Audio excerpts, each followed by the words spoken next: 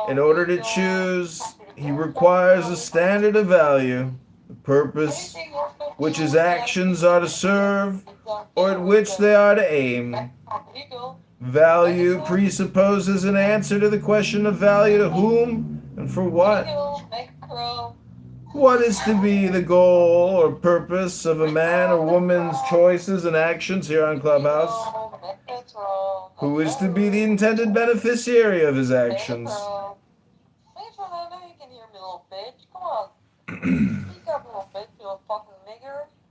Real nigger, speak up, bitch. I know you can hear me, bitch. I'm trying to get to my phone. I was charging it. I'm sorry I didn't answer fast enough. I'm sorry, my God. I didn't mean to upset you. I'm so sorry. On the Clubhouse app. I'm so sorry. I want to apologize. I didn't mean to. I didn't mean to get you upset. Okay. All right, good. mean to get me upset. You didn't get me upset, you little bitch ass nigger. Oh, okay, good. Real, do you want to say anything to Megatron? You. That's it. Thank you. Excuse me, did I stutter, nigger? Yeah. Did I motherfucking stutter? Yeah. Okay. Okay, where did I stutter? Where? Tell me exactly where did I stutter. Go ahead, do it in slow motion, please. Or maybe do it fast. You said stutter wrong, so that's stuttering. Like you said duther, like like that's stuttering. That's really bad. You gotta get it together, bro.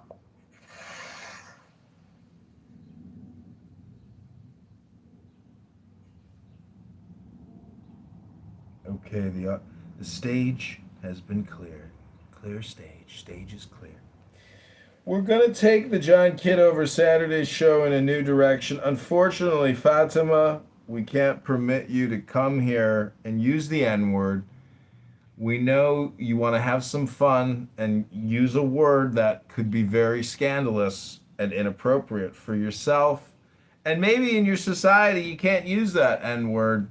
But here in America, where the N-word is sacred, we can't let the N-word capital economy not actually monetize. So unfortunately, based on Ayn Randian principles, we have put you in what's called the non-capital, laissez-faire, non-creative section. You're incapable of actually producing value because you have no values. But that's okay, because we're going to help you get those values that you so desperately need in today's valueless world. We're going to read Nathaniel Branden, one of the only men that have successfully actually eaten out Ayn Rand's pussy and sucked on that clit till she came in his mouth. The clash between egoism and altruism lies in their conflicting answers to these questions. Egoism holds that man is an end in himself. Altruism holds that man is a means to the ends of others. Egoism holds that morally, the beneficiary of an action should be the person who acts. Altruism holds that morally, the beneficiary of an action should be someone other than the person who acts. To be selfish is to be motivated by concern for one's self-interest. This requires that one consider what constitutes one's self-interest and how to achieve it, what values and goals to pursue, what principles and policies to adopt. If a man were not concerned with this question, he could not be said objectively to be concerned with or to desire his self-interest. One cannot be concerned with or desire that of which one has no knowledge.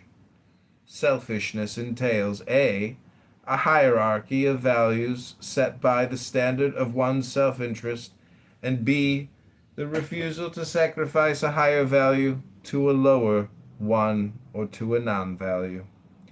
A genuinely selfish man knows that only reason can determine what is, in fact, to his self-interest, that to pursue contradictions or attempt to act in defiance of the facts of reality is self-destructive, and self-destruction is not to his self-interest.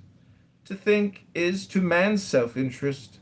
To suspend his consciousness is not. To choose his goals in the full context of his knowledge, his values, and his life is to man's self-interest to act on the impulse of the moment without regard for his long-range context is not. To exist as a productive being is to man's self-interest. To attempt to exist as a parasite is not. To seek the life proper to his nature is to man's self-interest. To seek to live as an animal is not.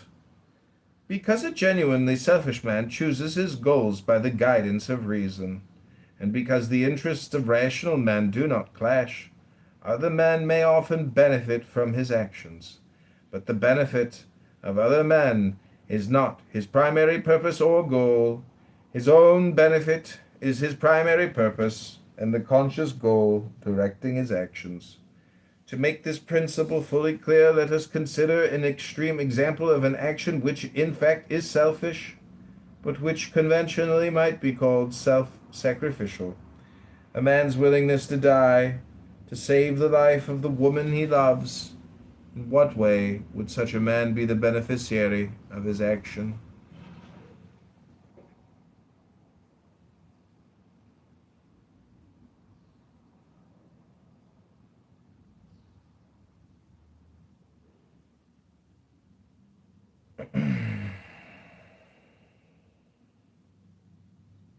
Know that the chosen priest, acts of infinite space,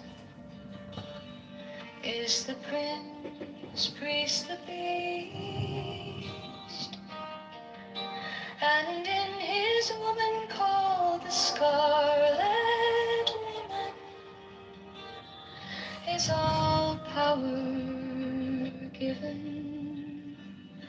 They shall gather my children into their fold. They shall bring the glory of the stars into the hearts of men. 16, for he is ever a sun and she a moon.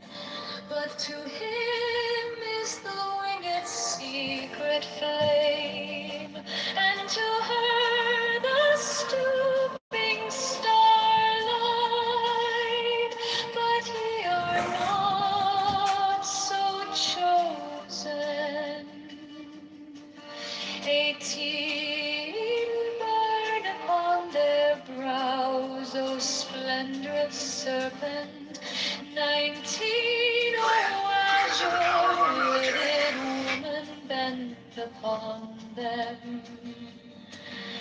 20, key of the rituals is in the secret word which I have given unto him.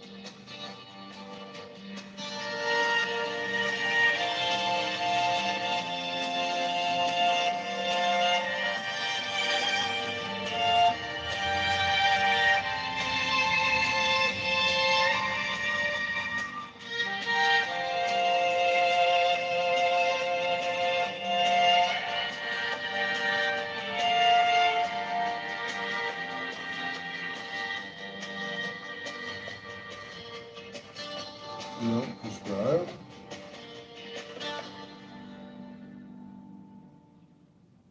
Oh, really? Really? Oh, that's good news.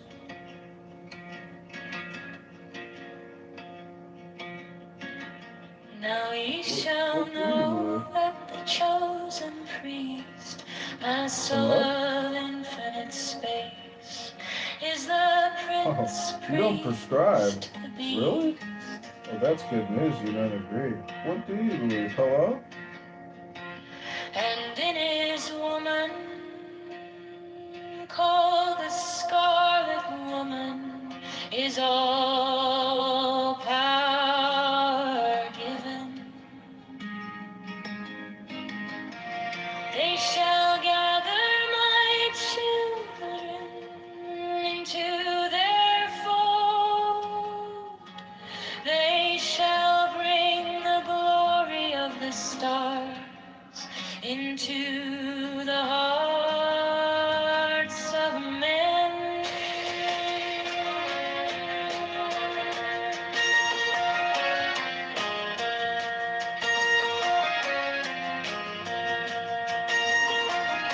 16. For he is ever a sun, and she a moon.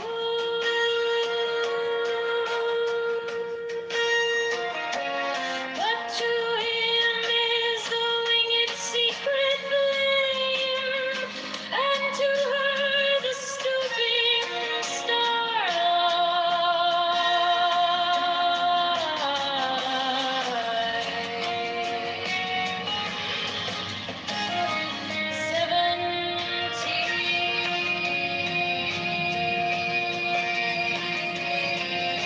17. But ye are not so chosen.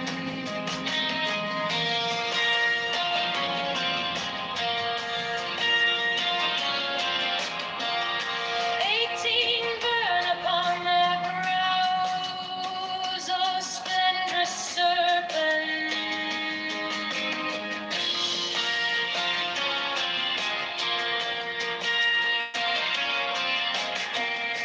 19.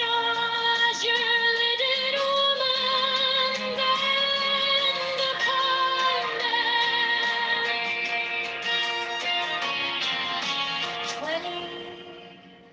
The key of the rituals is in the secret word which I have given unto him.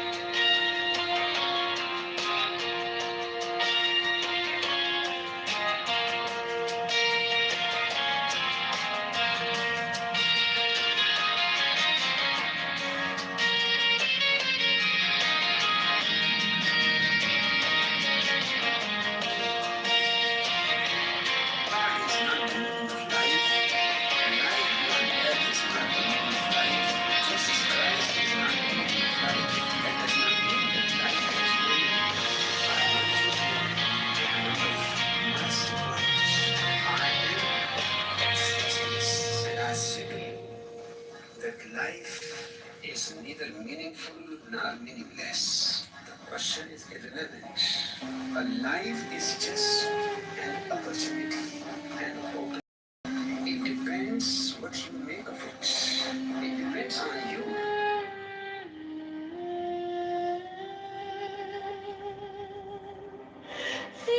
These are fools that men adore, both their gods and their men. वैज्ञानिक कहते हैं इस तरह की कम से कम 50,000 पृथ्वी होगा जीवन कम से कम 50,000 साल Come forth, O children, under the stars and take your fill of love.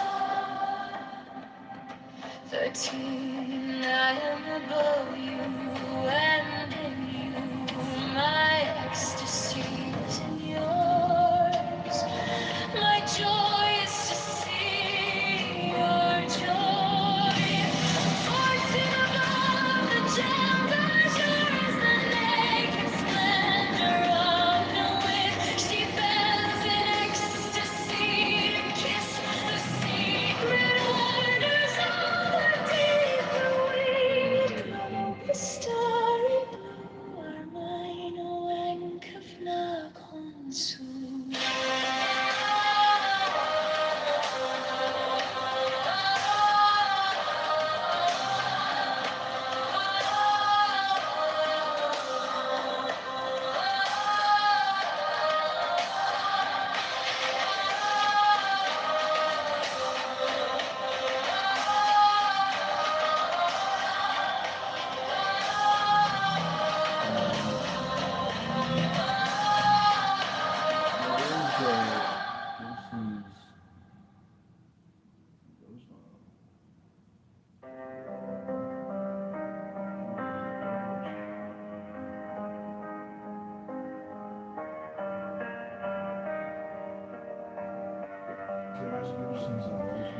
These are fools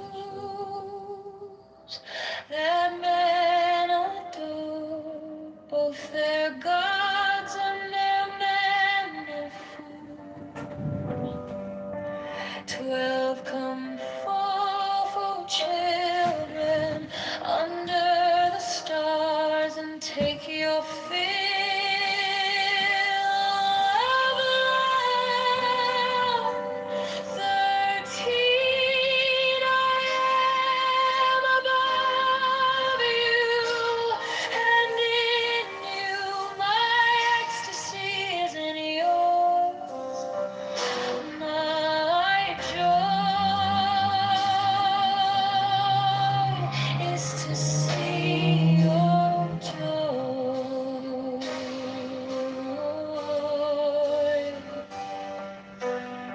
14 above, the gemmed azure is the naked splendor of new wit. She bends in ecstasy to kiss the secret ardors of Hades. The winged globe, the starry blue, are mine, awake of Nafon's my joy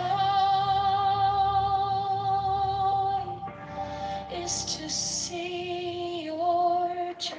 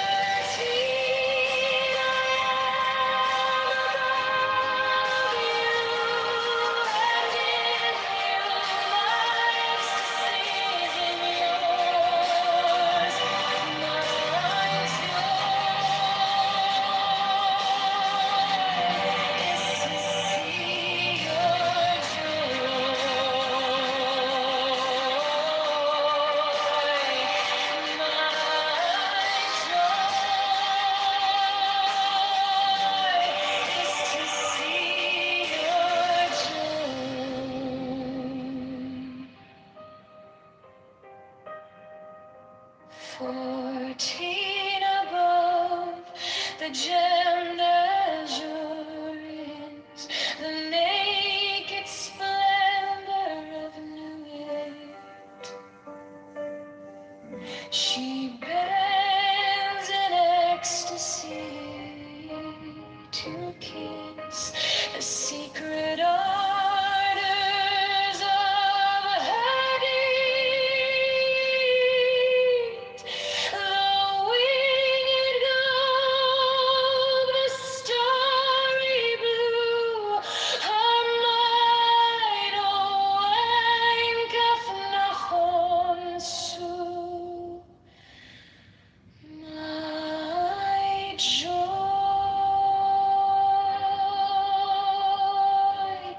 is to see your joy.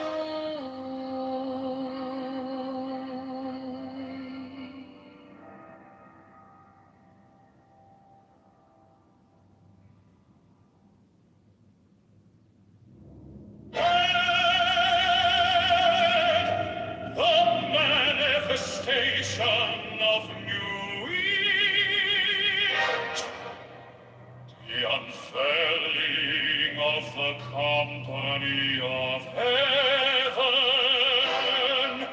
Every man and every woman is a star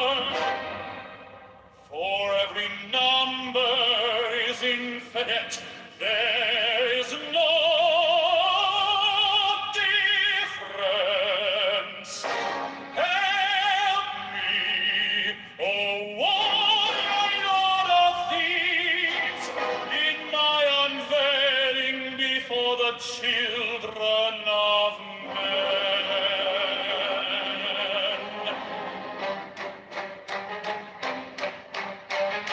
6 feet thou hast deep my secret center, my heart and my tongue. 7, behold, it is revealed by Iris, the minister of poor Parcraft. 8, the cubs is in the coop, not the coop in the cubs. 9, worship then the cubs, and behold, my light shed over you.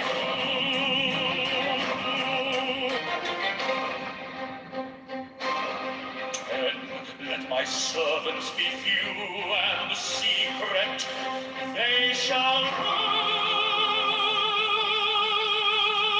the many and the known.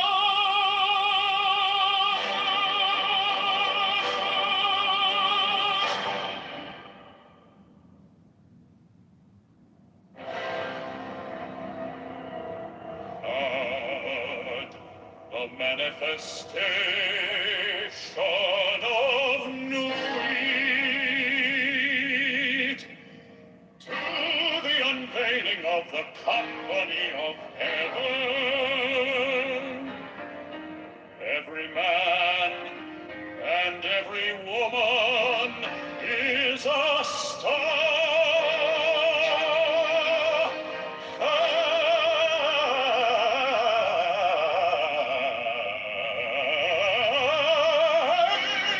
Every number is infinite. There is no difference. 5, help me, O warrior lord of Thebes, in my unveiling before the children of men. Be thou in it, my secret center, my heart and my tongue. 7, behold, it is revealed by I was the minister of Parcraft. 8, the cast is in the coop, not the coop in the cast. 9, worship them the calves, and behold my light shed over you. 10,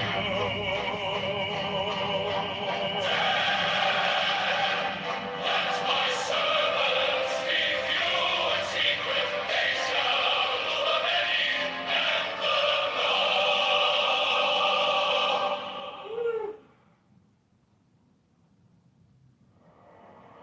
Mine is the head of the man, and my insight is keen as the hawk's.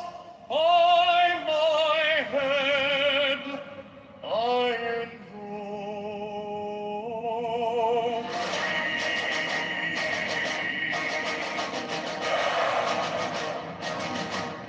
I am the only begotten child of my father and mother. My father is dead. My mother bore me with labor and pain and fear. By my body I invoke thee. About me shine the diamonds of radiance, light and pure. By their brightness I invoke thee. Mine is the red triangle reversed, the sign given of none save it be of thee, O Lord. By the light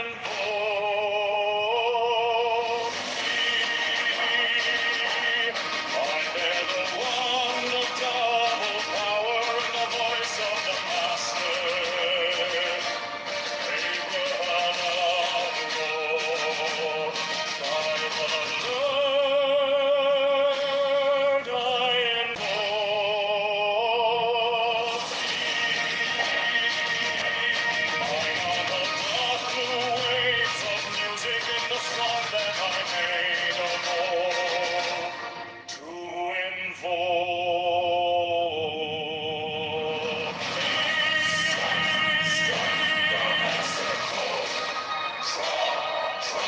the flaming sword, crown, child, and conquering Lord Horus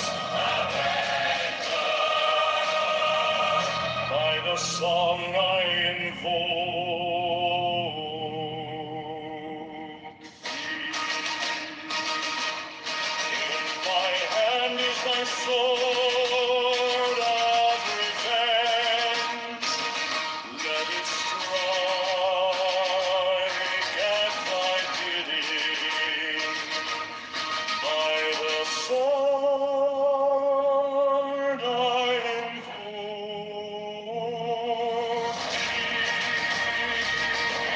The voice of the fire, the voice of the sailors, the 11 are the voices ever and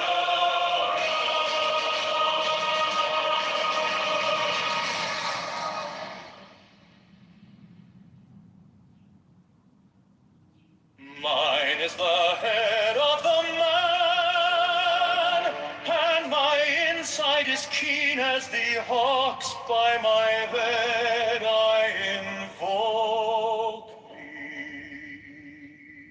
I am the only begotten child of my father and mother. My father is dead. My mother bore me with labor and pain and fear. By my body I invoke thee.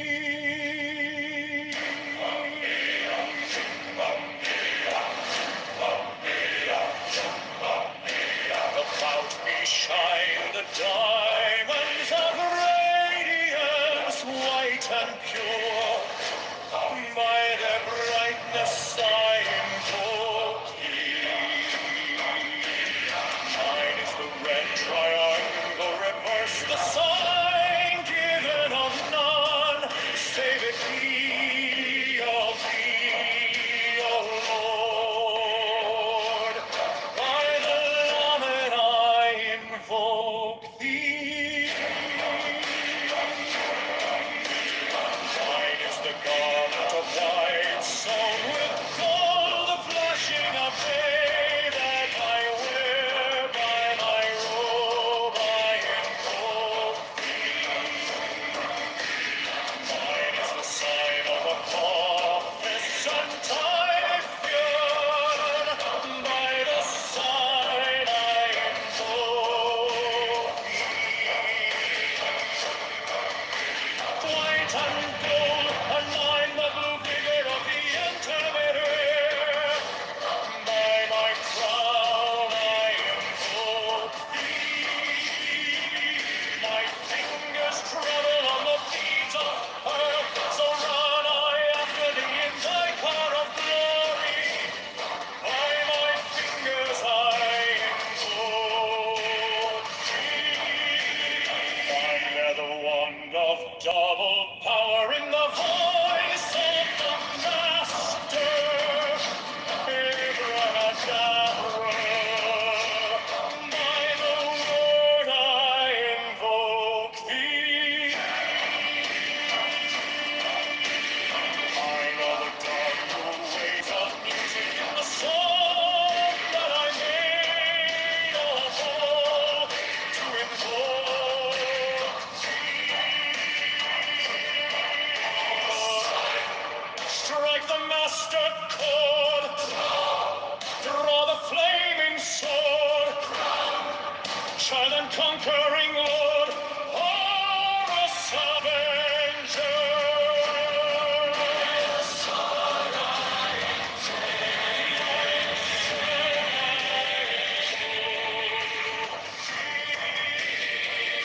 In my hand is thy sword of revenge. Let it strike at thy cheek. By the sword I invoke thee. The voice of the 6, 11 are the voices. Abrahadabra.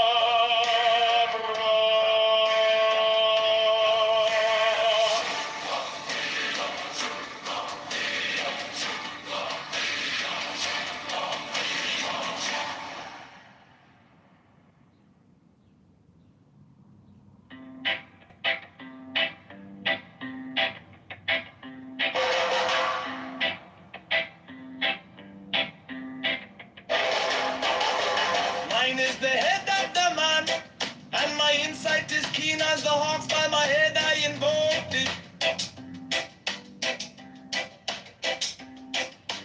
I am the only begotten child of my father and mother. My father is dead. My mother bore me with labor and pain and fear. By my body I invoked it.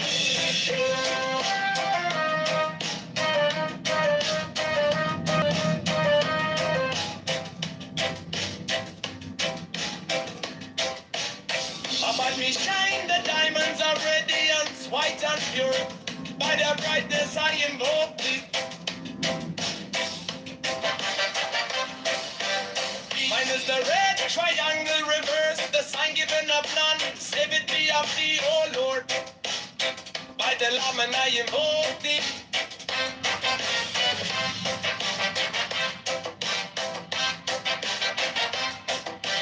Free mine is the garment of white, sewn with gold, the flashing of eye that I wear. By my robe I invoke thee.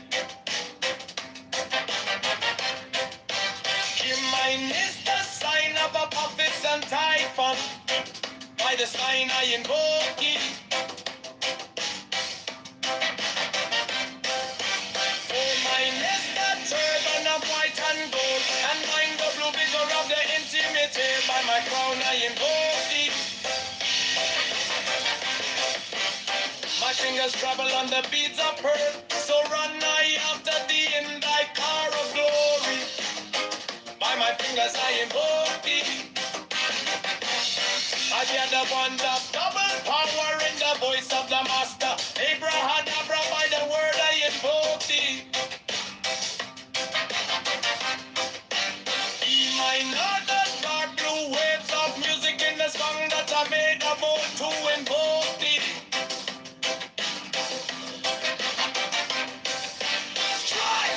Strike the master chord. Draw the flaming sword. Child and conquering Lord. Chorus, avenger. By the song I invoke thee.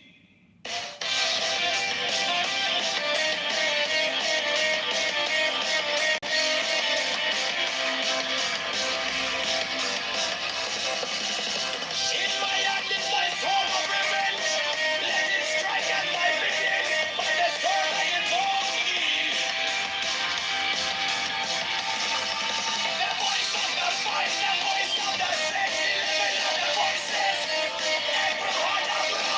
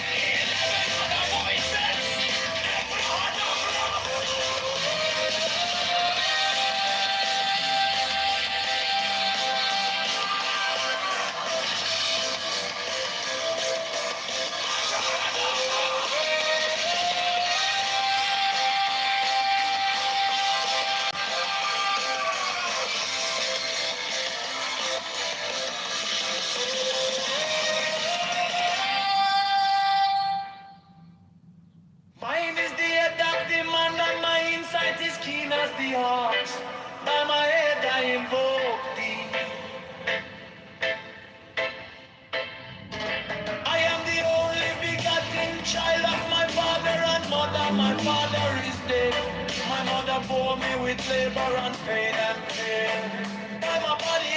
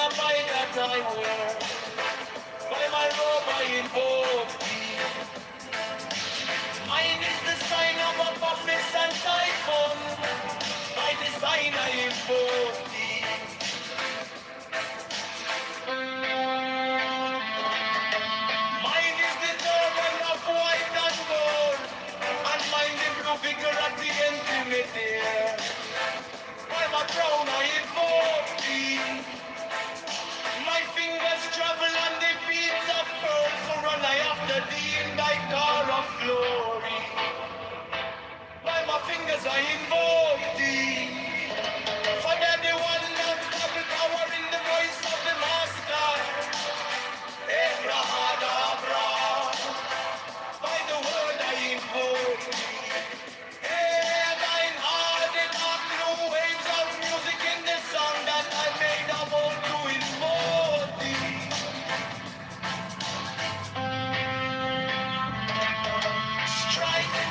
Strike them on the board, draw the flaming sword, round, Johnny the conquering Lord, all up, amen God, by the sword I invoke. In my hand is that sword of revenge, let it strike, and I redeem, by the sword I invoke. The voice of the fight, the voice of the six, 11 are the voices. Abracadabra.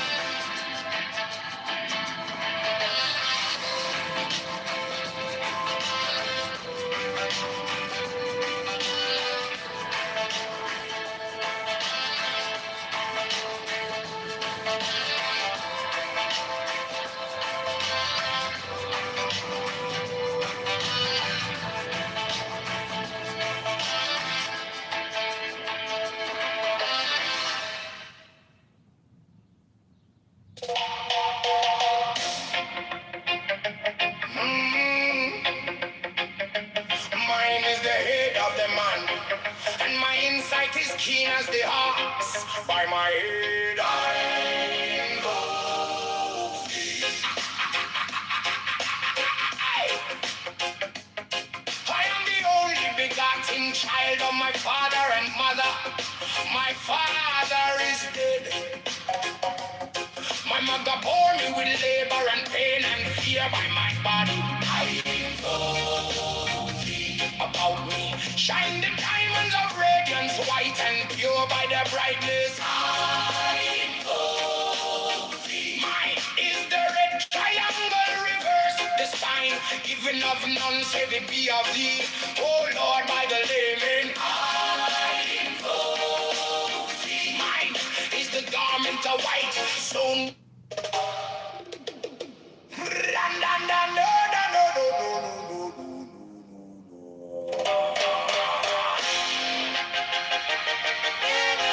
Mine is the head of the man, and my insight is keen as the ox.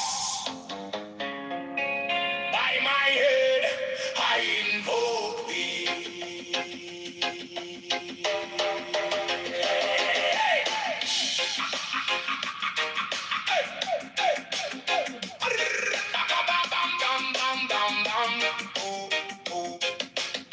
I am the only begotten child of my father and mother. My father is dead. My mother bore me with labor and pain and fear by my body. I invoke thee. About me shine the diamonds of radiance, white and pure. By their brightness, I. Mine is the head of the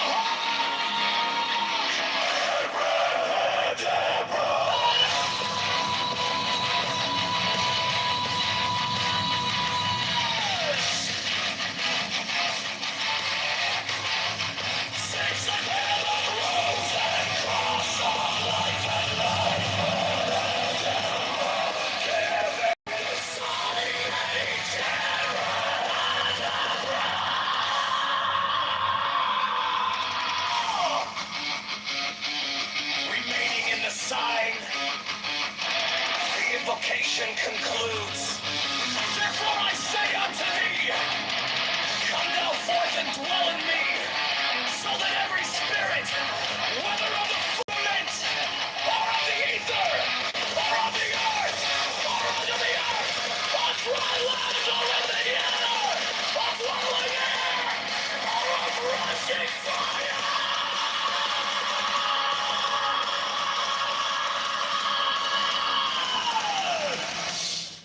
every spell and scourge of God, the vast one might be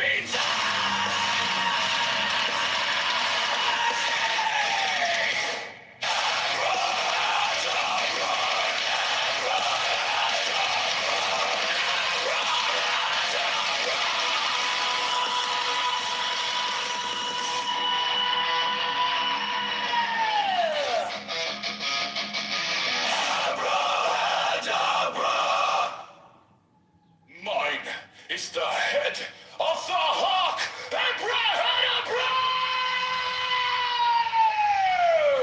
And I bear the rose and cross of life and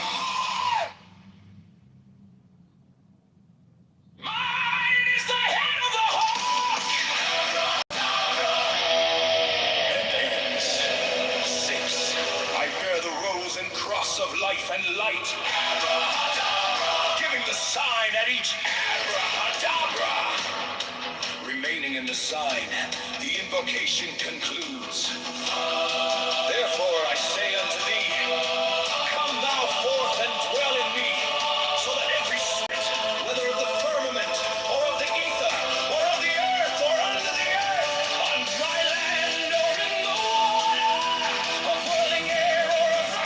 fire, and every spell and scourge of God, the vast one might be Mine is the head of the hawk! And ends 6. I bear the rose and cross of life and light, giving the sign at each abrahadabra. Remaining in the sign, the invocation concludes. Therefore I say unto thee, come thou forth and dwell in me, so that every spirit, whether of the firmament, or of the ether, or of the earth, or under the earth, on dry land, or in the water, of whirling air, or of rushing fire, and every spell and scourge of God, the vast one might be Mine is the head of the hawk, abrahadabra, and ends 6. I bear the rose and cross of life and light, giving the sign at each abrahadabra. Remaining in the sign, the invocation concludes. Therefore I say unto thee, come thou forth and dwell in me, so that every spirit, whether of the firmament, or of the ether, or of the earth, or under the earth, on dry land, or in the water of whirling air, or of rushing fire, and every spell and scourge of God, the vast one, might be thee. Abrahadabra!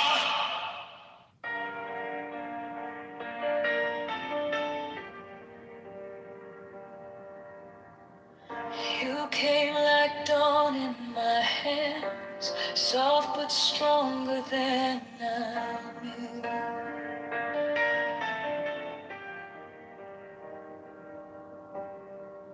My fear turned gold in your eyes, and my whole night broke in two.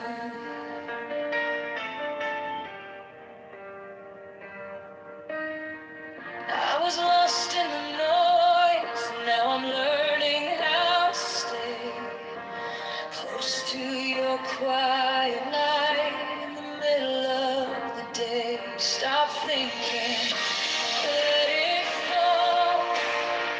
Take the deepest breath of them all. Hold it close. Don't run from the feeling. One more second.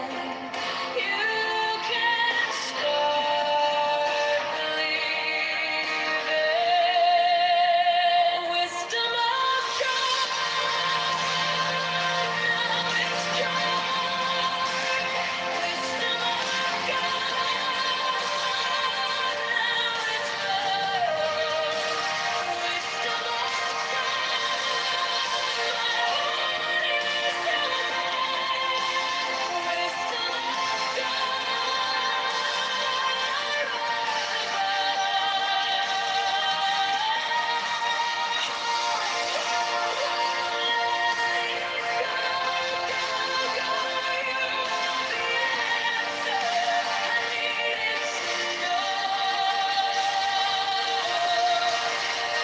Your touch is a steady rain on the dust of who I was.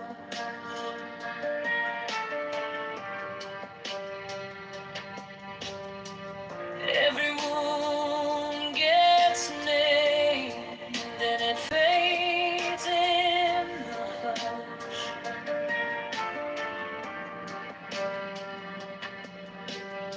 I don't need 1,000 signs when your name is in my chest. One deep breath, one brave step.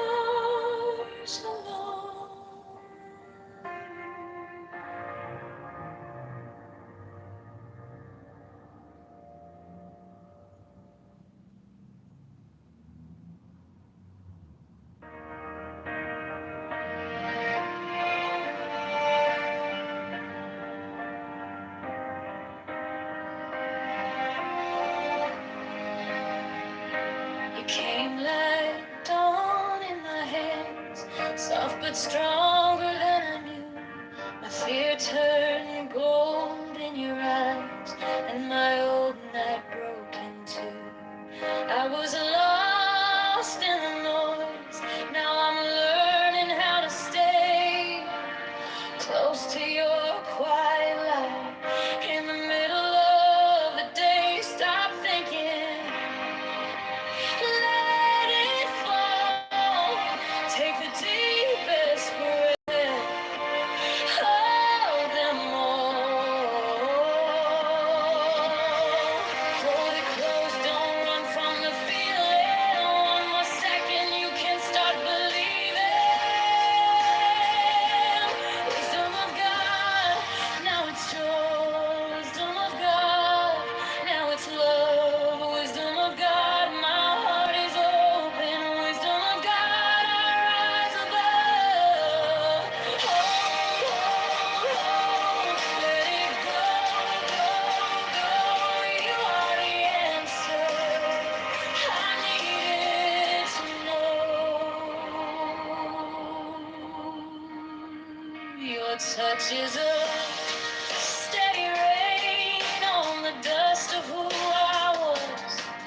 Every wound gets named, then it fades in the hush.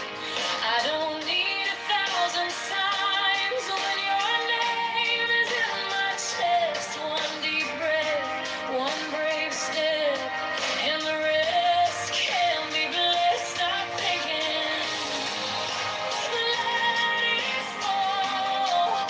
Take the deepest breath. Hold them all.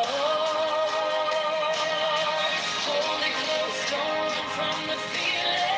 One more second, you can start believing. Wisdom of God, now it's joy. Wisdom of God, now it's love. Wisdom of God, my heart is open. Wisdom of God, rise above. Let it go, go, go.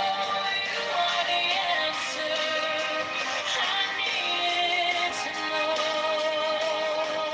If I tremble, stay near. If I break, pull me through. Teach my hands to release what I cannot hold with you. 10 not 9, 10 not 11. I breathe in your holy calm, and the storm in my head lays down like a palm. Wisdom of God, now it's joy. Wisdom of God, now it's love. Wisdom of God, my heart is open. Wisdom of God, I rise above. Let it go, go, go. You are the answer I needed to know. Wisdom of God, now it's home. Wisdom of God, I'm yours alone.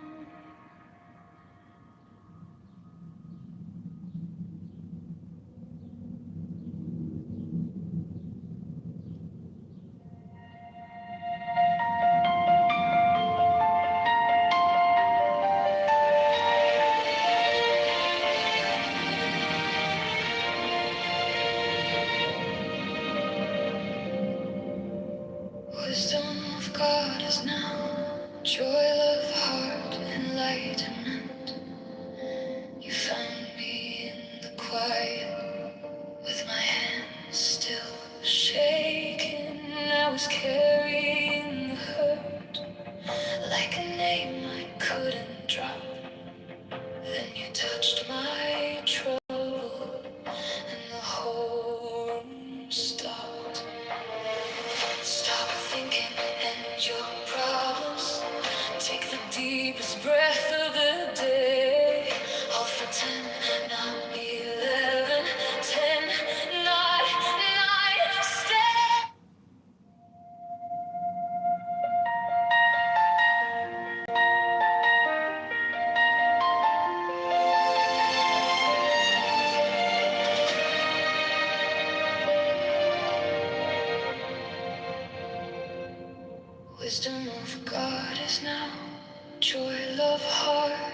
enlightenment. You found me in the quiet, with my hands still shaking. I was carrying the hurt, like a name I couldn't drop. Then you touched my trouble, and the whole room stopped. Stop thinking, and your problems take the deepest breath of the day. Hold for 10, not 11, 10, not 9, stay.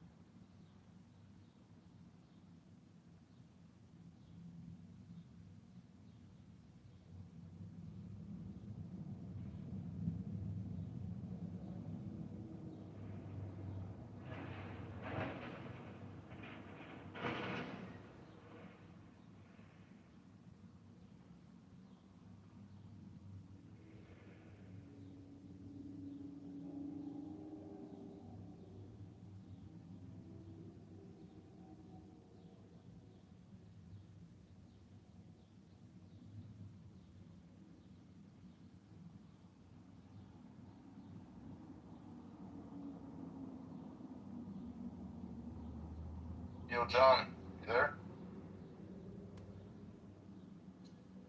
Yo, Johnny Appleseed. You there?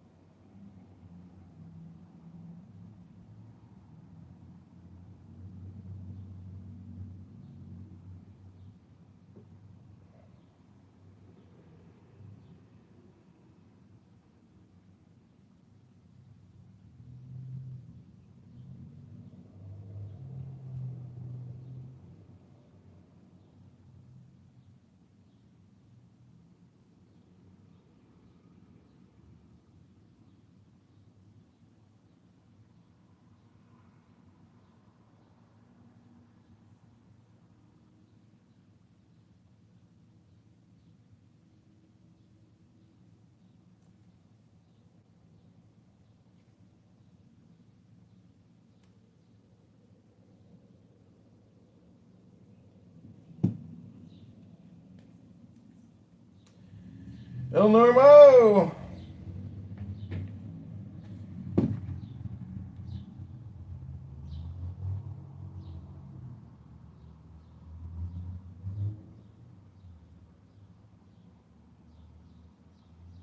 It's tax advantage if you really want to know the truth about it, right? So a trust is tax advantage. I wouldn't explain anything that way because it doesn't mean anything. It's like, but that's just me. Like I'm just saying, I've literally never said that professionally. Um, so the question was about Roth IRAs. It's not just about a tax play, although it can be. Like I said, it's also if most people have the choice between a traditional and a Roth, that's the reason that the income requirements or limitations for a Roth are so low, because it's not meant for extremely wealthy people. It's meant for everyday Americans to help them hold on to their dollars later versus now. That's all that Why is. the United That's States literally why they should were not created. make this horrible JPOA minus deal. Terrorism, nuclear weapons, we're going to have to be right back here in 5 years. The government can't agree on anything, blah, blah, blah, blah, blah. It does not matter. We understand the reasons why this regime should have been removed. But this president was never going to do it, and he's not going to do it. And laying out for the millionth time all the reasons why it should be done is just misleading people and giving people false hope. And that's been my complaint the whole time. Thanks. Can I ask a question really quick, Vladimir, to Brian? Yeah, go ahead. Yeah, Brian, I think you and I have gone back and forth on this for, sadly, the past couple of months, but you've said this before. Can you remind us what the difference is between having a plan and being prepared to execute that plan? Because Admiral Cooper, I think, gave a fantastic answer during his hearing when he was being questioned. He's like, was the Strait of Hormuz, supposed to be closed? Was this, was that? And he's like, I just give operational plans and they make the policy decision. I just work here, right? It was kind of like his answer. Can you kind of help me, remind me of that? So thanks, Craig. That's that answer by Admiral Cooper, who is, by all accounts, a great, admiral and done a fantastic job at what he was asked to do. And that's what the uniformed military does. They do what they're asked to do by the civilian chain of command. What he was saying, under oath, as diplomatically as possible, is we, the military, had plans for every contingency that's played out. We warned the Secretary of Defense and the President about all of these risks, and they blew us off.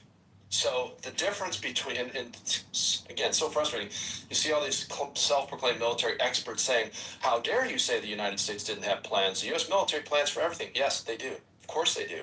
But in this particular case, not the first time, in his hubris and in his certainty that he would get a Venezuela solution either without dropping a bomb or in a few days, led the president to ignore all of the experts. And the result is 13 dead Americans, hundreds of billions of dollars gone, and most tragically, the complete loss of deterrence by the United States in this part of the 21st century. And just to Dr. Fungi's point about the waterways, as I said, the primary mission of the United States Navy, when it's not fighting wars, for 250 years, is to keep the waterways of the world open. Why?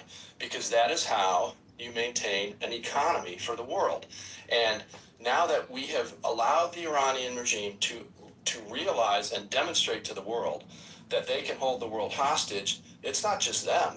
It's every other country in the world that has a waterway on its borders that it can blackmail the world on. So again, the U.S. military is the best in the world. Their plans are the best in the world. They're not infallible, but they're the best in the world. And they're meticulous and they're voluminous, and this administration ignored them. That's just how it is. Thank you. Can I add something, because I think that Craig's question is a great one, actually. Many powers have planned and very few are prepared for the consequences of implementing them. And if you analyze the maritime strategy with this, uh, we can say that a maritime strategy only matters if adversaries believe the United States is willing to enforce freedom of navigation, even when doing so risks war, economic disruption, oil shocks, domestic political pressure, and even a prolonged confrontation. That is why, the perception when it comes to having a plan and being prepared to implement the plan is important. And so, if the U.S. announces a doctrine, I'm talking about the kind of maritime doctrine that Trump has kind of pushed forward. So, if the U.S. announces a doctrine of maritime dominance, but then negotiates under pressure after a choke point is threatened, then enemies, adversaries begin distinguishing between American planning capacity and American enforcement capacity. And that distinction is dangerous because once enemies conclude that the United States prefers stabilization over escalation, they begin testing the limits of coercion, and they study not what America says, but what costs America is actually willing to bear. This is also why Taiwan, NATO, the Strait of Hormuz, of course, and the South China Sea are psychologically connected. And the issue is not, and that's an extremely interesting question that you have asked, Craig, because the issue is not whether the United States has strategic documents. The issue is whether allies and enemies believe America is prepared to execute them under conditions of real crisis. And I'm going to finish here. A plan signals ambition, preparation signals credibility.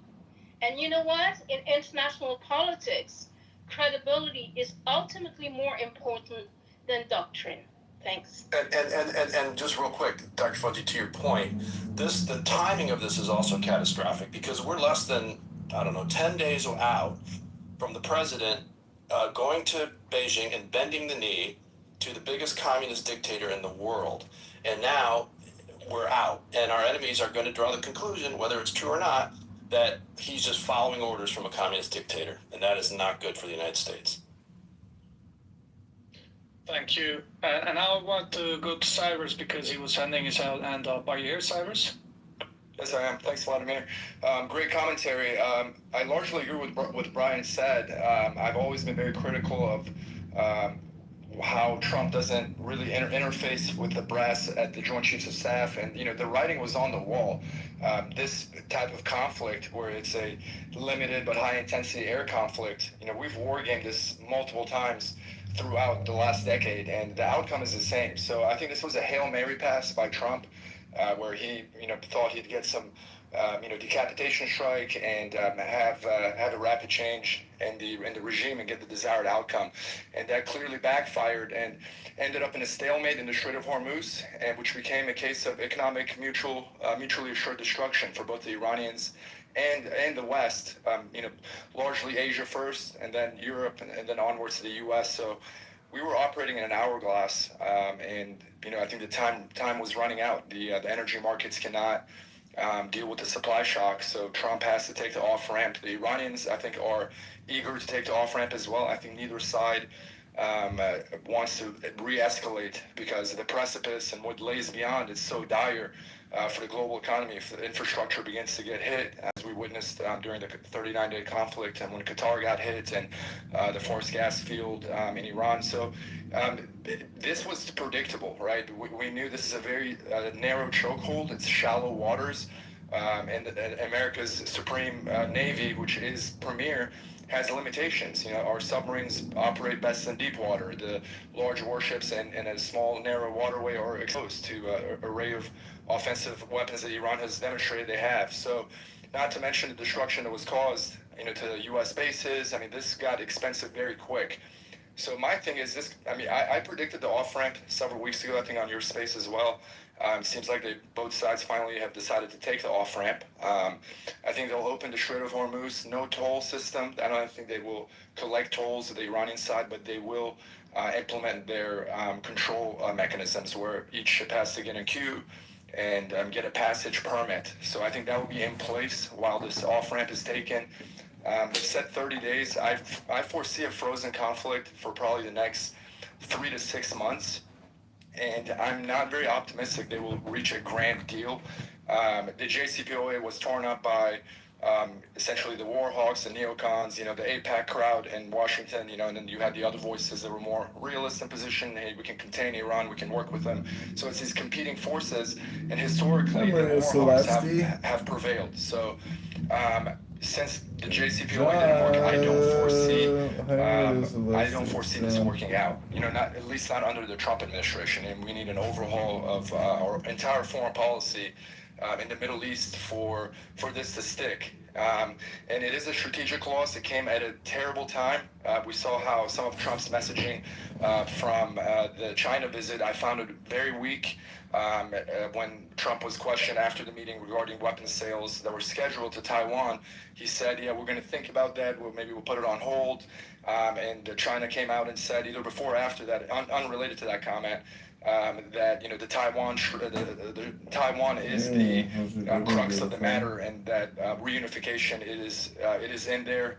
It is in their playbook. That's what they're looking for, and Taiwan obviously does not want that to happen. So the flashpoint is still there. I think it's a powder keg.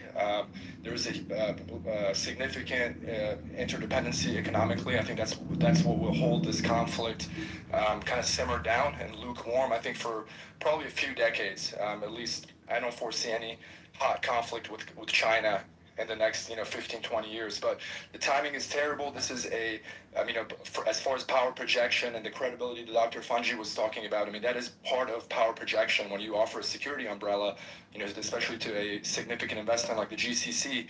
That has been shattered. Now it's proven to be a thin veneer of securities, and that truly it is a fragile situation that even the premier military in the world can't stop this destruction from taking place. So these are terrible precedents to set. They were completely unnecessary. I personally think the JCPOA was a good enough deal. I was critical of the sunset clause. I think they could have been a bit more tight, and I think the U.S. side could have probably pushed a little harder on some key points. But generally, I think diplomacy is the way to go with Iran. There's no other solution. You can't contain them forever and have crushing sanctions forever and expect them to behave well with respect to their proxies and the shenanigans they like to get involved with regionally, the sectarian issues that are ongoing anyway, right, with or without Iran. So they just leverage these sectarian points and essentially purvey their worldview and their regional ambition. So if we want to stabilize the Middle East, that is the rules-based order that we fought so hard for, post-World War II, I think it's time to treat Iran like that. I think they've demonstrated, they've extended the fig leaf multiple times. Post 9/11, Iran connected the United States to the Northern Alliance, which was a large part of the success, how we pushed out the Taliban in the first 3 months of the war. Those huge successes were attributed to that. When ISIL was running through Iraq, Iran jumped in, connected with the Kurds. So historically, they're no angels, right? But at least when we're talking about Salafi, Wahhabi extremism, they're fighting the same terrorists that are, pan-globalists that are, actually want to go to other borders and, blow buildings up. That's not the quote-unquote kind of terrorism Iran engages in, right? So, I have one question, Cyrus. Do you think that the attacks on Emirates or other Gulf countries will continue, or you think it will also stop? Because there's this talks that the agreement will include like a general ceasefire, including in Lebanon, but it doesn't mean, I think, that necessarily attacks will stop. What do you think? Yeah, so for the GCC, certainly it will stop. And before this war, Iran had actually very constructive relationships, especially with the UAE. So on paper, they stand opposed. But in the 70s, the first wave of the business class that came in with Iran were Iranian, through the 80s. And then later they became Brits. And then now it's the Indians and Chinese. So Iran actually has deep roots in the UAE. I don't think there's any impasse or any bad blood that can't be there can be rapprochement. Certainly there's been damage. The GCC will restabilize as long as the U.S. leads that effort and there's a unified voice, because the GCC follows essentially the United States. With respect to Lebanon, it will be a very fragile ceasefire. I don't even think it will last a day. I think Israel will throw everything in the kitchen sink to derail these peace talks or negotiations and to torpedo it. So to that end, I don't think the Lebanese situation will be resolved easily. Even if a grand deal is reached, right? Which I'm very skeptical of. I give it about a 70-30. This off-ramp that we've taken, I give it about, they've said 30 days with provisions to extend, right, to 60 days. I think we're looking at least 3 months to 6 months of intensive negotiations. The holdup will be the 460 grams of 60% highly enriched uranium. Iran, under no circumstances, will give that to the United States to dilute. It will have to go through Russia. These were already discussed in Switzerland, I think 9-10 months ago, when they attacked Iran during those talks. So the points are clear, right? They don't need to revisit and hash out things that have already been discussed for years. So the enrichment piece is very important. I think Iran will agree to the 3.6% maximum enrichment and probably 5 years of zero enrichment. I think the United States was pushing for 20. Iran won't agree to that. There are some very hard lines that Iran has placed and the United States as well. So I wouldn't call them maximalist positions. You know, the rhetoric we've heard in the last weeks, both sides were maximalist, but I think when push came to shove, both sides have shown enough flexibility to take this off-ramp. But now the real negotiations begin, right? So assuming this MOU will actually see the light of day and have ink dry on it. So the real negotiations will be the real test. How flexible is Trump?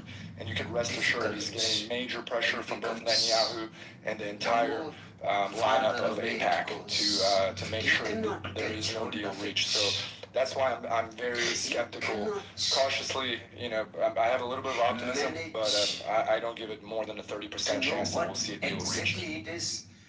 Can I over there real quick? Yeah, go ahead, Brian.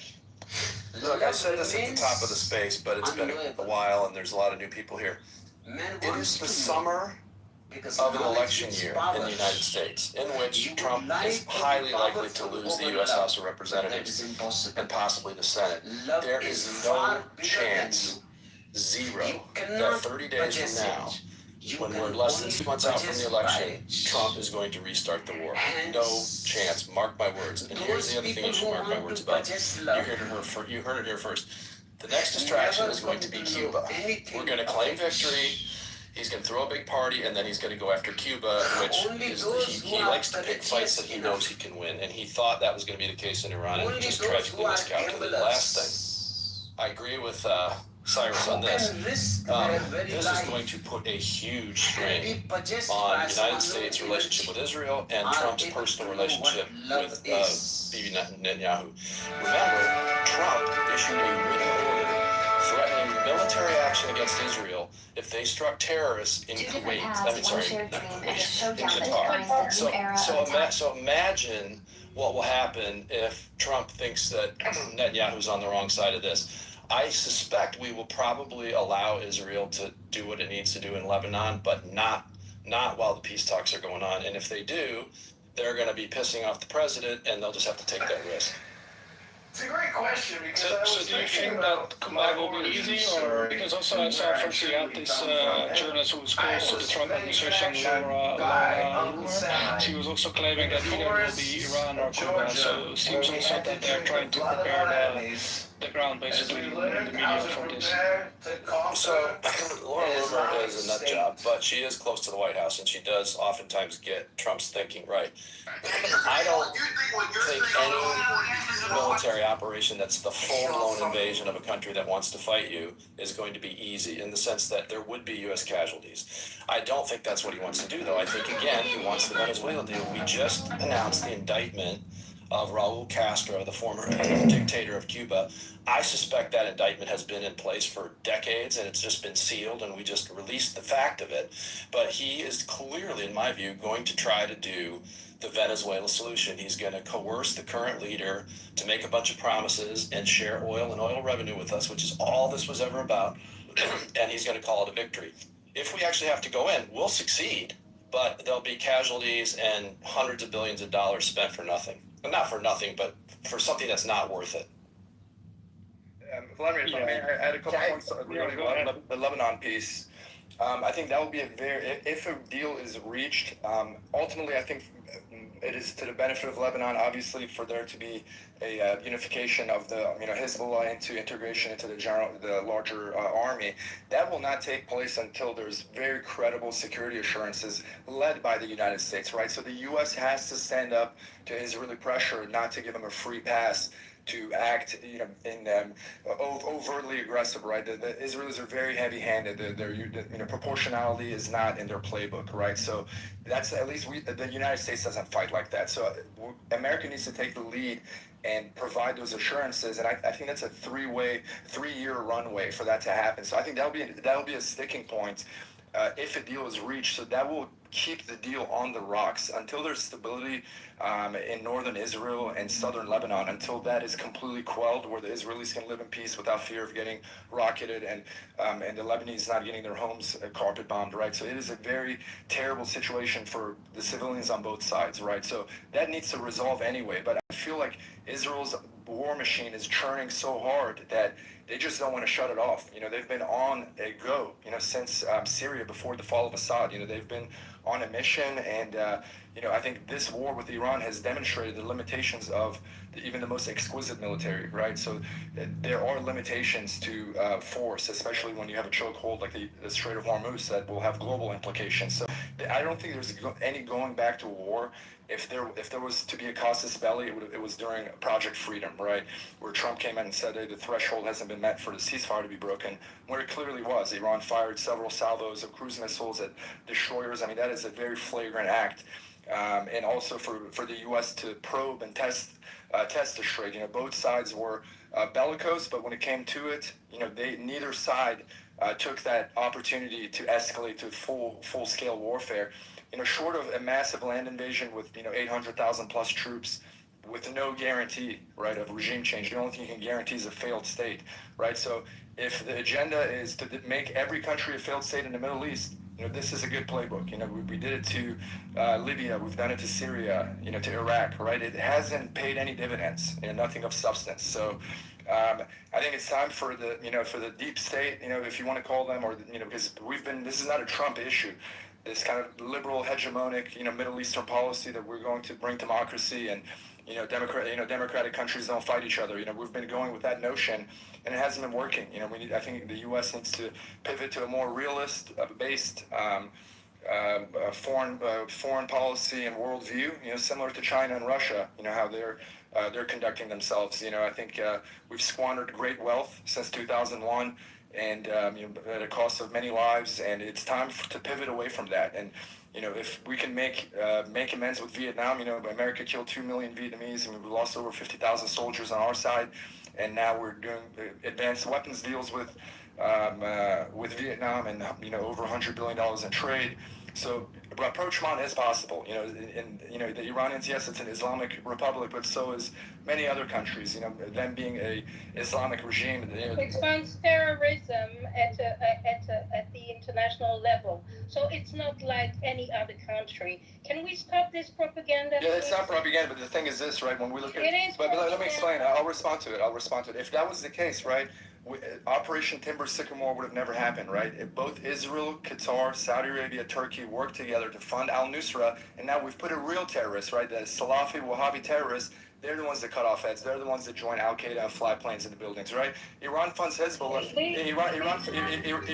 Let me explain. Please don't. Let me finish my point. Let me finish my point, then you can respond. But let me finish my point. You can respond. Let me finish my point. Let me finish my point. I don't know why you're cutting me off. Then you can finish. You can say whatever you want. Let me finish my point. No, but you've been talking for 25, 30 minutes. Give me 30 seconds, and then you can say it. I think it's enough. You're cutting me off. So if we're to stand on that, then no terrorism, we need to have a distinct definition of the types of terrorism, right? Iran. But let me be clear. Iran funds militias that are protecting territory, right?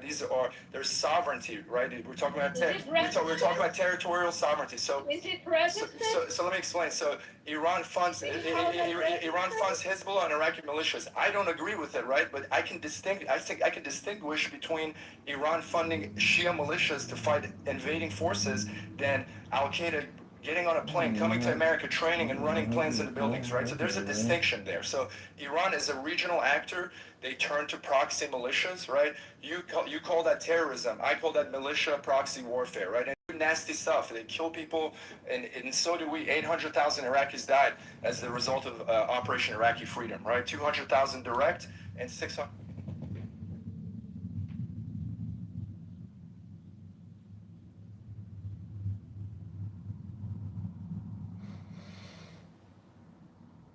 Hola, Maria Celeste. This is John. Hope you're having a nice afternoon. I'm about to go work out, but I live in Jefferson Park. I think you're in Albany Park, but let me know if you want me to pick you up or if you want to meet me there. Just text me back. This is my number, and looking forward to talking to you soon.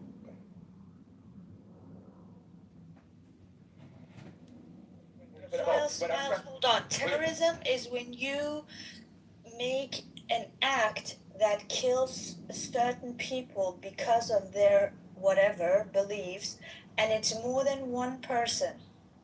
It could also be one person. Unprovoked wars.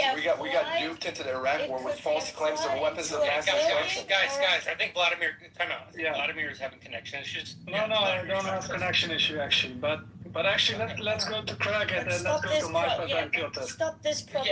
Let's skip the terrorism debate because it's let's stick to what we're talking about, and that's Iran and the idea, right?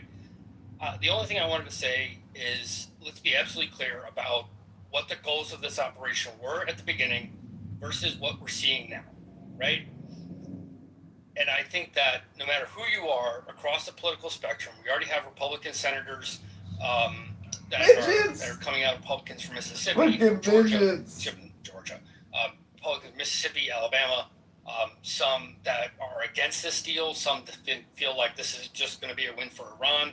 I think that the American public has to digest the fact that this is not a failure of military application. This is the failure of political will, right?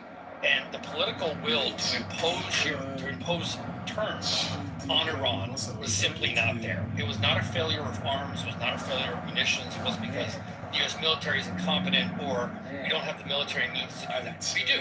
We just don't have the political will to engage in the operations that it would take to impose those terms. So before anybody gets over their skis and starts saying, well, the U.S. military, couldn't do this, the U.S. military. No, of course we could. Yes, we could.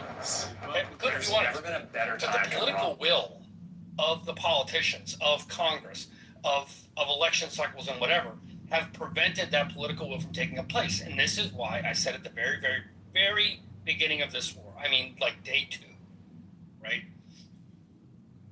If you are not willing to impose maximum force, then why even try to do this to begin with? And I think that we are regretfully seeing the results of not being willing to impose significant military force, to impose those terms. And we just have to take a deep breath as Americans and just say, this wasn't a military catastrophe, a military failure. This was a political decision made by the political leadership.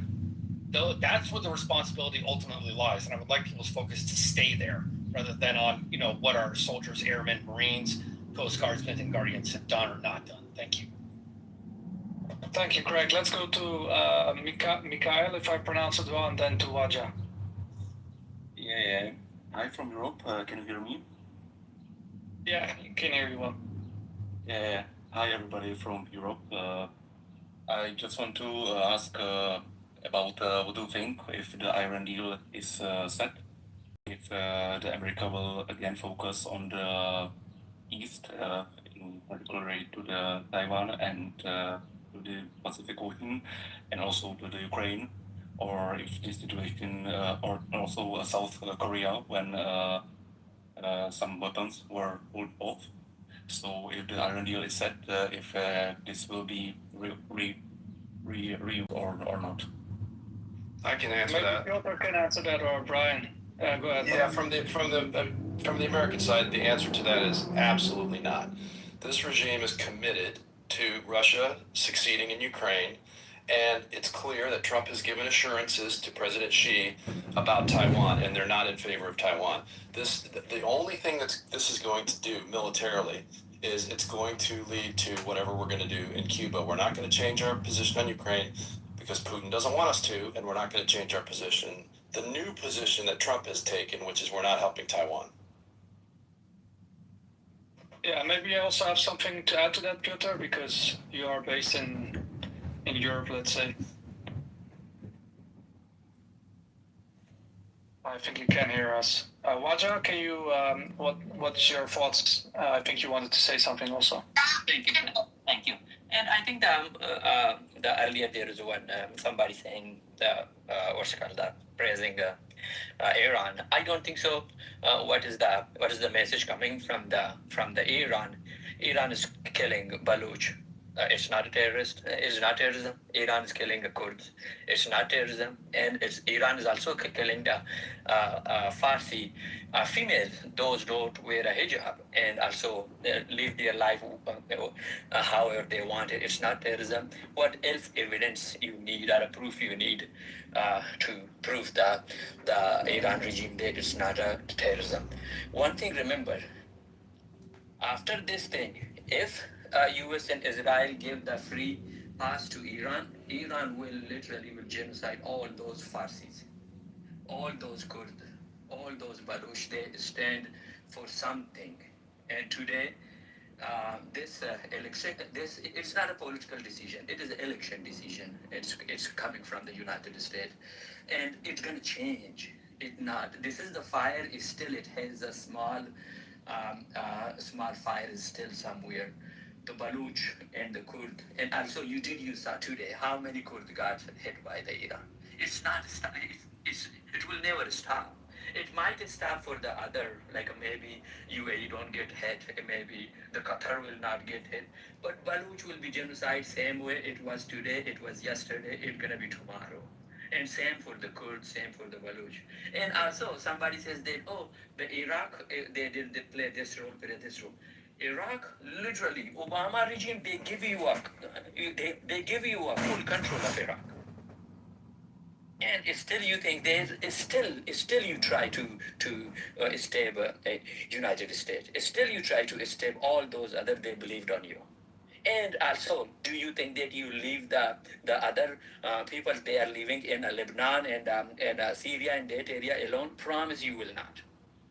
This is something. It is election a decision. I think it's gonna change tomorrow or day after tomorrow. Hope so, because those females, those Baluch, those Kurds, they had a hope.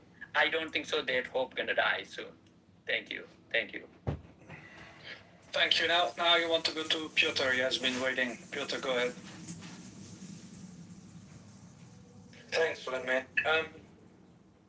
Look, I just in-depth analysis with Twitter Parsi, and while we were on another stream when this broke, this is a fundamentally bad day for the US, or the Trump administration especially. It is a strategical blunder of the highest order, and no amount of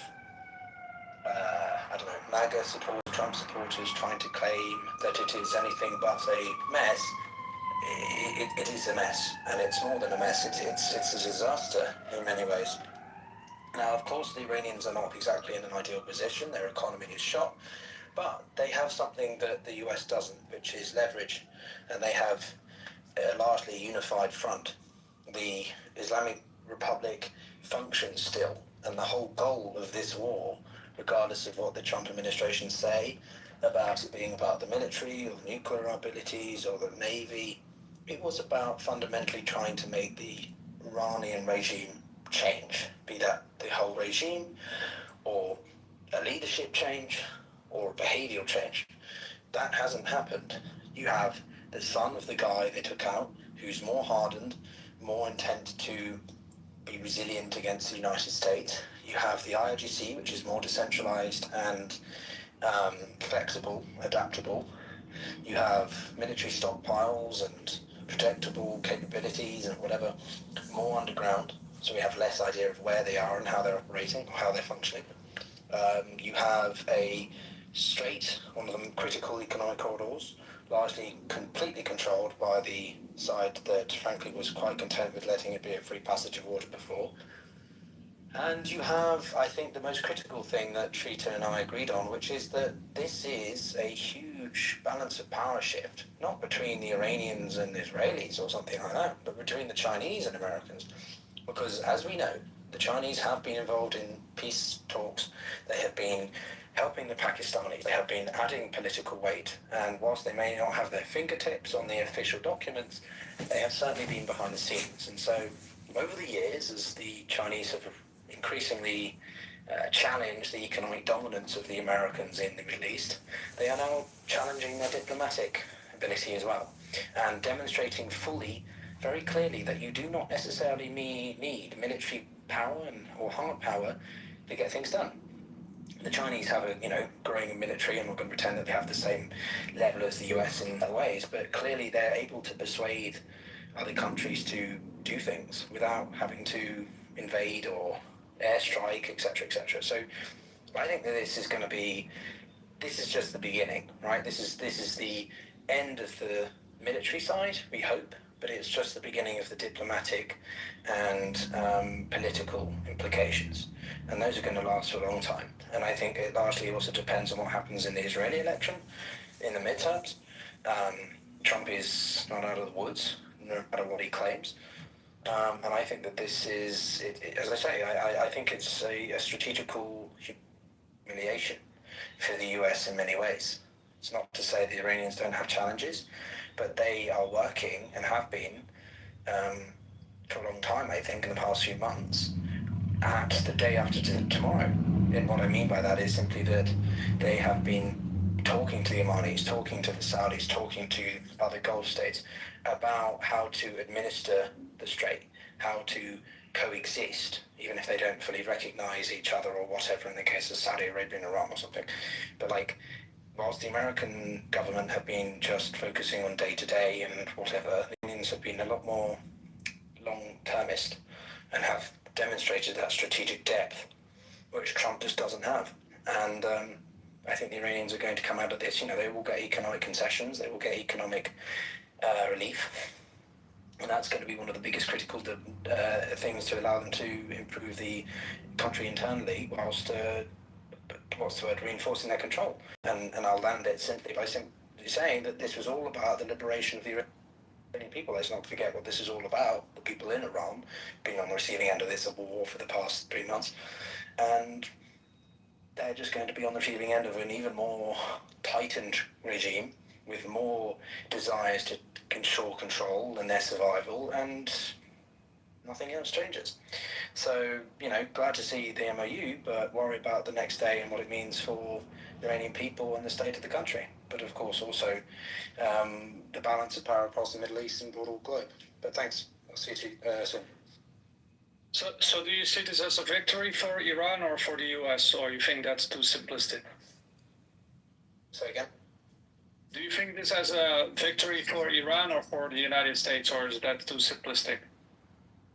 Well, of course it's too simplistic, Vladimir, you know me.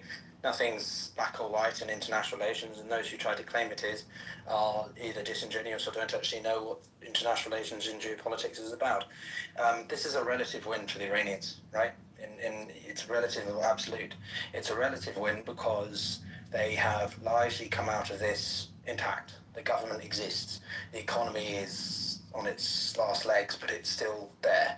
They control the Strait of Hormuz, and that is their single biggest asset, right? Not anymore. If you'd asked the IGC a few years ago what was their nuclear option, they would emphasize the need to have a nuclear weapon as their biggest deterrent.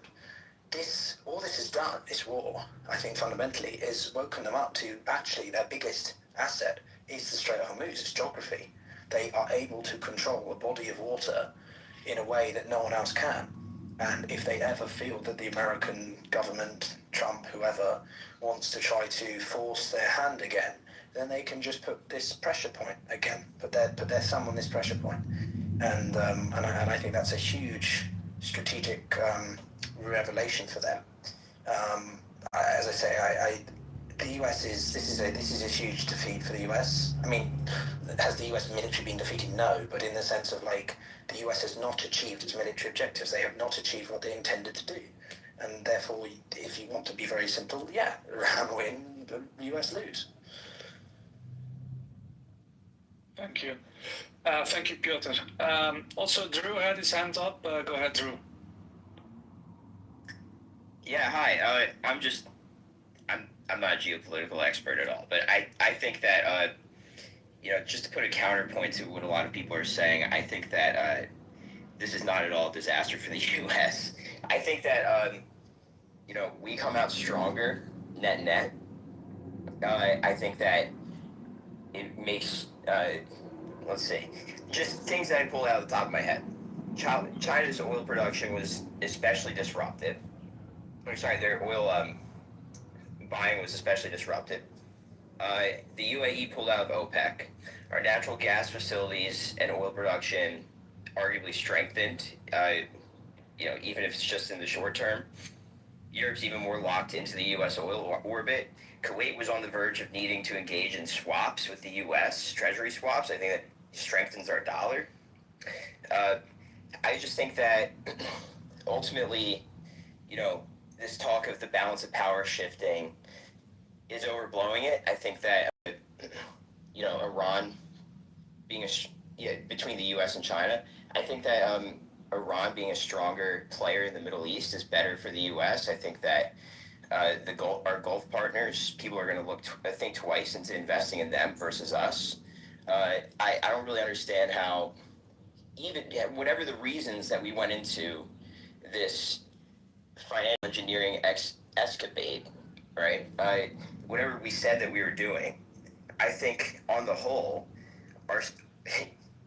in a disaster, the strong players in any system tend to come out stronger on the other side relative to the weak guys. And in this case, it's Europe is more beholden to the U.S. and the Arab states are more beholden to the U.S. And our oil production and our oil people, I guess, I don't even know, but they have a stronger relative position now. So I don't really understand how this is bad, other than inflation. But I mean, that was already happening in the last administration. So I think the inflation is mostly because of the Federal Reserve printing money over a long period of time. So that's just my point, is that I don't see how this is at all bad. I think this is like a great win for the U.S., especially if we can get out unscathed. And whatever we do with Cuba, I think ultimately Trump is a broad strokes guy. He wants, better oil production in the U.S. I think he wants things flying, capital flying back into the U.S. I think it's going to happen. And I think that, with a country like Cuba, it's right on our doorstep. The long-term logical end to our relationship with Cuba is greater relations, more trade relations. I think Trump is thinking in terms of trade relations, and he'll probably want a trade deal with Cuba at some point. But that's besides the point. I think that with Iran, we come out stronger relative to a lot of people and a lot of countries. So thank you. Can I reply? Thank you. And that right there is a demonstration of why the US has lost so badly. If people think of that, so can 100%. Yeah, let me just reply to this very quickly. Okay, so very quick. Nothing that you mentioned is actually fundamentally true, right? So there are limits on what the U.S. oil capacity to export are, and it is certainly not enough to make up for any kind of oil shift, because these oils are done on contracts, right? Futures contracts. So the oil that's shipping now was bought 3 months ago, right? And we don't have the that's a short-term limit, right? I mean, more investment's going to come in. All, Europe is changing its. Excuse me. You want to talk about long-term? Let's talk long-term, okay? Europe is changing its fundamental energy design to renewable energy, and despite what people might want to say, that renewables are actually a large portion of China's own energy consumption. And so Europe is going along that way to renewables. So oil and gas is not going to be, in the future, is going to be the long-term solution to this. Yes, you will still need it, but let's be absolutely clear about one thing and one thing only, okay? I am an America first guy, okay? But let me be absolutely clear about one thing. Countries buying oil from the United States does not benefit the average American taxpayer 1 single cent. It benefits oil companies who, yes, pay taxes, but that is a proverbial drop in the bucket to the overall price fixture, right? And I just have to make sure people understand. This is not a video game. This is not a real-time simulator where you do a deal with your country and your country gets richer because your funds got added to. That's not the way it works, right? They buy oil from oil companies, and those oil companies pay taxes, sure, but that's not enough to help out the average family that's dealing with cost of living increases. That's not enough to deal with grocery prices, gas prices, small businesses, interest rates spiking to 5%, right? The yield on the bond is close to 5%. That's recessionary. The last time I was at this was around 2009, right? So this isn't La La Land where you get to play The Sims and Civilization 4. This is actual real life for people. So we can talk about the macro benefits to America and this ridiculous idea of power politics. China. Well, that's fine, but people are saying, "Oh, this is terrible for America." And No, they're talking about macro benefits I'll tell you why there. it's terrible. No, hold on. I'll tell you why this is terrible for America. Let me be absolutely clear why this is terrible for America. Okay. Like this entire conversation is a macro issue. No, like, it's not It has macro. nothing to do with the Dude, taxes. Vladimir, let me finish. Let me finish. Hold on. Okay. This isn't macro. This is micro, because the average American is going to be dealing with, and keep in mind, we don't actually have a deal right now. This is just floating in the breeze. Nobody actually has a piece of paper. So you don't know, and I don't know what that piece of paper says. And if anyone... The deal doesn't matter. Oh, The it deal doesn't doesn't matter as long as we get that's out. a great conversation. No. The only thing that matters is that we get out. Thanks. And, great. we've done the damage. Yeah, we've done the damage. Great Guys, conversation. I have to soon wrap up, so I just want to go to Brian, and then I want to wrap up the news, and then we'll end the space for tonight. Go ahead, Brian. Yeah, thanks, Vladimir. I'm going to respond to the nonsense we just heard, but my macro point I just want to leave people with are two. One, as I said at the beginning of the space, this is a catastrophic, generational failure for the United States and the West. What this war really was incoherent, but let's just say that we actually had coherent war aims. As they were stated by the President and the Secretary of State, they were, number one, dismantle Iran's nuclear program. Iran can never have nuclear weapons. Number two, destroy, triple underline that, destroy their capability to build and deploy ballistic missiles and other weapon systems. Number three, stop them from funding terrorism around the world. Those are the articulated, and sink their Navy, objectives of the war. Not by me, by the President and the Secretary of State and the Secretary of Defense. We have achieved exactly zero of those.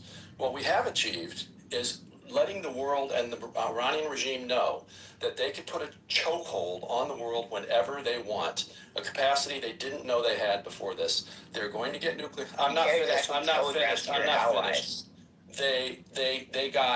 We did not get any of our objectives. We destroyed our alliances, which, mark my words, we're going to need against China, unless we capitulate to them too, which is what Trump tried to do in Beijing.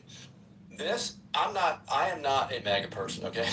But the stated objectives of Trump and MAGA have been a dismal failure. And what you just heard from this guy are the MAGA talking points that we're going to hear in the next couple of weeks. The problem is no administration official ever articulated any of those goals. I'll leave it to Craig and other people who know about the oil business to know whether that's even accurate what this guy said. But those were never the goals of the war. Catastrophic failure. Last thing, and we just saw it on display here. Copium is not analysis, okay? We've had people like this up on the stage from the beginning. They're projecting onto the president 95D chess that not only does he not have, but he's never articulated a word of it. So this is the spin you're going to hear. It's going to be lies just like it was yesterday. Thanks. Thank you. I have to do a hard stop now because they already asked me 10 minutes ago to stop the space.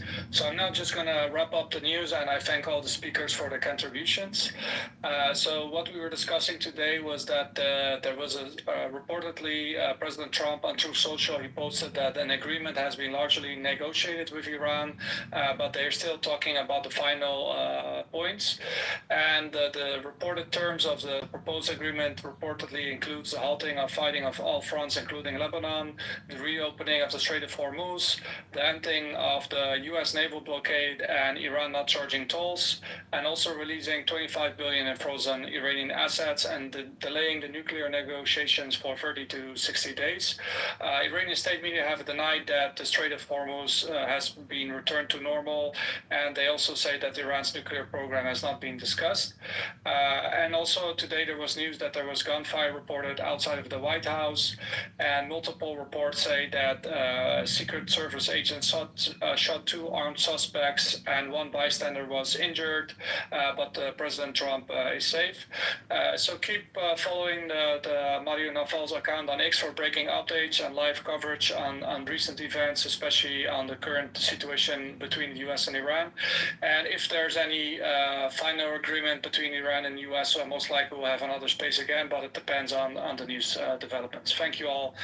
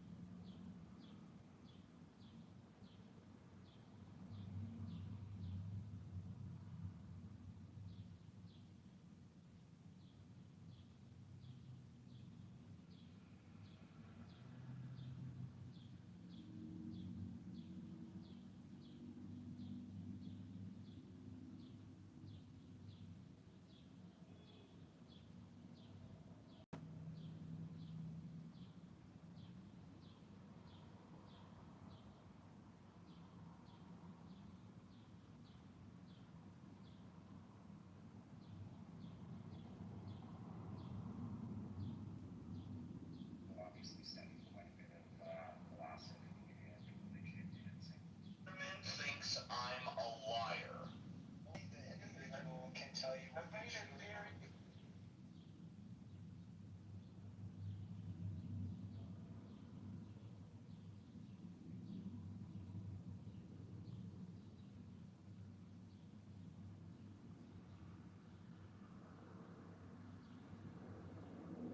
Thinks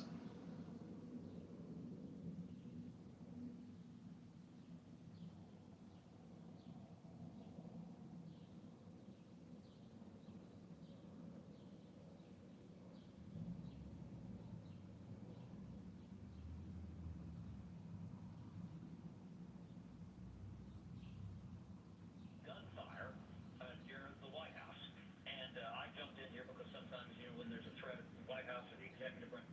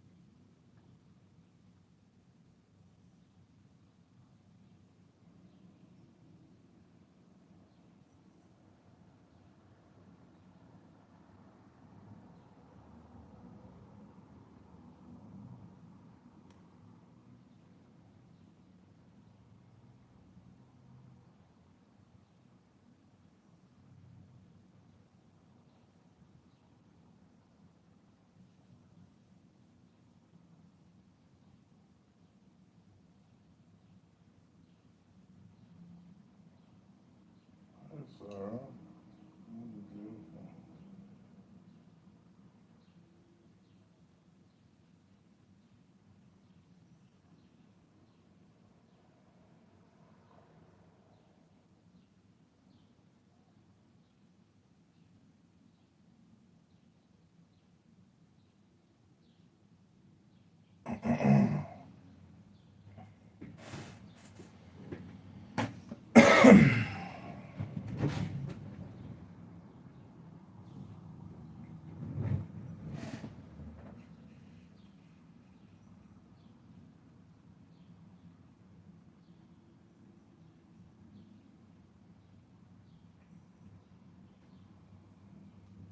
So Megatron, all their Greek logic and philosophy, they still couldn't get justice right.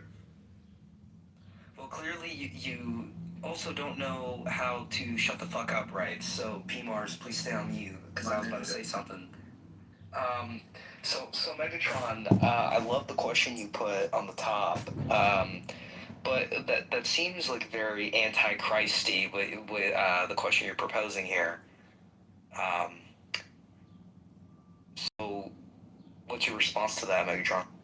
Here's the people, the book. Have you read 1094? Pardon? Have you read the Surah 1094? No. O Muhammad, if you are in any of the doubts of what has been to reveal to you, you may go to the people of the book. We have revealed the Torah to Moses and the Injil to the Christians. And if you ask them now, they'll say, oh, it's corrupted. But if you go to Surah 171, it says, Jesus is the word of Allah. But do not associate him with Allah, for it is shirk. So if the Christians had the idea that Jesus is God back then, and they have the idea that Jesus is God now, the preservation is still there. Christian, I wanted to hope you picked up on what P-Mars was operationalizing there, right? No, I did. I understood his point. His whole MO is Darvo, right? So, no, I get it. I've heard him speak before, actually, so. Yeah. Well, am I wrong? Oh, you're poor PMRs. What can I say that's wrong? You do something shitty, right? And then you Darvo, right? Just Okay, be accountable. Be accountable, and if people don't like what you do, and you don't like that people don't like what you do, you're gonna have to weigh whether you want to do it or whether you want to be liked. Okay. Nobody's required to like you. To be liked, despite your hideous behaviors. You're gonna do these things, especially because they're prey so small and nimble. I'm not obligated to survive. listen to just because a bunch of people feel a certain way. Like, so what? Like, people are wrong all the time, even in large groups. So I don't have to listen to you. I listen to God. Yeah, you listen to your own ego that tells you that your preferences and thoughts are more important than everyone else around you. Let me ask you, what's worse, to call someone an N-word or to treat them like they are an N-word? Which one's worse? It's the same thing. It's not the same thing. It is the same thing. Okay. You can't talk to these fucking bitches. It's the same thing. Well, okay, instead of calling them a bitch, PMARS, take the thumb out of your asshole and maybe explain why you think you're saying is true. Just a proposal. But then the fucking whore can't answer a simple question. You see, this is ad hominem, bro. I thought you were like a non-fallacious man. I thought That's you were... fine. But if you're gonna act like a dumb whore, I'm gonna call you a dumb whore. Well, the thing is that she's not being a dumb whore, and you're just being a fucking cracker. You're being like a standardized white, selfish, possibly homosexual cracker. And if you want to be like that on the stage, that's fine. But don't like force your insecurities on other people, and just like. Yeah, that's where you can start playing the music for PMARS, like the sad music, the sad guy music. Oh, I'm gonna. Okay. Well, you're prostituting the false that gods. one, and because it's really hard being a closeted homosexual Christian nationalist in North Dakota. So I pity you. I pity you. I'm not a Christian nationalist. I'm a Christian anarchist. Also, please have respect with the language about using it around our beautiful caramel queens in the audience. PMARS, this is for you.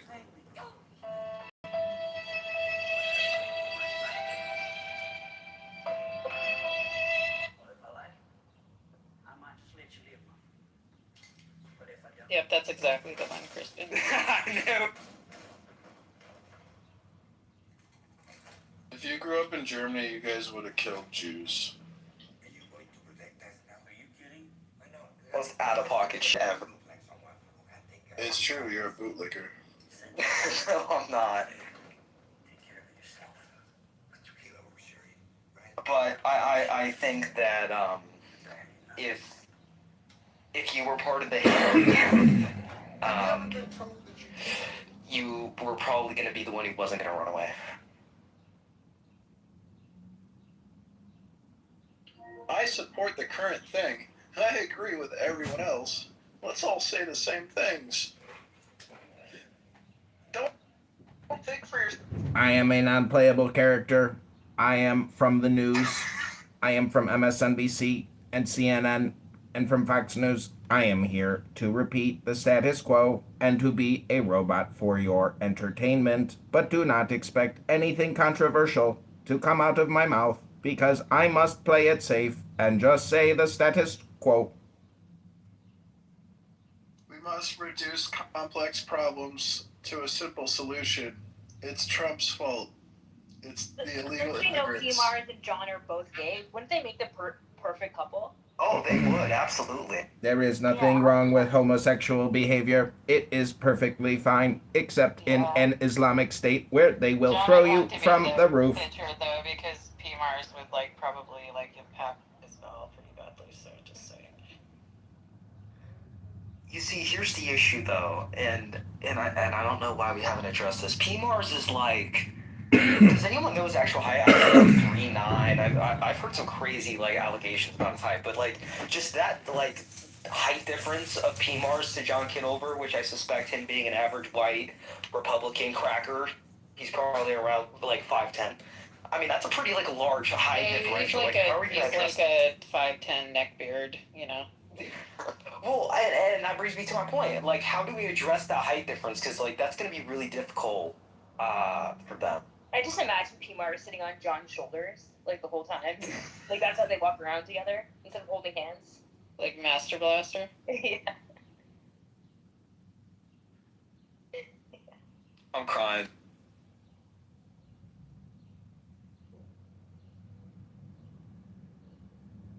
Cora's pussy stinks. P-Mars. Oh, fuck your mother. Regal, behave. Yeah, you guys don't want any of this. Regal.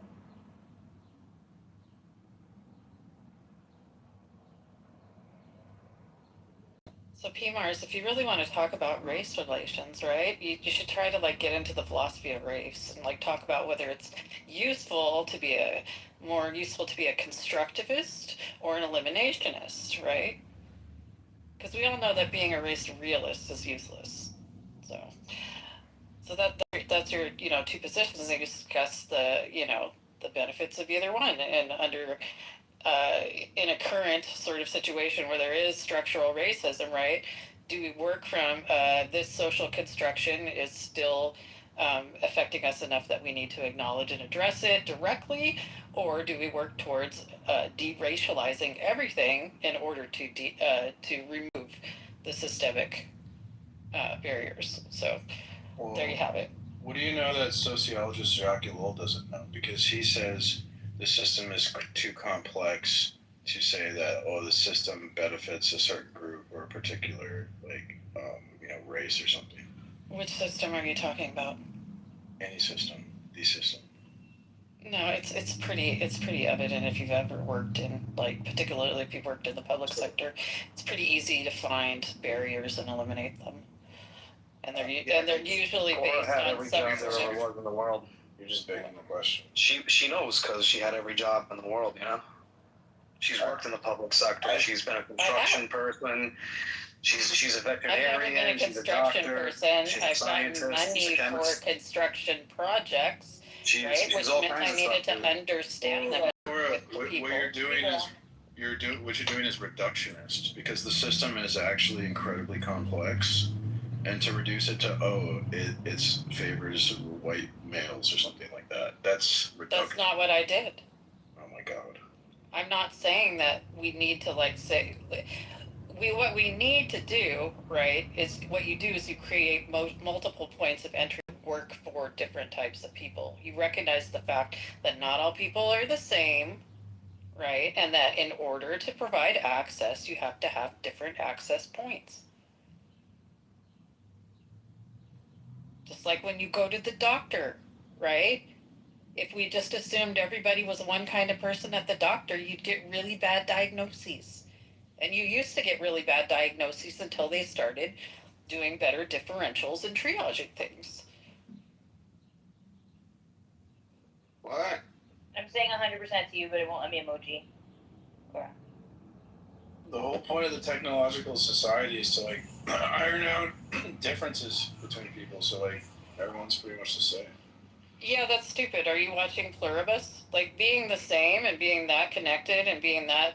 See, you're sitting here talking out against programming, and then you said, oh, let's iron out the differences between people. That's the worst type of programming. That's the reality. Having diversity is what keeps human beings alive, because then we're not subject to one thing wiping out the entire human race. Yeah, but that's not what you're advocating for everyone thinking like you. No, I'm not. Yes, you are. Look, P-Mars, I will put $100,000 right now, spread across my fucking bed, being sent directly to your North Dakota ass fucking state, if you can prove that Cora is proving that within her statement that she just made. $100,000 right now on the spot. Bullshit. Wow. Bullshit. Got $100,000 on this bed right now. Prove it. Prove it, P-Mars. Prove it. tampon. This dude's lying his ass off. He ain't got no 100K on his bed. Yeah, no shit, Sherlock. I think everybody in the room fucking. No, what's wrong? Like, there's this thing called sarcasm and another thing called hyperbole. You know. Yeah. Oh. Oh, No, I but don't serious- know the dude. I'm sorry, I don't know the dude at all. I don't know hyperbole either. But the thing is, what's so wrong with people wanting other people to think like them? Presumably, the things that you think are things that you believe to be true and correct. Because then we'll be enslaved. Because they'll be able to use like scientific techniques to control everyone. Bro. I don't know if that follows. I mean, what if my belief is that I'm against government control of people?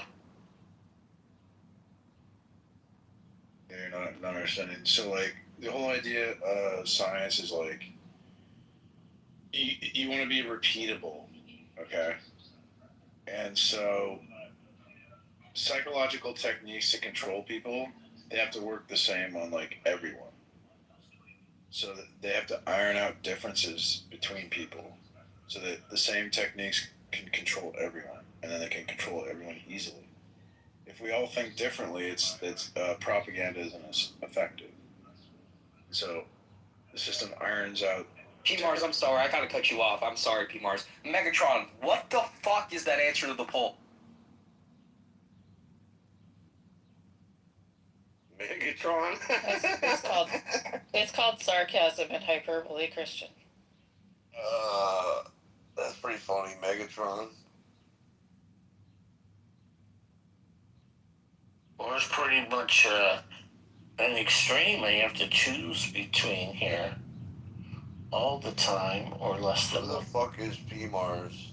P-Mars is the one on the top right that has this bold-ass looking dude, kind of like, I can't even see the fucking face because the image is so fucking terrible. I don't know where he pulled it out from, but he's an interesting fellow. Go ahead and converse with him for a bit.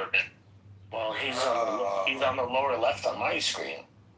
Yeah, he's on the lower left on my side. So I don't know what his picture is of. He's beneath me, which is exactly where he belongs. Oh shit!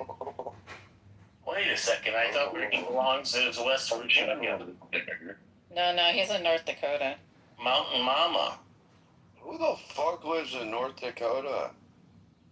A lot. Clearly P-Mars. People like P-Mars that are like, you know, don't have anything to offer society and need a cheap place to live where they can be relatively invisible and like troll from the internet all day and live off the Yeah, away from civilization. 27 people. North Dakota is the Baltimore of the United States. What? Baltimore's not that bad. Yeah. Yes, it is. It gave us John Waters. That is a gift to the universe. It is a gift, but I'm talking about the gang banging and the killing and shit. You've been watching too many episodes of The Wire. No, it happens there, but Memphis is bad too. I want to buy an apartment house in Memphis. I love Memphis. Oh my god, are you serious? Like 80% Yeah, I want to of buy it is one north. in like the Midtown area, like near the zoo. Oh my god. Oh my god, I thought you were normal. I'm We're far all from weird. normal. Which is why it's weird that P-Mars says that I want everybody to think the same. I would get utterly bored if everybody thought the same. My life would be like horribly boring. Yeah, everybody be like a robot? Yeah, they want you to be like robotically and cult of nice guy. I don't understand why calling out racism or discrimination or bigotry or homophobia is considered bad, and thinking like forcing people to think the same, when that's just from a place of equity and wanting love and care for everybody, which is the whole point. You want everybody to be treated the same, but now you're treating people like Because shit. of It Lucas doesn't make any Hall of fucking its meaning. sense. Hey, we're all going to be obsolete in 50 years with AI. misogynist and transphobic. or racist or bigoted. You guys can't even So fucking everybody's have all a of those conversation things, then it together. loses all of its meaning, and then you You can't guys call can just keep anybody talking that over each other. because that's not what they are. I'll be the misandrist. It's tyranny. You're I'm trying for you, Flora. You're allowed. you're trying to police other people's vocabulary. Hey, I'm not policing Raquel, anybody's vocabulary. I'm asking why You're it's lying. have an ethics. You're just a lying whore.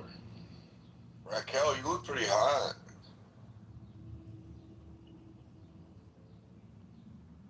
P-Mars, nobody's policing your vocabulary. I'm just saying that we It's have the right. minutes, We have the gets right minutes to like not like you because of your attitude. I'm gonna put him in the audience for 3 minutes for saying that was pretty bad. Take the compliment, Raquel. So we have to thank Baltimore for the national anthem, amongst other things. Oh yes, Francis Scott Key. Exactly. And the flag. Whatever, Raquel. Megatron, come off mute. I have a question.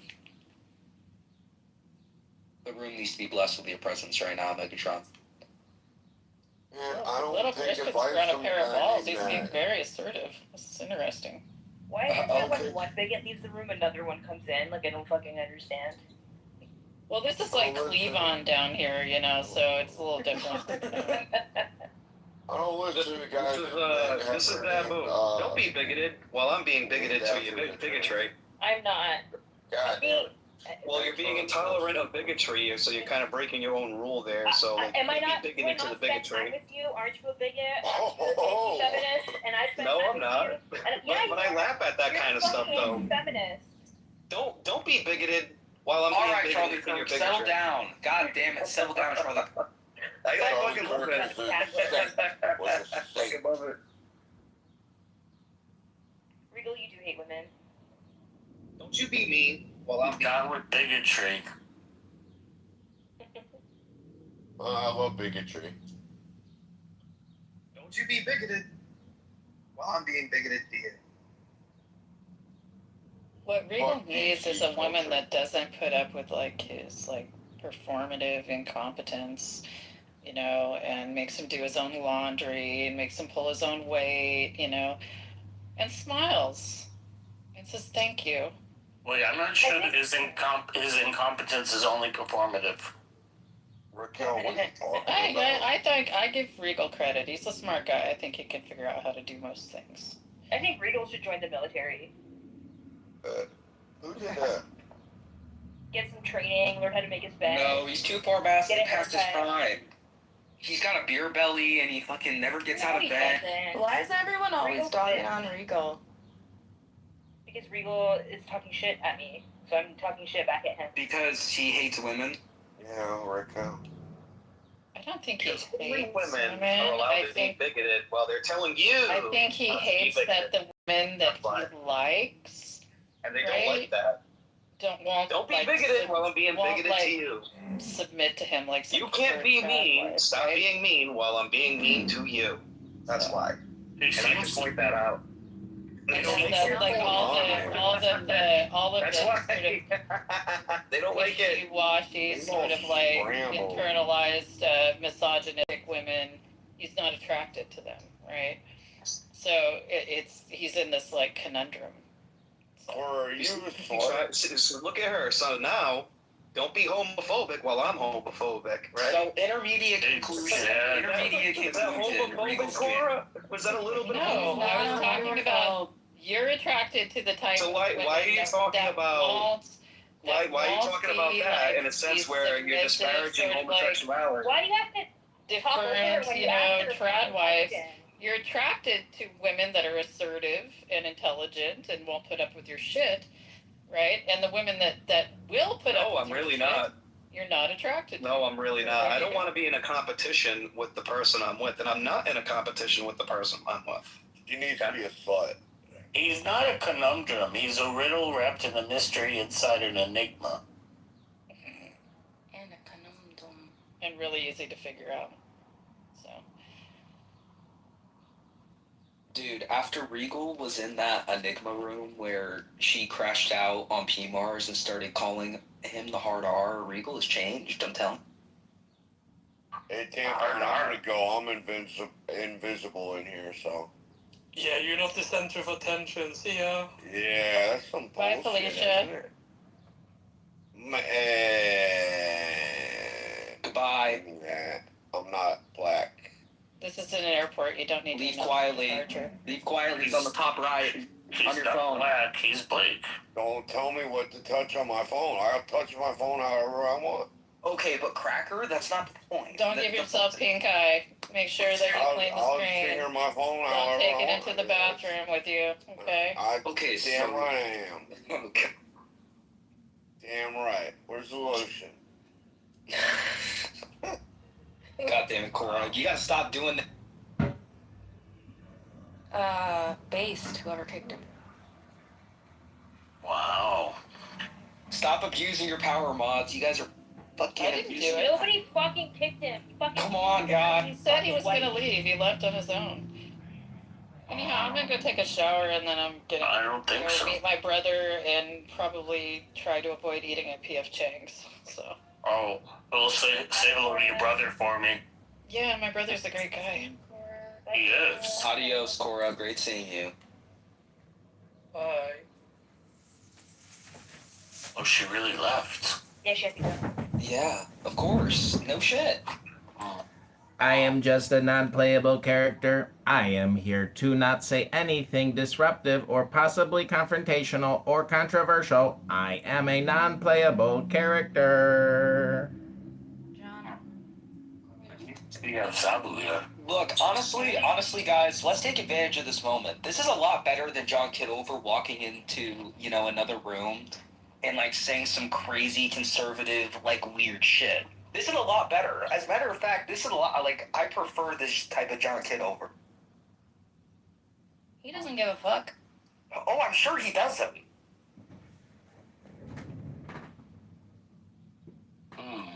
Hi, Euro. How's it going? I'm awesome, thanks. How are you? I'm good.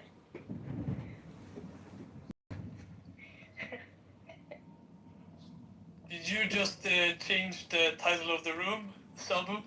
Daniel did. Who's putting up these offensive surveys? This is not offensive. I I find farted, it offensive. jiggled, and my butt jiggled. It's accurate. I find it to be very offensive. Well, don't be a bigot again farting. Oh, is that being bigoted? Yeah. Yeah, don't you be bigoted. I'll just be bigoted to you. Sounds like political correctness is out of control. I like it when my butt jiggled. Unless, you're going to get called gay or something, and then they're going to be homophobic to you. That's okay, though. That's okay. Regal the retard. You can't make this up, dude. Uh-oh. This is the pitfall. You just got called the R word, Regal. I got called the R word. Yes, The you working did. Regal the working class retard. Wow. The gloves are off. Oh, she's sensitive to autistic people. Now, if I said something like that, she'd be like, "Oh, Fuck autistic people. don't you talk about autistic people like that? Whoa. When I talk about you being autistic." Hold on. Hey, Regal, you can't talk Weird about thing that I'm doing. Regal, you can't Regal. say stuff like that. Be Euro, hold on. Before that, and please, let me get my moment in, my 1 minute of fame here. So, why fuck the autistic people? Have you looked at all of them on this app? Are you kidding me? I'm autistic. That explains a lot. people. But hey, you know what? Let me explain something, okay? I'm not being serious. Clearly. No, I understand. But look, well, there's one thing about autistic people, but there's an entire another thing about Down syndrome. And yes, I presume. Let me know if I have this correct. I presume you made a linguistic mistake and you meant to say Down syndrome instead of autistic.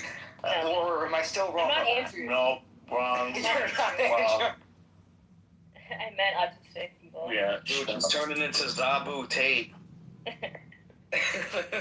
don't be picking down on the down people. I I'm not, but she I'm is. down with Down syndrome. I'm down with it. Fuck autistic people. Yeah, especially you, Cam. Fuck you, you fucking retarded Cam and autistic Christian. pretty boy. Real quick. Regal, can you say Sofa King, like, really fast?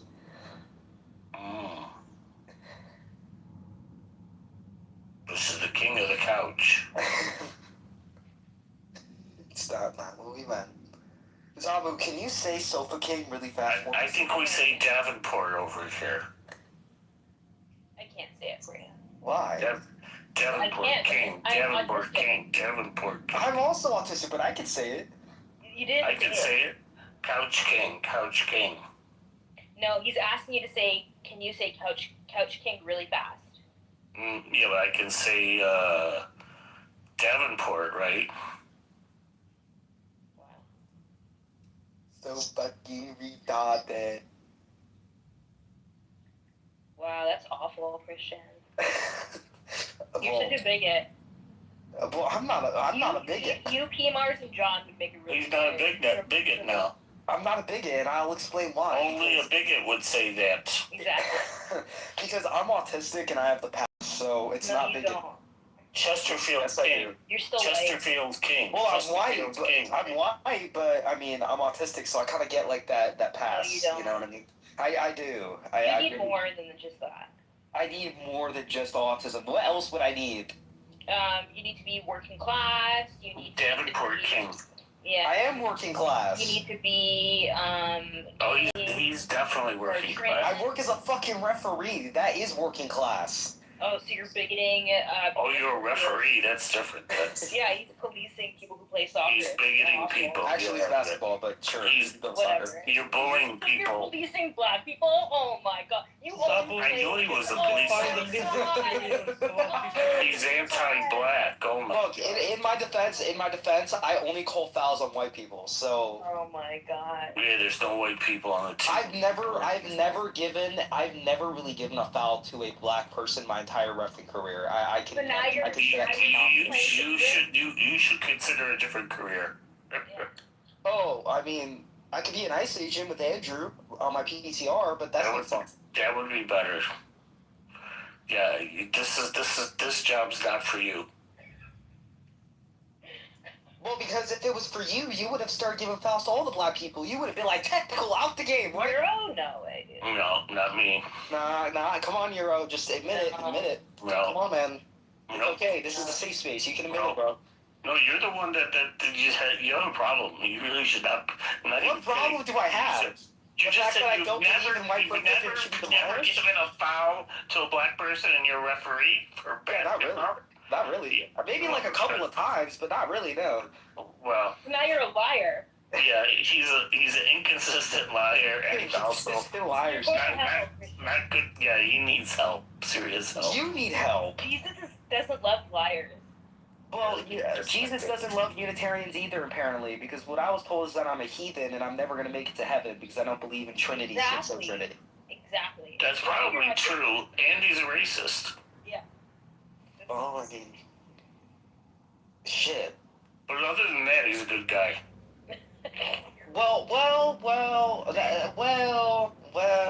Well, maybe not. Well. I want to give him the benefit of the doubt. He is, after all, the Davenport King. Well, what about when he, like, flooded the entire Earth and basically, like, killed everybody on it? Yeah, what's wrong with that? I mean, I'm just saying. I mean, in terms of morality right now, that would be considered, like, a genocide. No. The people were evil. That's what you're missing. Yes, they were evil, so God had to take them out. That's right.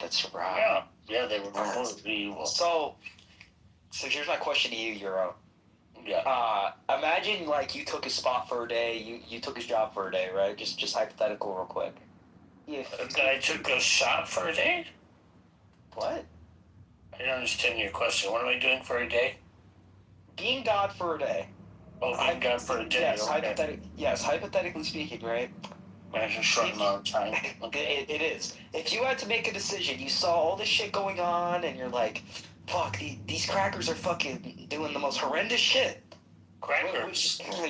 I mean, just that's. Oh my God, he's bringing back the racist terms again. You just can't stop it yourself.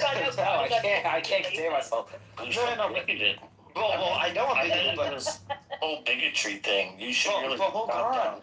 Cracker, hold on, I'm not done yet. Oh my God. But if it was your decision. Christian, you sound like P-Mars right now. Oh, I do sound like P-Bars. But look, like if it was your decision, right? And you decided one. God can make the decision if. What do you mean? Yeah. I don't think she's present in this conversation very much. I gave them the proposition that for one day. Hold on, Cracker. Hold on, Hero. Hold on. Really hold on, confused. No, I'm not. So I gave Hero the hypothetical that he was God for one day. He was God for one day, and I said if you saw all these people on Earth, it all. Well, hold on. I'm not finished. You need to work on your grammar, you fucking autistic freak. Yeah, you can add that to the list, the long list of things you need to do. Okay, fair enough. I'll add it right now. I'm writing it on my whiteboard. But look, let me finish this and I'll be done and I'll leave. Notice he said blackboard and not whiteboard. Oh my God. Oh wow. Yeah, but look, like if you had to decide whether or not you wanted to kill all these people that were on this earth doing whatever shit, as God, would you carry that out, or would you be like, nah, these people should stay alive. They can fix it. They can fix themselves. Like, what would your decision? Well, if I were God, I'm gonna make the right decision. So obviously, I wouldn't contradict the decision made by God. God damn it. Yeah, that's how it works. Christian, he got my ass with that one. He got my ass with that one. I was trying to stop you and you just. Christian, I actually I've been wondering. I mean, I don't really know this about Unitarianism. You said there's a specific branch that you go to, but. Oh yeah, Socianism, yeah. Would you agree with me that Christianity is a patriarchal religion? Do you think it is? Well, I think Christian is no Christian. Well, I'm just asking him if from his view, is it a patriarchal religion? Because I don't really know about the particular branch of Unitarianism you practice. Yeah. So we don't really hold a position. But I guess there's no agreed position on it. But if I had to say, like, based off Unitarianism, absolutely it is. From a Socian position, not in a modern, feministic sense, but I guess, bringing those together, yeah, I would agree that it's pretty patriarchal, type of shindig. Do you agree with me that feminism is diametrically opposed to Christianity in the sense of? Okay, that's too many big words for me, Regal. I'm autistic. You gotta slow it down. You gotta roll down the insane vocabulary here. So can you re-ask that in simpler terms? Well, it seemed like there was a little bit of overlap that you had with the other ladies on here. And they seem to be more of the feminist type, which I'm not disparaging or saying there's anything wrong with that viewpoint. But it seemed like you were overlapping with them, and I'm kind of thinking these things are kind of opposed to each other. They're like opposites, feminism and Christianity. So I'm wondering how it is that you overlap with them. If it's diametrically opposed, you know what I mean? They don't really mix. Well, you see, in order to understand why I believe this, you also have to understand the belief system of which I hold to. I mean, Unitarianism and Socianism isn't just about the rejection of this schizo trinity. It's also about the social and biblical. Oh, that's fucking great. Thank you. What? You muted yourself? No, I didn't mute myself. I was muted. I don't know. Oh, he muted himself again? No, I did not. Oh my God! Look, Regal, protect us. Yeah, okay, pal. No, I didn't mean you. Go ahead, continue. I didn't mute you. Okay, but he keeps muting himself. He can't. No, God damn it, Euro. No, I'm not. You did it again. But look, my point being this, right, is that It focuses on other aspects too, and It Unitarianism focuses on other aspects too. Do you want me to be more specific, or are you going to cut me off and mute me again? Which one? Well, it just seems I didn't mute you. So. Oh, okay. Well, that's fantastic. I don't know why I'm not a mod, but I'm not a mod, so I didn't mute you. Okay, well, I'm going to continue. But there's a. Now I can mute you. Now he's mod. Now he's mod. Now I can I'm mute going you. on mute. Why are you muting yourself? I didn't mute him. I could have, but I didn't. I know you didn't. Somebody else is exercising good judgment for me. It's probably my energy. I hate to interrupt you, moderators, but I am the new NPC, John Kitover. I have no opinion, nothing controversial to say. Yeah, I'm nothing on that. So, I've been working out this whole time, and it's so fun. And I'm going to be the strongest Muslim feminist, so I can come and tackle Regal. It's going to be great. It's going to be a wrestling match. You are going to come. Throw him to the ground. You are going to come. Hey, what's up, honey? How are you doing? Pretty good. Oh, okay, awesome. Uh-oh, we lost our friend here. Did anyone see Mandalorian and Grogu yet? See what? See Mandalorian and Grogu? The new movie? Oh, it was really good. Highly recommend it. That's a new movie? Yeah.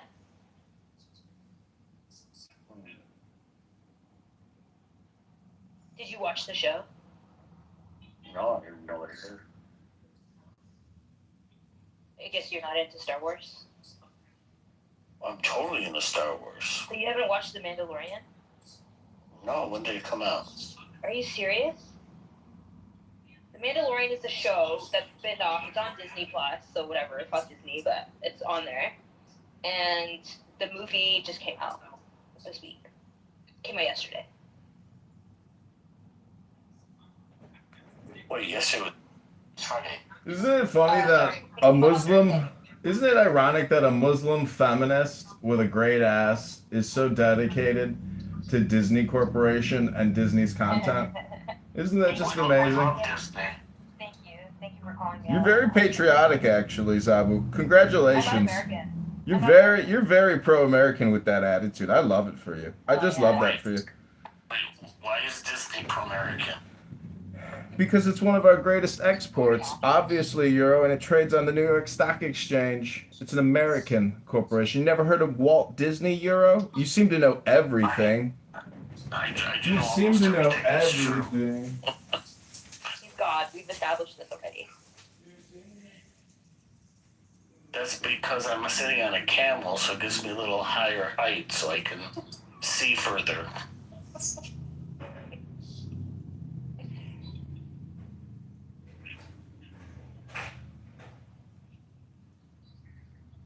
Yeah, Disney's fun. Whatever. I do a lot of other things that are. So in the States, most films come out on a Friday, but over here, films come out on Wednesday. So it actually came out on Thursday, but the official date Right. and everybody's So gonna so go when on you Friday. have your early shows come out on Thursday, which is fairly rare, or we have them come out on Tuesday. So yours would have come out on Tuesday? Yes. Okay, well then check it. Why are you waiting 4 days to watch it? I don't understand. That's true. Put together. I have to. I tried to get my camel into the cinema the other day, and it was just so crowded. There was no room. The first day was pretty empty for us. Really? That's unusual. Well, because it was a Thursday. Oh, yeah, it's true. What I like to do is go Wednesday morning. Nice. Yeah, and then I get the place to myself. I love that feeling. Yeah. Okay. During COVID, I would go to the cinema. I'd be the only one in the entire place. Wow.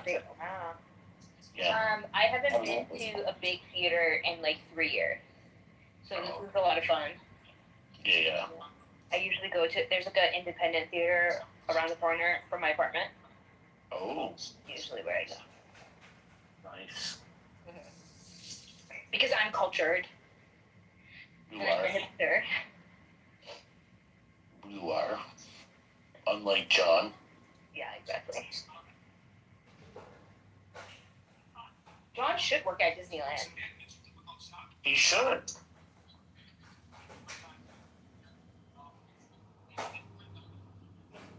He could be Darth Vader or something. I don't think he's good enough to be Darth Vader. Yeah, that's true. He could be, what could he be? He's just an average stormtrooper. He could be one of the pirates. And, Maybe. yeah, Peter Pan pirate. But I like some of the pirates. He could be Captain Hook. Captain Hook, he could be. But see, when I see villains, I'm like, oh, are they really all bad? They're just like, you know, No, of course restricted. not. They're like fucked from the system, and Gosh. they didn't get enough love. Yeah, the poor guys. Yeah. Did you see Die Hard? Did I see Die Hard? Yeah. A long time ago. Do you remember the bad guy in that? No. Oh, okay. Did I watch it again? Have you seen Clockwork Orange? Yeah, but I don't remember the details. Oh, I just watched it for a second time. Clockwork Orange is really disturbing. Very. Also, a movie that I'll never watch again is Trainspotting. Oh, I don't That's remember. Daniel, dude, this is funny. You see that? Oh my god, you make it? What do we see? Look up at the top. Oh my god, that's awesome. Well, that looks pretty good. But I don't understand. I see 2 people and I see 5 hands. What is that? It's the hand of God. What is that? His 3 arms. No, I'm not talking about his 3rd arm. Yeah, that 3rd hand there is kind of freaking me out. It's God's hand. And then, they seem to be really like nachos a lot. More than anybody I know.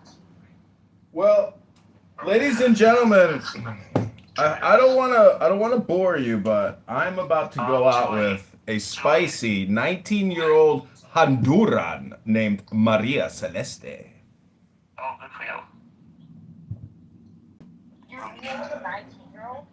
I'm going out on a date with a 19-year-old tonight, yes. Hey, at least she's moved up to women and humans. Well, you're a Muslim. I'm not that kind of Muslim. What do you mean? You got a great ass. But I'm not. Don't question it Why does or he say fight it. stuff like that? It's true. She does have a great ass. Why do you say stuff like that? She told us about how great it was. She's working on it every day. I didn't say that. I just said I run a lot.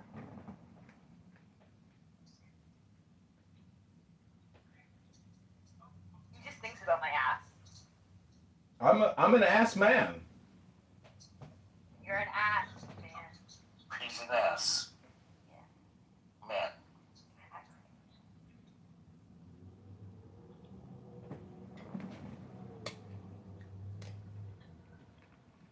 She wants to go to the most expensive steak restaurant in town. No, I don't. Well, how are you going to get those gains if you don't put the protein in the tush? Yeah, but I don't need to go to an expensive restaurant. I'm in Canada. We have really good farmers. What the fuck are you talking about? That's true. You're so self-centered. I'm talking about my date, Maria Celeste, tonight. Why are you so concerned she wants to have steak? That's what she wanted. She said, I want to go to the best steak restaurant and sit on the best patio in Chicago.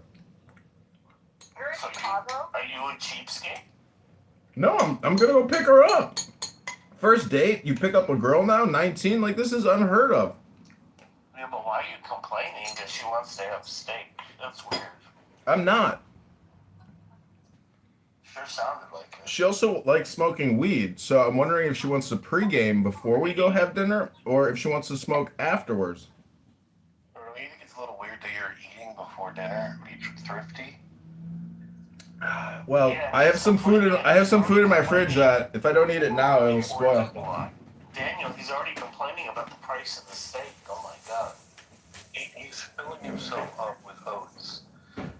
Like, he's doing that so he won't spend a lot at the restaurant. Man, house arrest sounds like so much fun. John makes house arrest seem incredible. You know, we're the circle for us. But why is it that you're eating before dinner? It's an expensive steak restaurant. He doesn't want to spend any money. Is that true, John? No, I'm willing to spend up to $300 on this first date. She's a spicy 19-year-old with a great ass. Why not? Live a little. Don't get it. You're eating before dinner. That was my dessert. That was yogurt and berries. That will be my dessert for the night. So when the bill goes to $305, you're gonna tell her, hey, stop ordering. Okay. No dessert for you. You're at your limit. Very, very romantic, John. Listen to Daddy. I can already hear it. Exactly. He's gonna be like, oh, you better watch your figure. No dessert for you.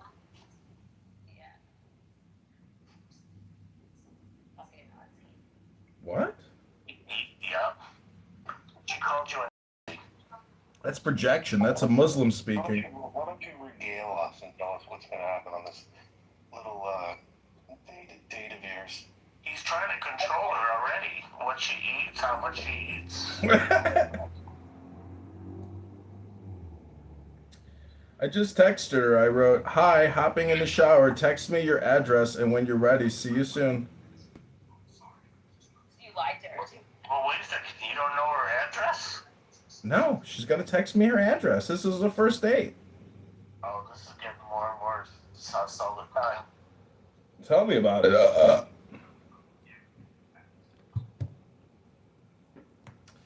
I don't think this, not to burst your bubble or anything, I don't think this, You think it's just like some Trenderagua? They're gonna like kidnap me when I go to pick her up. They're gonna steal my car and kidnap me. Shit. With only one kidney. Albert, good of you to join us. Or you know what it might be? It could be a sting operation. He's gonna get there. The police are just gonna storm in with the handcuffs.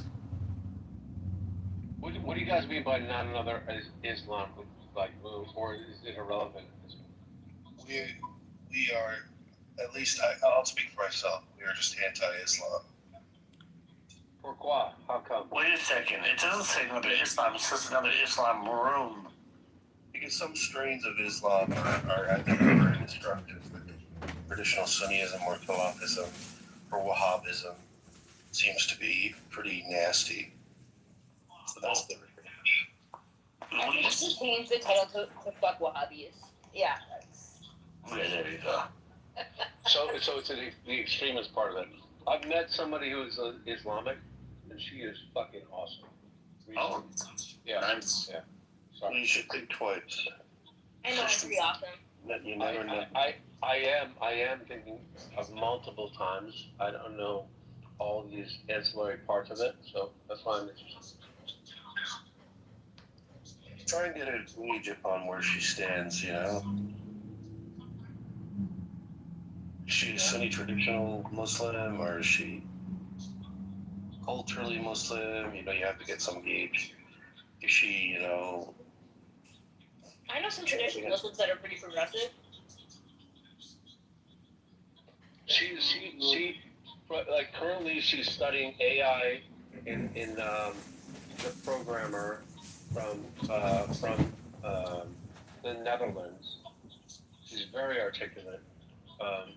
But does she ejaculate? She's articulate. FYI. She's a Somali. Maybe she's a Muslim like those Saudi princes and princesses. Yeah, she owns like a ton of land near her. Yeah.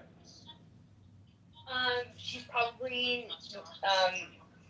digital tariffs, and you should watch Well, it. I mean, are you sure?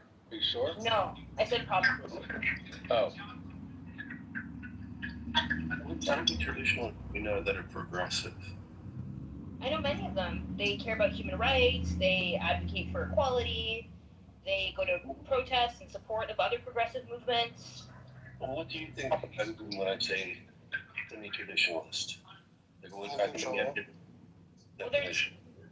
I think you mean like the Wahhabi Salafi Dawa style bro. No. On my side of the bed and get me the pump. When I say like a Sunni traditionalist, I'm thinking like next to my bed, the air pump. They take the Sunnah, Yeah, puts me to sleep. in a literal way. They take the Quran in a literal way, and and you think that they are would Some of them have progressive values. I don't know what to tell you. People make shit up all the time. In real life, it's actually statistics. Wait a second. Actually, statistics show that 87% of the time people make stuff up. Yeah. So they get Wait, run and then also 87% of the time, people are full of shit? 87% of the time, people make stuff up. That's official statistics. Based on what? That endorses Sahih Bukhari hadiths, which I know Sunni traditionalists who have progressive values. I'm sorry to break your brains, but it's true. I'm breaking my brain. Look, your brain is now broken. We have to make a distinction. We have to, like, it's not all just. When I say Sunni traditionalists, I mean people that think that Aisha was 6 and the Prophet. She married There are him. some Sunni traditionalists who don't agree with all of that all the time. Then they wouldn't be considered just by So definition. you're really narrow in your sense of traditionalist, because my idea of traditional can look like different things. Well, good. That's fine. You can have some private language that doesn't interface with me, which is fine.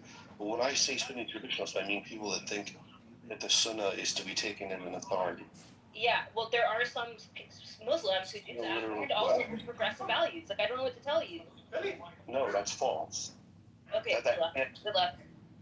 No, I don't understand. I'm defining my definition. I'm not saying they're a majority. I'm not saying all Sunni traditionalists hold progressive values. No, you're wrong. I'm saying I know what I mean by Sunni traditionalist and what other people mean by Sunni traditionalists, typically speaking, these are people that hold to some hadith and corpus, which is very non-progressive. Like there's children having sex with, and there's slavery and the hypocrisy. How is it hypocritical? Well, I'm saying that. I'm not saying you're. No, not that. The pump. I'm give me that.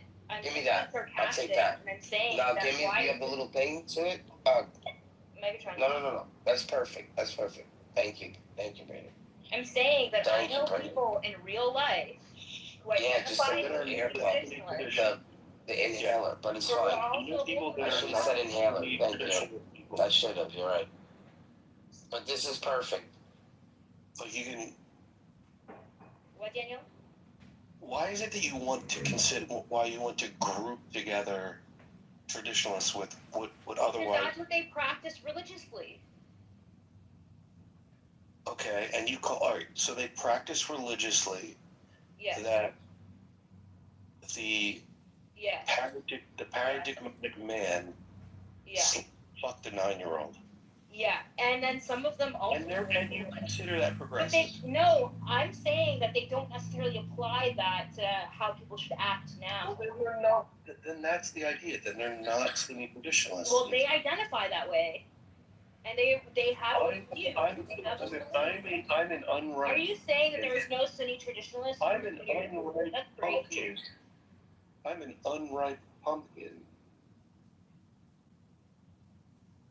I just am. I'm a veg. Yeah, but they practice it. I'm saying they practice. Who said that 80% of people are bullshitting?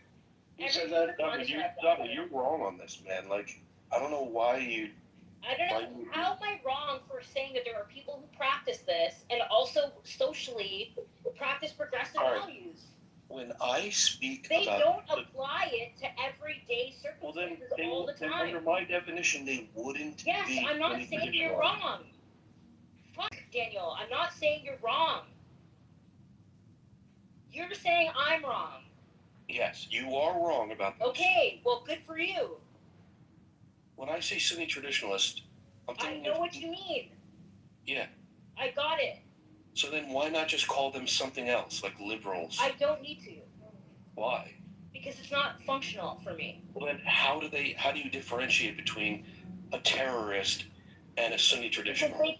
Because the terrorists believe, a Muslim terrorist, well, there's many different types of Muslim terrorists, but the ones you're talking about are hold traditional values and then apply it in a non-progressive way. That is easy. All right, so there's a type of literalism to the text that I've applied to the definition of a traditionalist, as you well know. Yes. Right? There are people that I understand your definition. no, you don't understand. Yes, I do.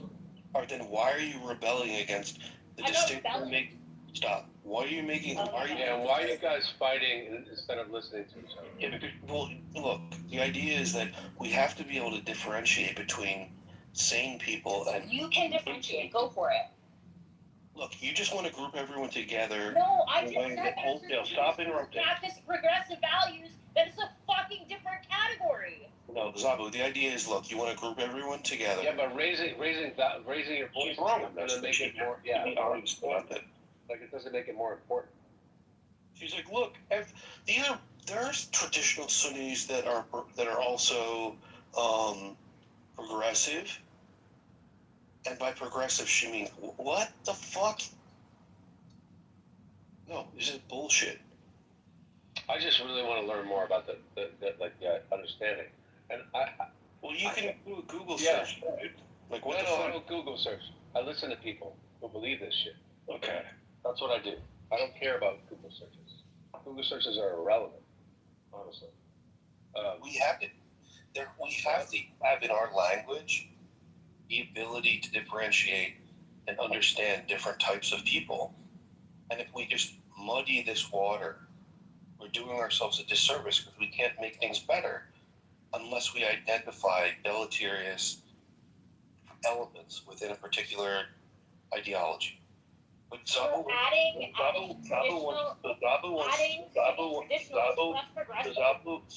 wants to make some kind of blanket statement about, well. No, I don't. You just want to fight. I didn't say that this is a blanket statement. I said that I know You're just literally making an error here. I don't get it. I'm saying that there are some that practice and come from that school of thought and still hold social progressive values. I hate to break your brain and say that there are differences and that that doesn't mean you still can't have your ideal type. You can still hold your ideal type. Yeah, but have your ideal type. There's going to be some bifurcation though. So there's an ideal Sunni traditionalist. There's a non-ideal Sunni traditionalist. Either way, there's some bifurcation. We need to identify elements. We need to identify within. I don't understand why violent and non-violent and progressive and these can't be also identifying factors that create a different category. Yeah, you know what the problem is? You can have Sunni traditionalist progressive. So we can actually focus. I'll explain to you why it's a problem, if you'll allow me. The reason it's a problem is because we want to identify. We want to identify deleterious elements. Yeah, but in the Muslim world, we get it. It makes sense to us. What makes sense to you about calling someone that wants to marry a 6-year-old and have sex with a 9? Stop. They just think that that's what happened. What makes sense to you about a culture? Right. This is not supposed to be a Muslim room, remember?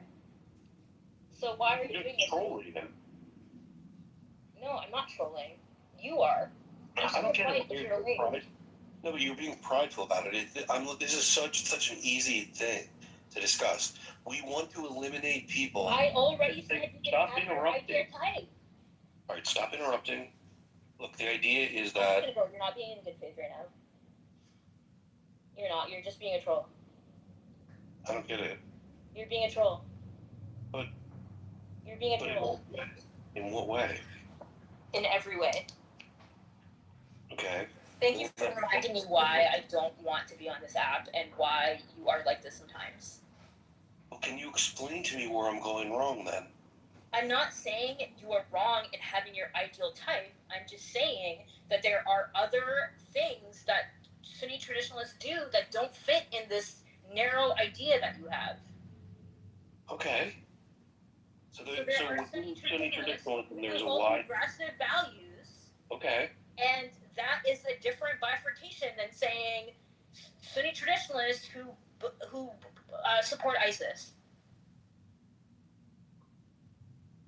That is the difference. Okay. We can talk about something else. That's fine.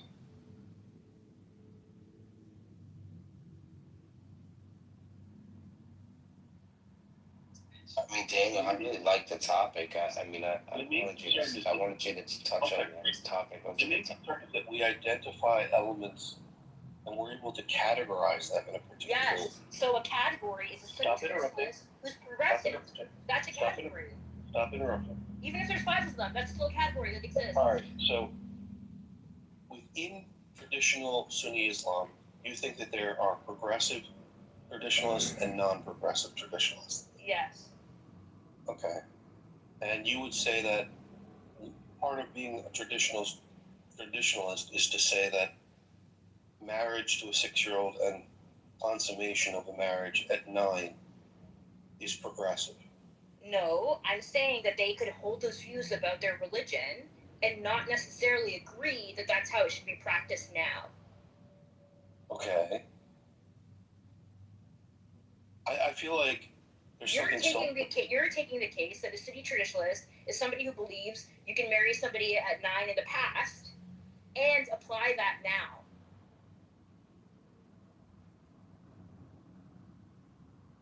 I don't understand.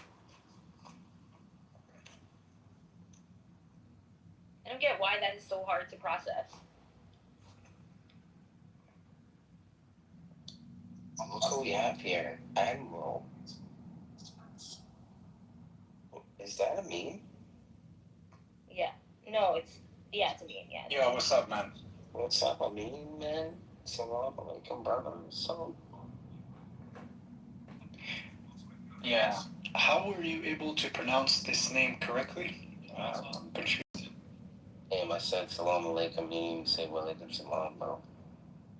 You know what I mean? MashaAllah. What's the topic? Like, you don't want to have a room about Islam, yet, I come in and you speak about Islam. What's going on? I'm not talking. You hear me talk about it. No, we're not talking about it. I didn't talk about it. I was Abu. She kept bringing it up. No, it was Daniel. No, you brought up a topic. No, John brought Now up you the told topic me to that change I'm a it. Muslim feminist with a nice ass, and then Daniel brought up the Oh, topic you said about. that earlier. No, this is what started it. It's all John's fault. Well, what are you saying? Like, people can't talk about certain things? It literally says not another Islam room at the top. That's very Salafi of you to be like, oh, you can't talk about this. That's your Daniel's choice, right. What are you No, talking I'm thinking Daniel's right. about? What? About what he said. Okay. I said you can have that definition. I don't understand. Well, now it seems like he's scared to talk about it. I'm scared to talk about it? No, Daniel is. Yeah, good. Let him be scared. Well, that kind of fits the narrative, right? Of what? What he's saying. What do you mean? I'm sorry. You're just talking out of your ass now. I'm saying it's very, like, traditional. You're right. I am talking out of my ass. What am I saying? I have no comment for anything like this. You're right. I'm sorry. Take that back. No. You only being traditional. So you're Muslim, or if you had a Muslim background, but you can't talk about your traditions when they're wrong. What are you How about talking you, about? Zadabu? Can we talk? Can we talk about anything? Like, what's the point of this? You want to sit in here in silence? You can talk about anything. You guys were sitting in silence when I came into the room. What the fuck are you Yeah. talking about? So now we got a topic and you're telling us to stop. No, I didn't. Okay. Fuck is going Daniel on? away. Why'd you chase Daniel away? So what you guys don't realize is that she is what one would call a softcore traditionalist. What do you mean by that?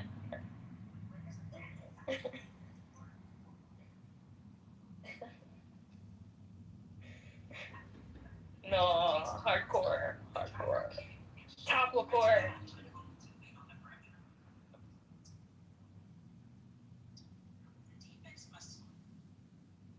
Now, I want to bring my friend. Wait, where did Daniel go?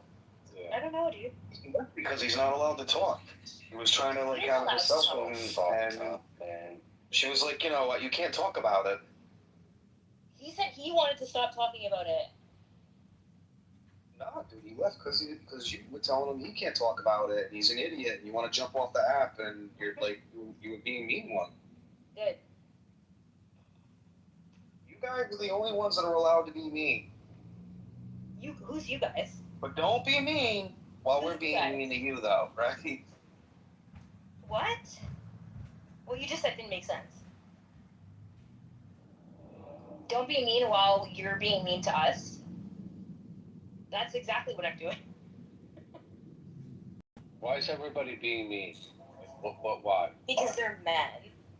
Because nobody's allowed to walk around women because they're always mean and homophobic and racist and misogynistic. So you can't say anything around certain people because their delicate sensibilities get triggered. Yeah, I kind of agree with that. Okay, cool.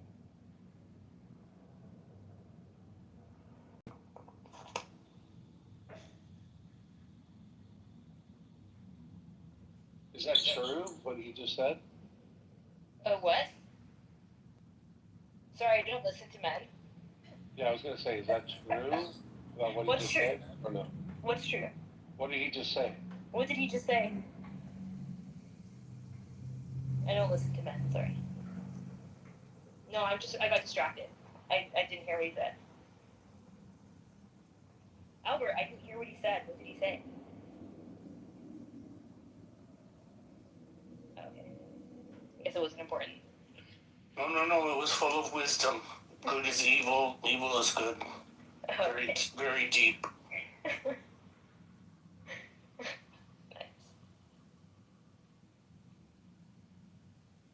No, I heard everything, and I was on mute for the right reasons.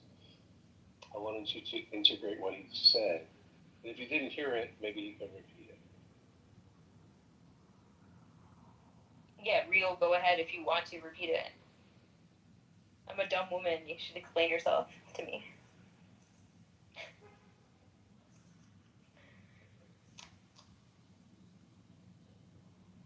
No, man, like I'm Christian, so like Christians are not allowed to talk on here about nothing. Can't be right about nothing. We just can't talk, you know? Because we're racist, misogynist, homophobic. I've never once said that all Nazis. Christians are like that. I've never once said that. You're projecting.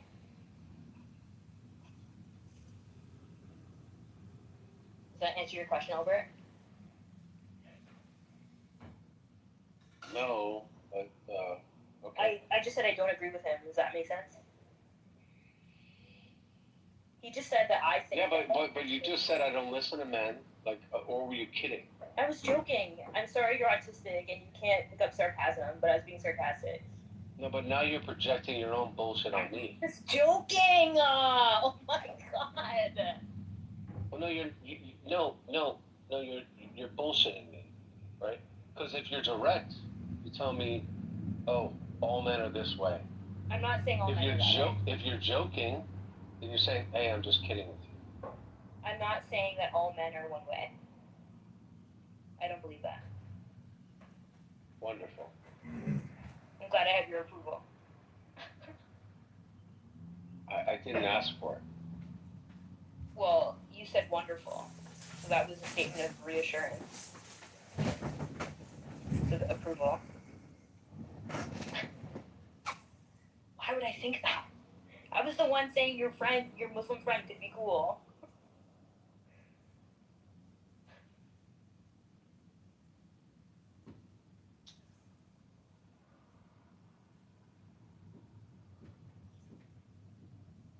Oh, beautiful casual.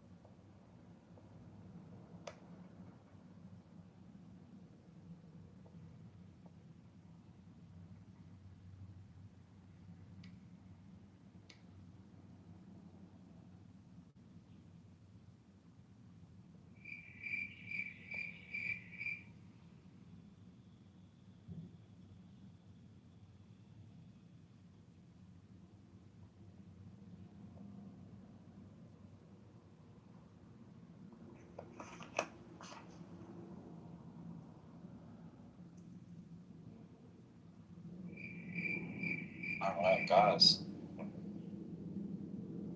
Awesome. Loved it.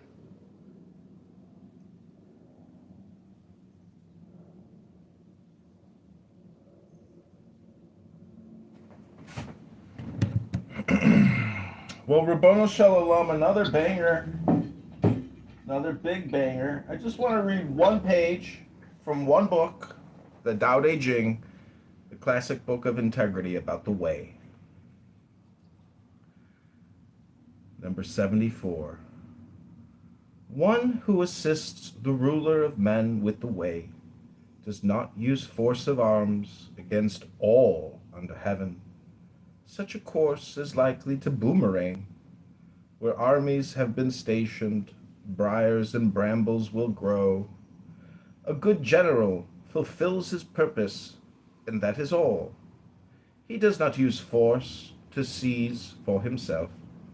He fulfills his purpose, but is not proud. He fulfills his purpose, but is not boastful. He fulfills his purpose, but does not brag. He fulfills his purpose only because he has no other choice. This is called fulfilling one's purpose without using force. If something grows old while still in its prime, this is called not being in accord with the way. Not being in accord with the way leads to an early demise.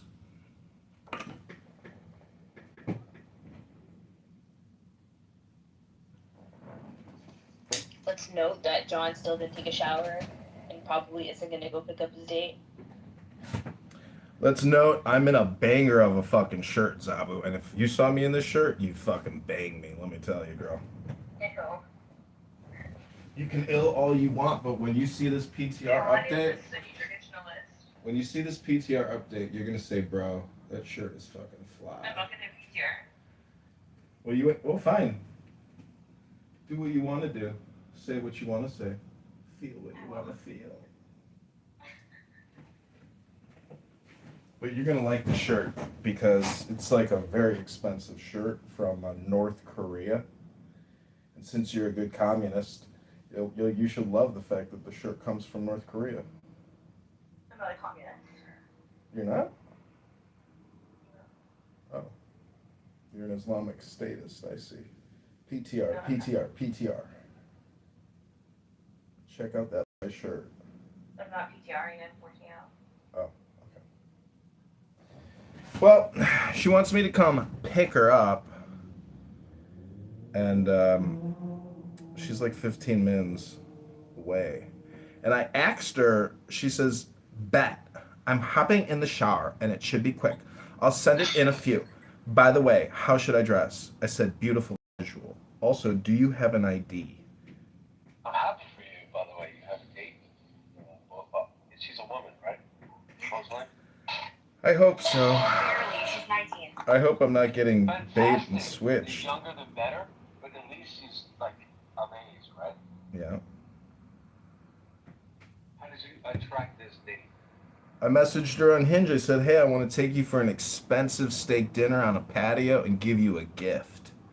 And she said, Did you actually say those words? yeah. And she said, what's the gift?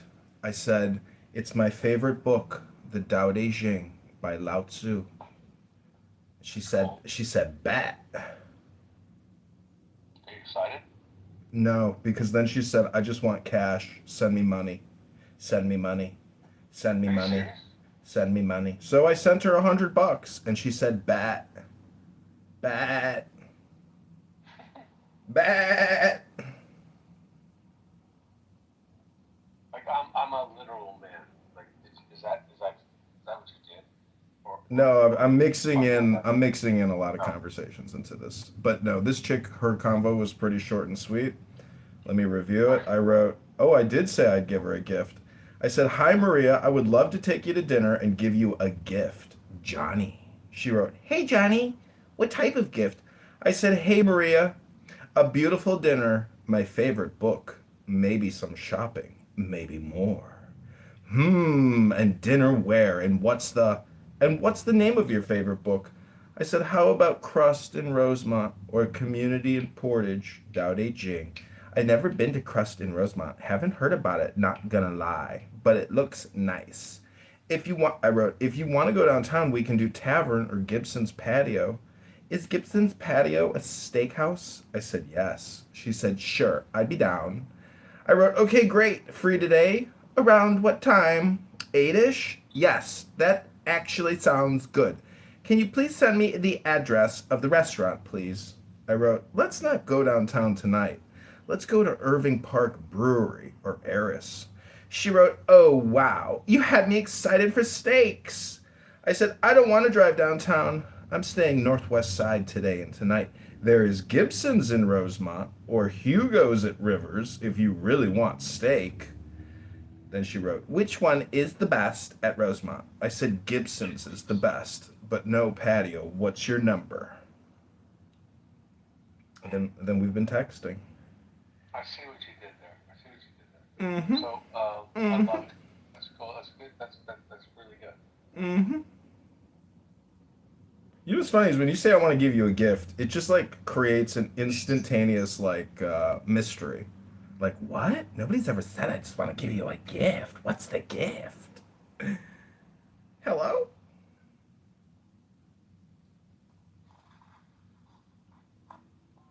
So you're on your way?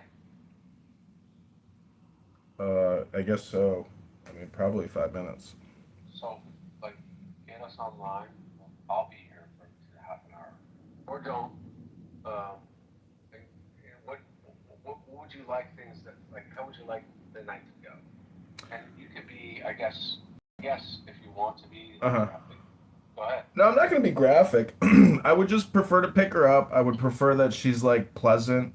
I would prefer that she doesn't look at her cell phone the whole night. I'd prefer that she doesn't use slang like bat. But, you know, who am I? I'm not going to... See, I don't take people out to, like, try to create conflict. If they're obnoxious and horrible, well, I simply observe and let them be. There's no opinion or judgment. It's simply an observational experience, and that's it. And if she wants to come to my place after dinner to smoke a little weed and have some white tea, well, that would be fun. Because guess what usually happens? If a beautiful woman says, yeah, I'd love to come to your house to smoke weed and have another drink with you, guess what generally happens? Sometimes some kissing happens. And then the kissing progresses into more than just kissing, if you know what I mean. But I don't kiss and tell.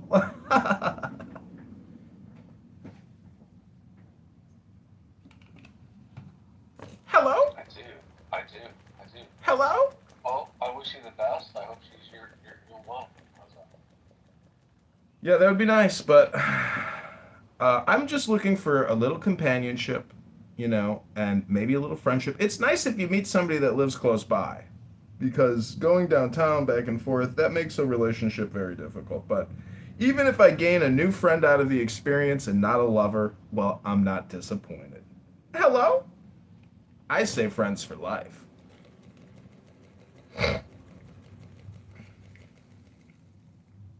Albert, you said that you take things really literally in communication. What's that like for you? It's beautiful. Because I never misunderstand people. Because I have everybody clarify themselves. I thank you for asking, by the way. I take everything literally. But And why do you do that? I don't understand why others don't. Why do you want to take people literally? What does it do for you? Why would I not? Because sometimes people are sarcastic and witty and speak poetically. There's like different things that people mean by what they're to describe. Well, I don't entertain most of those people. Sorry. You don't. Why are you apologizing? Well, you're telling me I need to entertain that part of it. No, I didn't. Pretty sure you did. No, I didn't say need. You said that sometimes people are sarcastic. Yeah. They're something else. So you There are said. all these other things. Yeah, and I'm not saying you said.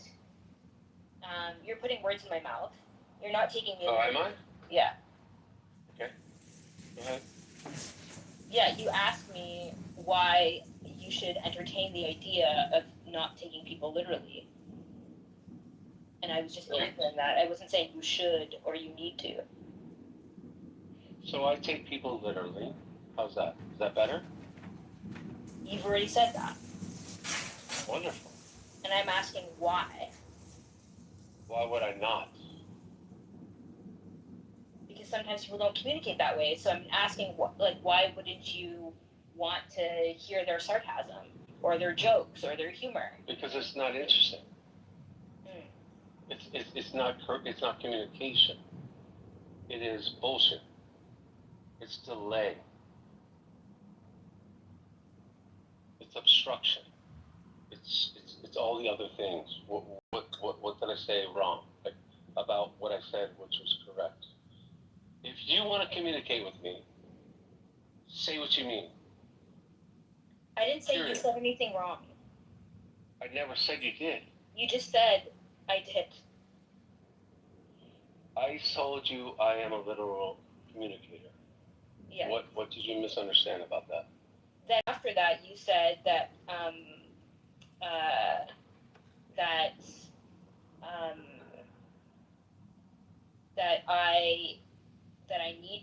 I'm telling you that you need to not take people literally, and that I'm saying that you're wrong for taking people literally, and I'm not saying that. I'm trying to understand your experience. Okay. Say what you mean. Be precise. And if you want to be sarcastic, say, oh, I'm just being sarcastic. Because then I'll understand you. It's not autistic. It's direct communication. It's actually direct communication. Yeah. Say what you mean. Yeah, it's pretty straight. So now you're giving me a directive on how I should communicate with you.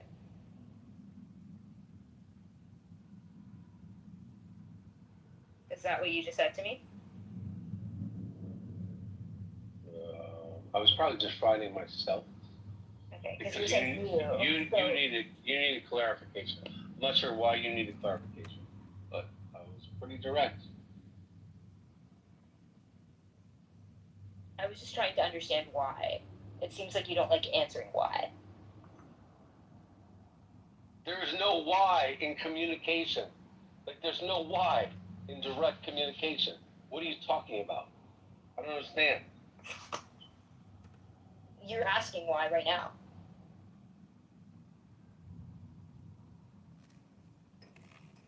by saying you don't understand. That is a why.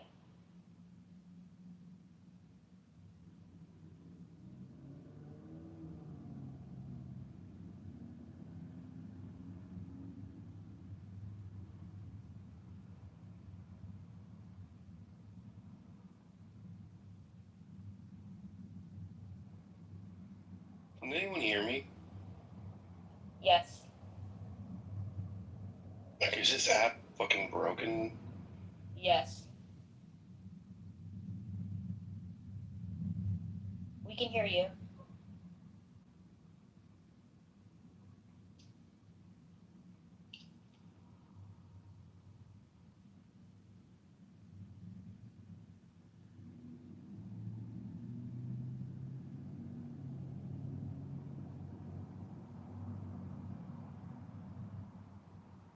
Daniel, we can hear you. Daniel, we can hear you.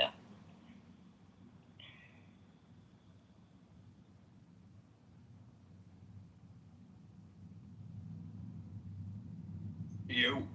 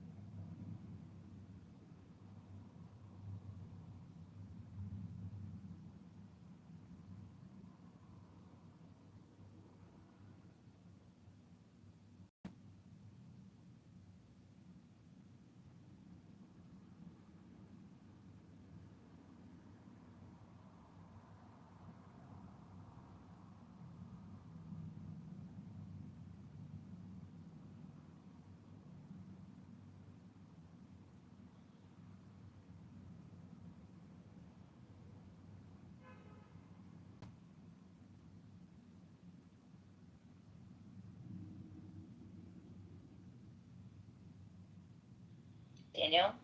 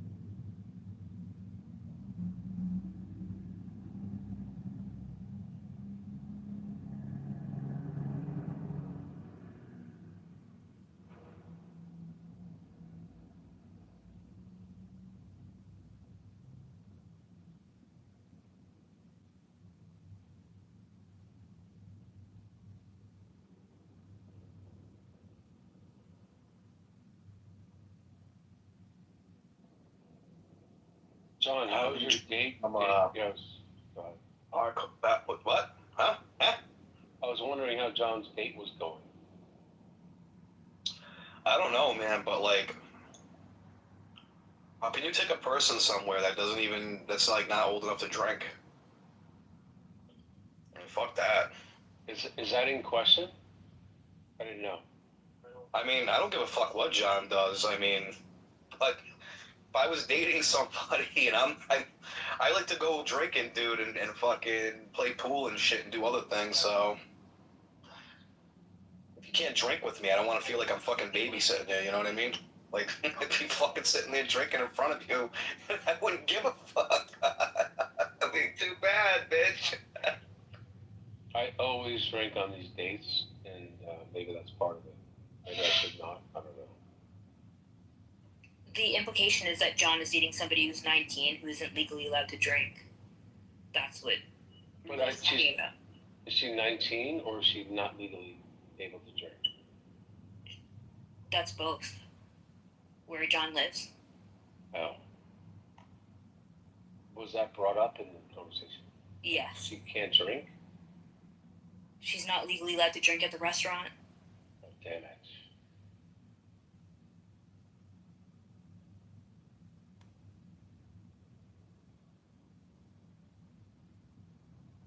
Yeah, you gotta have that option, just in case she feels uncomfortable.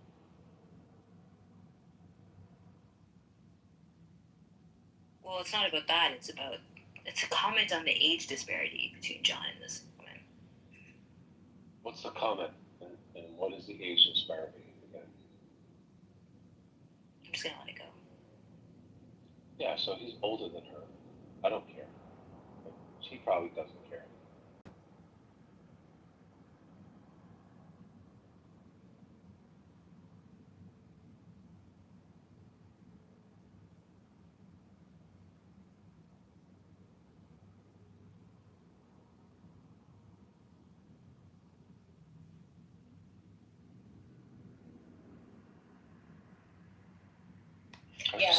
I think it's good that he has a date and whatever. I just would rather him not fuck it up. How's that? Yo, fuck your ass, never. Your app is working now, Daniel. Welcome back, man. Tell me to shut up again. Tell me to say it like you mean it. I always mean it, sweetheart. Shut the fuck up.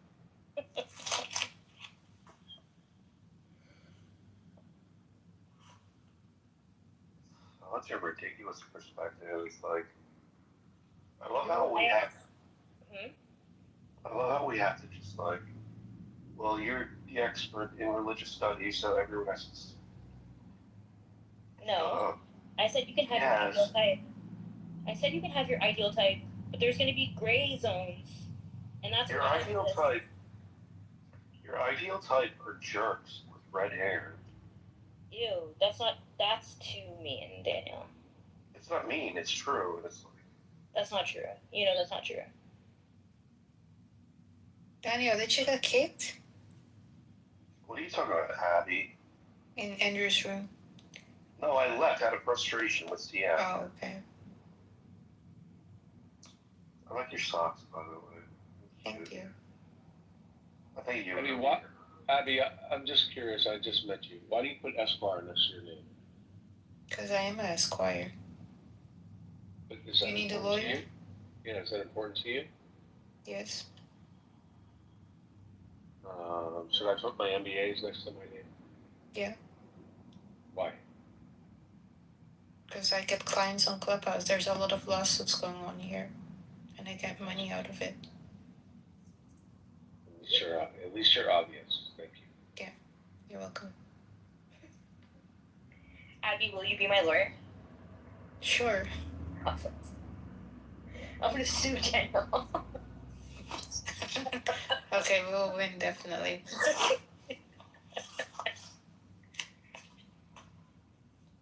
Daniel hates me right now. I didn't think it was possible.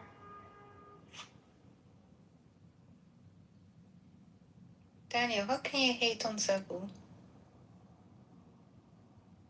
Oh my god, Abby, are those your actual socks? It's from a long time ago. Oh my god. These are like my childhood socks. Oh, that guy left. Yeah, he's so frustrating to speak to.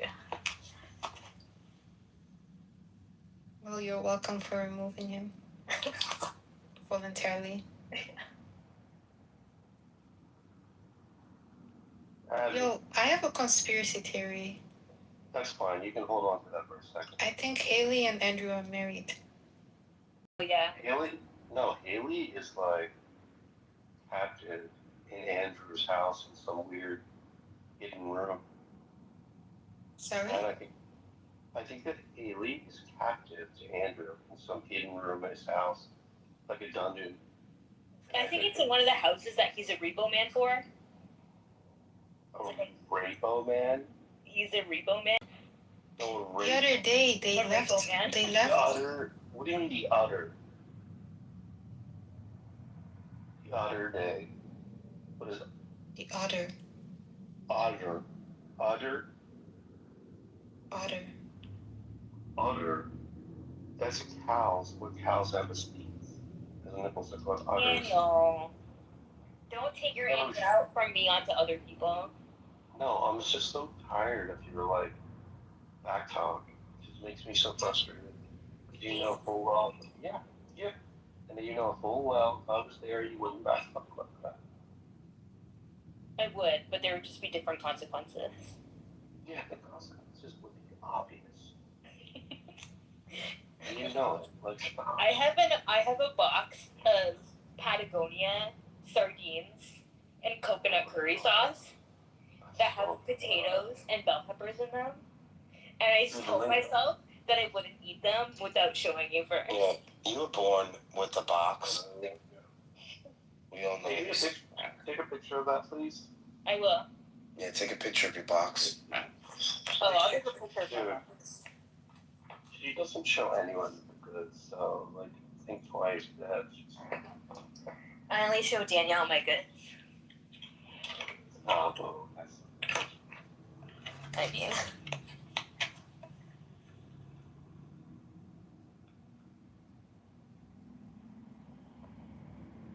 I got these.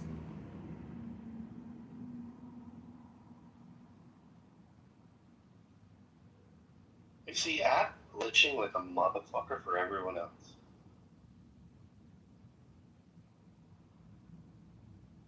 Yeah, it was glitching on me earlier. I had to keep resetting the room. Dude, what the fuck? I hate this fucking app. Some fucking bitch has me fucking blocked in Andrew's room. This stalking weirdo has me blocked, and they mob this fucking crazy woman. What's up, Pete?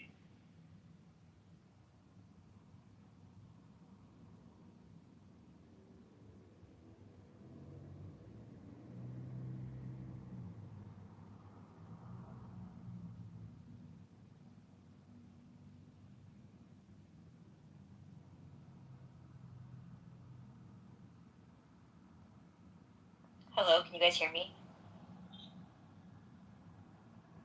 Yeah. Clear your eyes. Okay. How would you like me to show you these?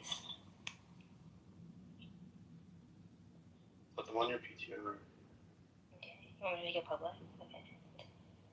Yeah, we're gonna make this totally public. Because I doubt that they're potatoes and fucking bell peppers on there. In it. I didn't. Coconut curry sauce. That's a lie. I just took a picture of the box because I haven't opened the can yet. Dude, I want to get the very first whiff when you crack that tin. Oh my god. Yeah. Oh my god.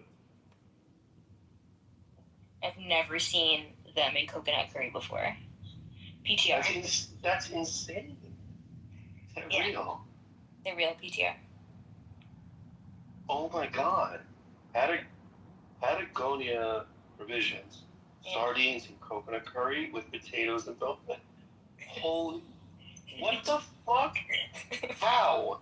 Where did you find that? No, so I told people that like when I like oh my god, that's hilarious. Usually like when I do something for people, like they usually like we like trade gifts, right? Like that's like what we do. And so instead of like buying me things that I don't need, I said just buy me cans of sardines. and so they found this one. Pardon? Dude, somebody people gave me love this for you. babysitting yesterday. That is so beautiful. Yeah. How is that possible? It's amazing, dude. I'm gonna have to try and find out how I can get that. But I doubt I'll be able to get it. But Patagonia is a outdoor like adventure brand. I'm sure they have it online. Like it's meant for camping. I doubt that. I totally think that's true. And you know what I'm gonna get for the summer? A little like portable backpack. Like I guess it's like a propane tank, I guess. And it's like a portable stove. And maybe I'll go to the river and I'm gonna like I guess put them on the grill. Oh my fucking god. Yeah. They're gonna be so good. Yeah, let me see if I can find them in my area. Yeah.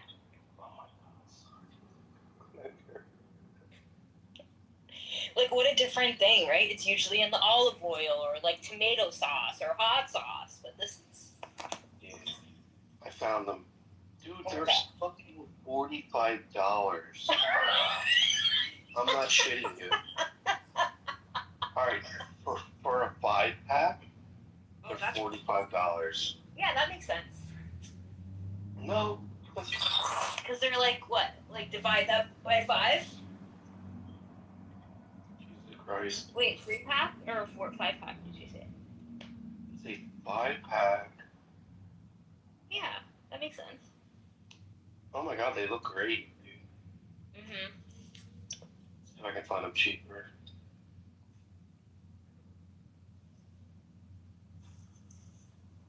This is hilarious.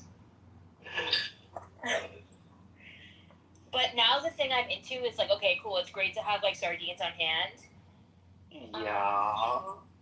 But I saw this like Instagrammer that like she carries around with her a jar of anchovies. Dude, you showed me it. Dude, that's my goal right there. She was sipping. Yeah. Dude, she was drinking the fucking can. Oil. Ew. I never get them in raw oil. I always get them in like either tomato sauce, mustard, or hot sauce. Yeah, I haven't seen the mustard ones yet. What? Yeah, I haven't seen the mustard. I only see hot peppers, and olive oil, and smoked, and tomato sauce. I do not like smoked sardines. Yeah, I can imagine. It's like...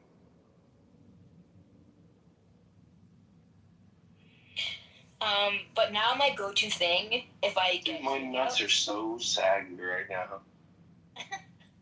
Like, it's in a weird way. Like, I'm... Go ahead, sorry. It's okay. My go-to takeout right now is sashimi. Really? What kind of, like, tuna? Salmon, tuna, squid, whatever, yeah. Ew, jeez. And I found a place that does 20 expensive. pieces of sashimi for $20. Whoa. Yeah.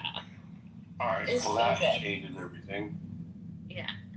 That's fucking amazing. Yeah. And so I had that and miso, and it made my stomach feel so much better. Oh, good. Yeah. Dude, you scared the shit out of me with this, like, whole, like, health crisis. I know, I'm sorry. I can't believe you had to call an ambulance. Yeah. How bad was it, dude? It was very bad. I couldn't walk. Oh, I thought it was gonna faint. It was brutal. my God. And They didn't have very far to go. Pardon? They didn't have very far to go to rescue you. No. They're like, But I had to "Alright, open the door. I'm next door." Yeah, that's true. And they used it. They got here in like 5 minutes, and it was like a non-emergency ambulance, and I buzzed them in, and I had to let them in through the front door, but I couldn't walk after I got to my door, and so I just like fell at the door, and then. When was the last time that you masturbated? Stop it, Daniel. No, I'm serious. Why is that relevant? Because I want to know if, like, your exhaustion was due to that. No, my exhaustion was thinking about. Did you make yourself fucking come, bitch? Daniel, you're being aggressive. Stop. Stop.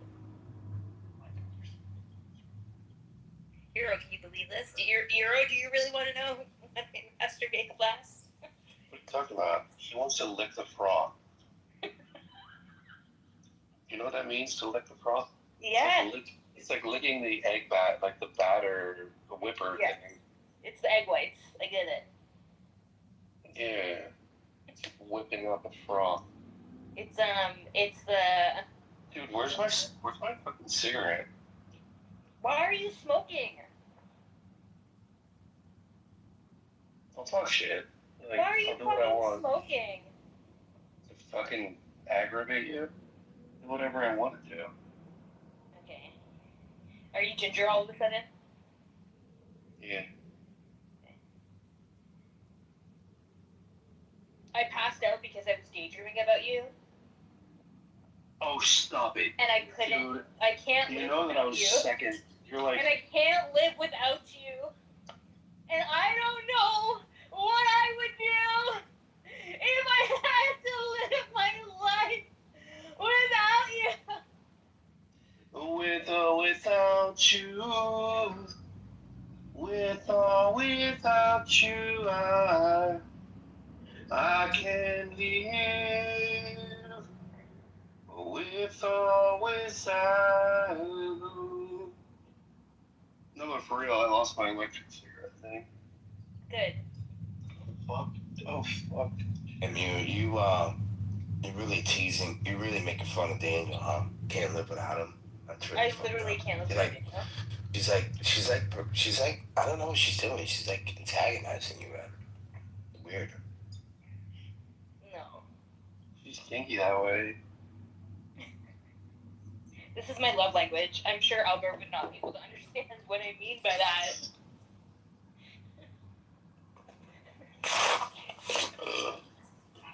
Yes. What's with you and gas? I fucking love it. Why I would love the Belch? human system. Like, we're a little planet. Yeah, We're a little planet. there are more or less scenic areas of this planet, though, Dollface. And you want to see the white sandy beaches and the clear ocean. You don't want to see the butthole. I want to see the butthole. I would show you my The eye fucking on butthole. Jupiter. Do you know that your butthole contracts when you're having an orgasm? Yeah, it does. And you know, for men, that's part of the reason why it feels so good to get your ass fingered. Oh my god, you would make me come from. Stop it. Oh my god, like, if you poked on my prostate, I would just burst. I just threw up in my mouth. Can you guys stop? Yeah, it's like throwing up your own cum. Can I just tell you, my back is gonna be ripped. Like, I found this like exercise that this woman was doing, and she was using these like 3-pound weights. And I'm telling you, it fucking works, bro. Why are you changing the subject? Because Megatron and Euro are uncomfortable.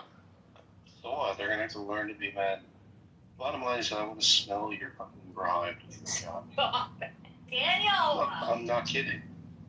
You're gonna turn me into a Sunni traditionalist of the kind that you think. Oh, there's like a certain variety of Sunni traditionalists. There's like, you can get a Sunni traditionalist in tomato sauce, you can get a Sunni traditionalist in fucking hot sauce, you can even get a Sunni traditionalist in coconut curry with potatoes and fucking bell peppers. You're right. You said that as if it was like a Dr. Seuss poem. Yeah. I want to Or smell. this is our own version. I want to of smell Shells your of Crystal. underboob. I want to smell your underboob. Stop. We could do our own version of Shel Silverstein. The absurdity of these categories. That's fine. Think about the images we could have. Oh, trust me. Alright, I found my little puffer thing. It's pretty good.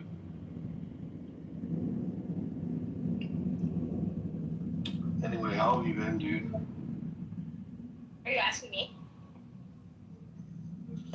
Yeah, else I'm is good. speaking? Nobody. I don't know. Yeah, I'm good. I started my glucose monitors again today. Mm-hmm. And I've been at a 6.3 all day. Actually, that's not true. I was at a 5.3 before, but the highest I had. What was that noise just there? That was my phone. Oh, okay. Yeah, right. Or me burping. Sure it was. I think. It's probably me burping. Let's be real. But yeah, the highest I got was 6.3 after eating. Isn't that incredible? It's weird. You're using a different metric. Like 6.3. First of all, a healthy range in the United States system is like 95. Oh, okay, yeah, we use a different number system, yeah. Yeah, I have no idea what you're talking about when you say 6.5. So it's my MMOL/L. Okay. So my How's your sodium been? I actually don't know, but I did a blood test and I'm waiting for the results. My average glucose is 6.2. So I don't know what that means. Yeah. There's an A1. All right. There's an A1C. Yeah. Which is like 3 months of monitoring. Yeah. That my A1C, the last time I was tested, I got a 6. That's great. Really good. I'm trying to get down to a 5.5. That's a realistic goal. You manage that. Mm-hmm. But the day-to-day, if you were to take a blood test right now, like prick your finger and measure your blood. Yeah. That's what the 6.3 number is. Have you been on any dates? Yeah. But I think we're just gonna be friends. Why? Because I don't really feel. Be honest about that. Yeah, I don't really feel like being in a romantic relationship right now. And that's the only reason. It has nothing to do with some deficit within him. No. Did you hook up with him? We had a bit of a moment, but it wasn't aggressive. Was it kissing? It was some other stuff. Did he finger you? No, Daniel.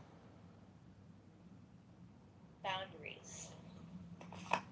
Let's not make John jealous. What are you talking about? John's gay. No, he's not. You're making him jealous, dude.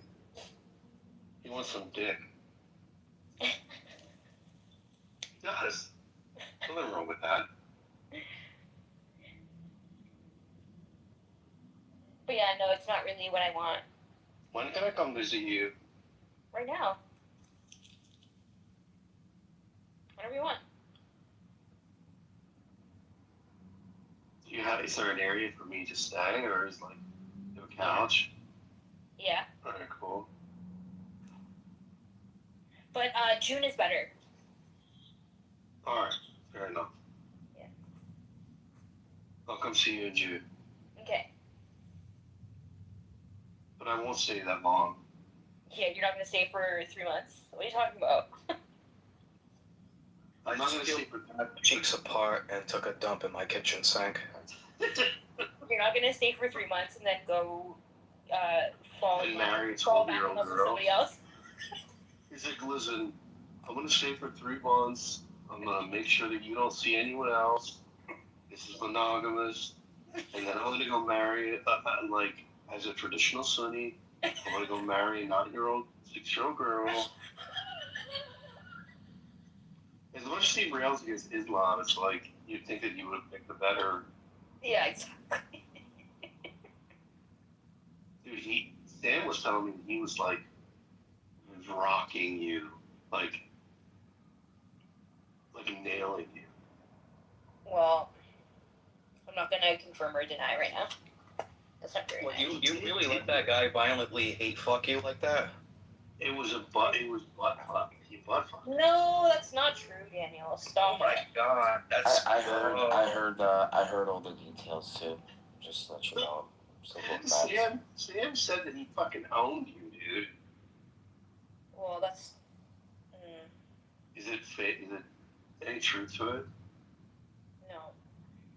Can we not talk about this, please? Sure. You just say it politely. I already said please. No, I want to feel it. I want to know that you're. Daniel, stop, please. Oh, wait a second. We're not talking about it. We're telling you what he said. Yeah, but don't ask me questions. Okay, fine. Let's not ask her any question. Thank you. Sam filled her out like an application. Daniel, stop talking about me like that. I'm not talking about you. I'm talking about A random her. Why are you doing this? because I'm. You're bored? Oh, stop it. Why are you so bored?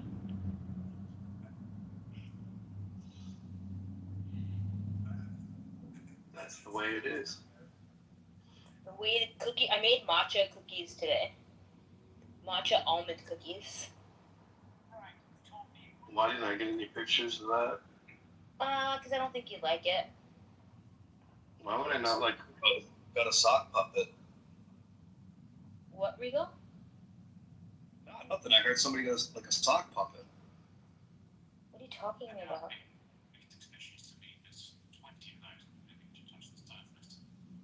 Didn't we mention anything sexual at all, Zabu, or would you rather speak on something else? I'd rather not.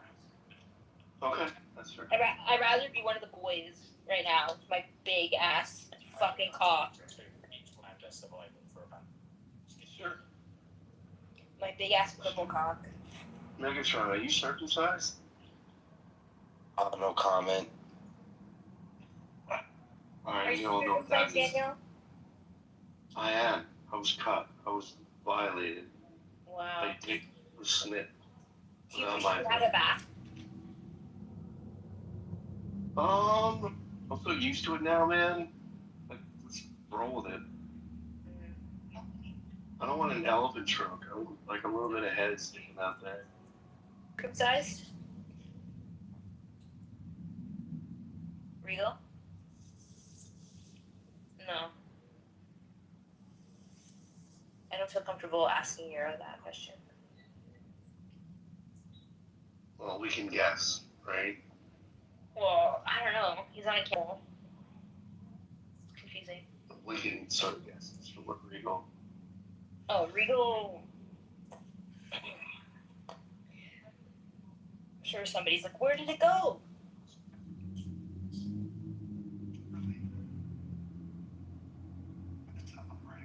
With Kitover, and like these pictures of him holding books. He's like, look, I'm literate, everybody. Don't you know? Do you think he dyes his beard so it is like that? Yes. Yeah. So premeditated. Do you think he uses like maybe it's Maybelline or something?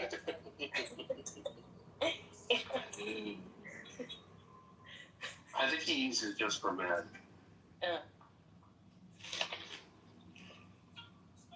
Holy shit, what was that, a pork rind? Me? What did you just crunch on? I didn't crunch on anything. It's my weights on my workout mat. Oh. Because I'm a tank.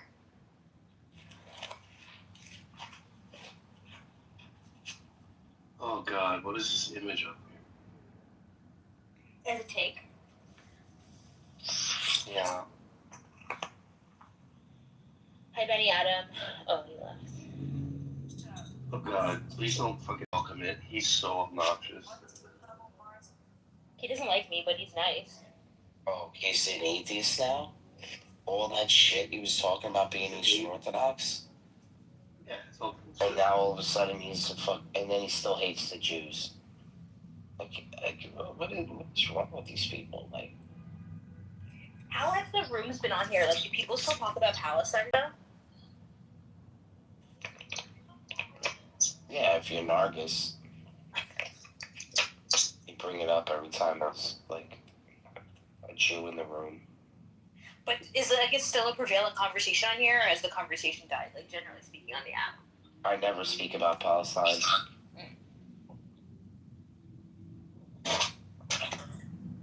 Remember how there was like rooms like every single day? No, I was never part of those rooms. Oh. I don't, what is there to talk about if you're in a room about Palestine every single day? What is there to talk about? The main debate is whether or not it's a genocide.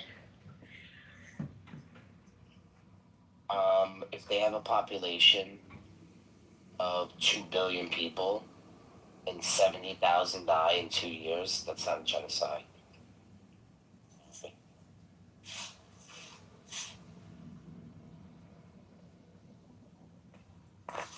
What was that, Danielle?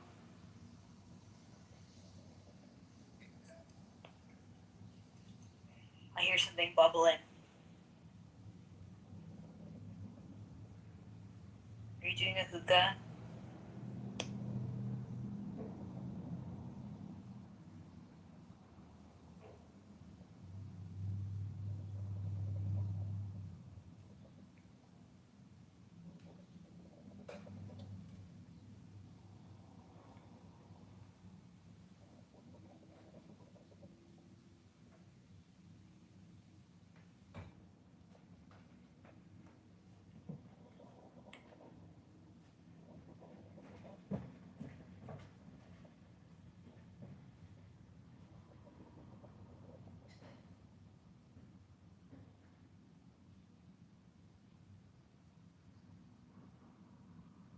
Are you blowing bubbles, Danielle?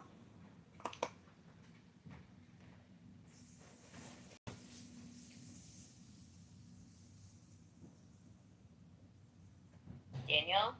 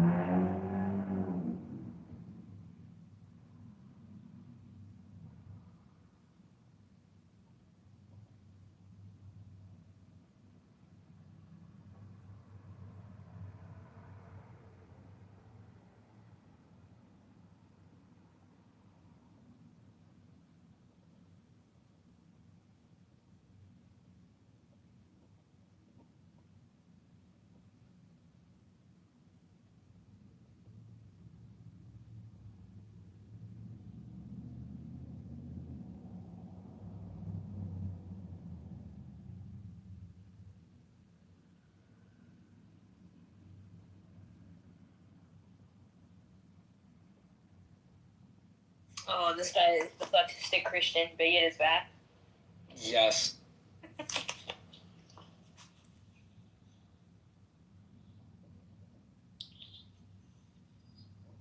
I didn't know Regal and John Kitover were like that. Are you being serious? Yeah, we chill at each other's houses, dude, and play video games. Dude, I never knew this. What the? What are you talking about? Look up. Look up. Oh, that's what you meant. Yes. You gotta lock in. You really got You a could lot. have been more descriptive. You could have been more descriptive. I wasn't looking at my phone. Well, if you looked at it originally, then your mind should have kind of like came to the conclusion that because I was mentioning it, that I was probably referencing I it since looked it's at in the you for room. a second and I looked away. I looked at it for a second and then I looked away. You know that Whole Foods does this shit. You were gonna ask me a question before. What was the So question? Whole Foods at the end of the night, what they'll do is, like whatever's about to go bad, they'll put it up and they'll sell it for like $6. Yeah. Anyway, I just fucking got a bag from the bakery. I went down there, got this heavy ass bag. I'm like, holy shit, what the fuck is inside of here? There was a cake, like a full fucking cake was in there, and a pie, and all kinds of stuff. But like, dude, you need to use this app. It's called Too Good to Go, and it lets you get all of this really amazing stuff for very little, and it helps the homeless. Amazing. Well, it's not good for my A1C, I'll tell you No, that. I'm trying not to judge you. Jesus Christ, dude, there's a raspberry one. A pie? A raspberry cake. Fucking layered raspberry cake. Wow. Can you show us? Yeah. Do you want to see it? Yeah. Alright. But wouldn't it be cool if they had stuff like that, but it was like sardines? They do. Wow. Yeah, they do, man. But everyone grabs them so quick. So there's like a 5-second window on the app where you have to race everybody to try and get it. Alright, so this is what's left of the fucking... Let me see a picture of this fucker.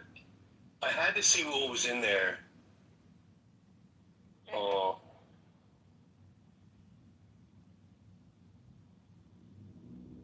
Just because of how quickly...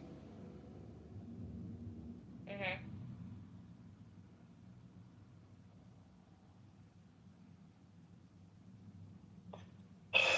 Alright, here goes.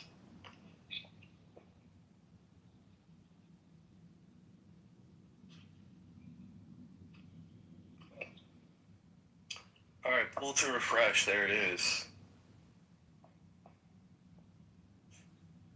And then it just... Oh, there What? we go. Oh my god. I know, right? Oh And there's a whole my cherry pie. god. Yum. Yum. Yeah, man. Is that tomato juice in the background? Tomato sauce. You have a very keen eye. Well, it's literally right there. It is tomato basil sauce. Yeah. Indeed. Yum. I want a piece of cake. Well, I hope you enjoy. Type 2 diabetes. Yeah. I can't even do it because it doesn't feel good when I eat that much of sweet stuff. Like, I'm like, oh, it tastes good, and then I feel like such shit after. Does that happen to you?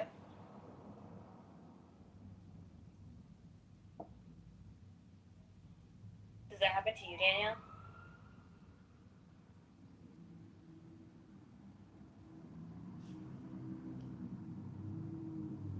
You're muted, just so you know.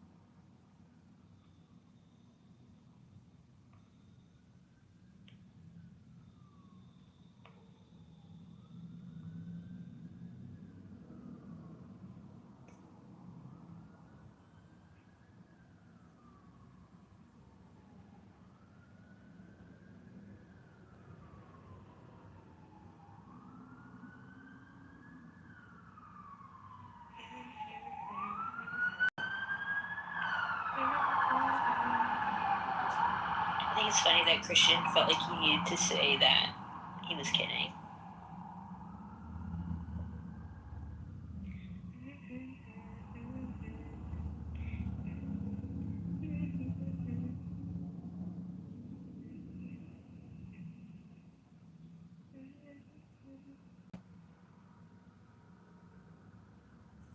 Is Nargis not coming to this room for a reason?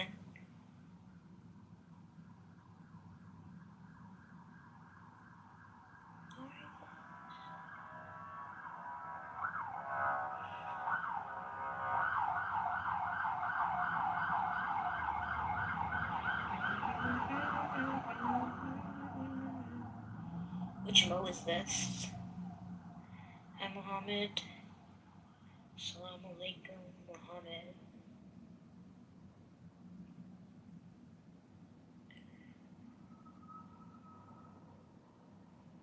Critical historical method. Yo, what up? Hello. How's Hi, everyone today? I'm good, how are you? I'm okay. Just here to relax. Yeah. Yeah. And what are you doing to relax this evening? Take my mind off of the drama that I just had to endure the whole day. Oh, damn. Hopefully listening to nice people talk about nice things. Yeah.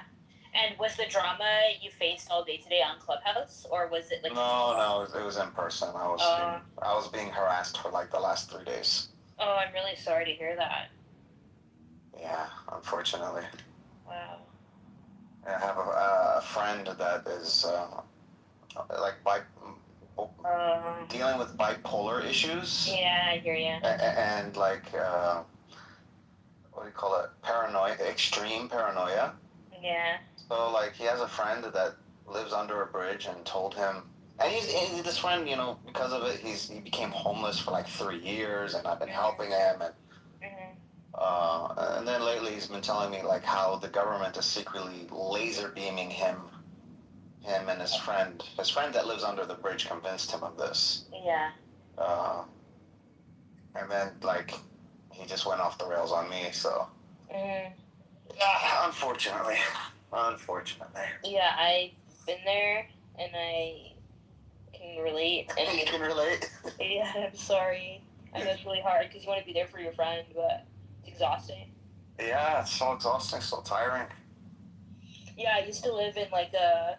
Hi, Nargis, come on. Yeah, I'm in Irvine. Orange County. Okay. I'm in Canada. Okay. Yeah. I used to live in like a house that was like a communal kind of transition home, and it was like my home, but that's how I had like set it up. Yeah. For people who are like dealing with things that were challenging for them. Yeah. And so I've lived with people who are bipolar, schizophrenic.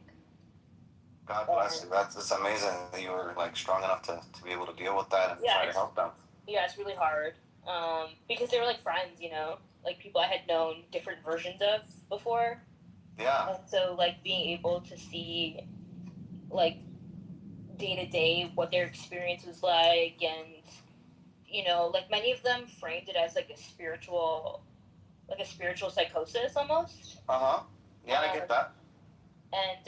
And so that actually, for the friends I had living with me, that actually was like a really helpful frame. Kind of like how or alcohol, like the alcohol addictions groups are often like very Christian or Buddhist or.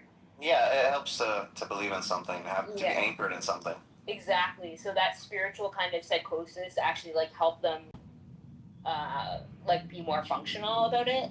I wish I could do that. I mean, I've been using that for the last 3 years. I've been using religion and meditation and spirituality to help my friend, Yeah. And but now he's turned it into I'm the bad guy. Yeah. And I'm the enemy, and he 100% believes that I am a dark magician, and I am possessed by demons. Yeah.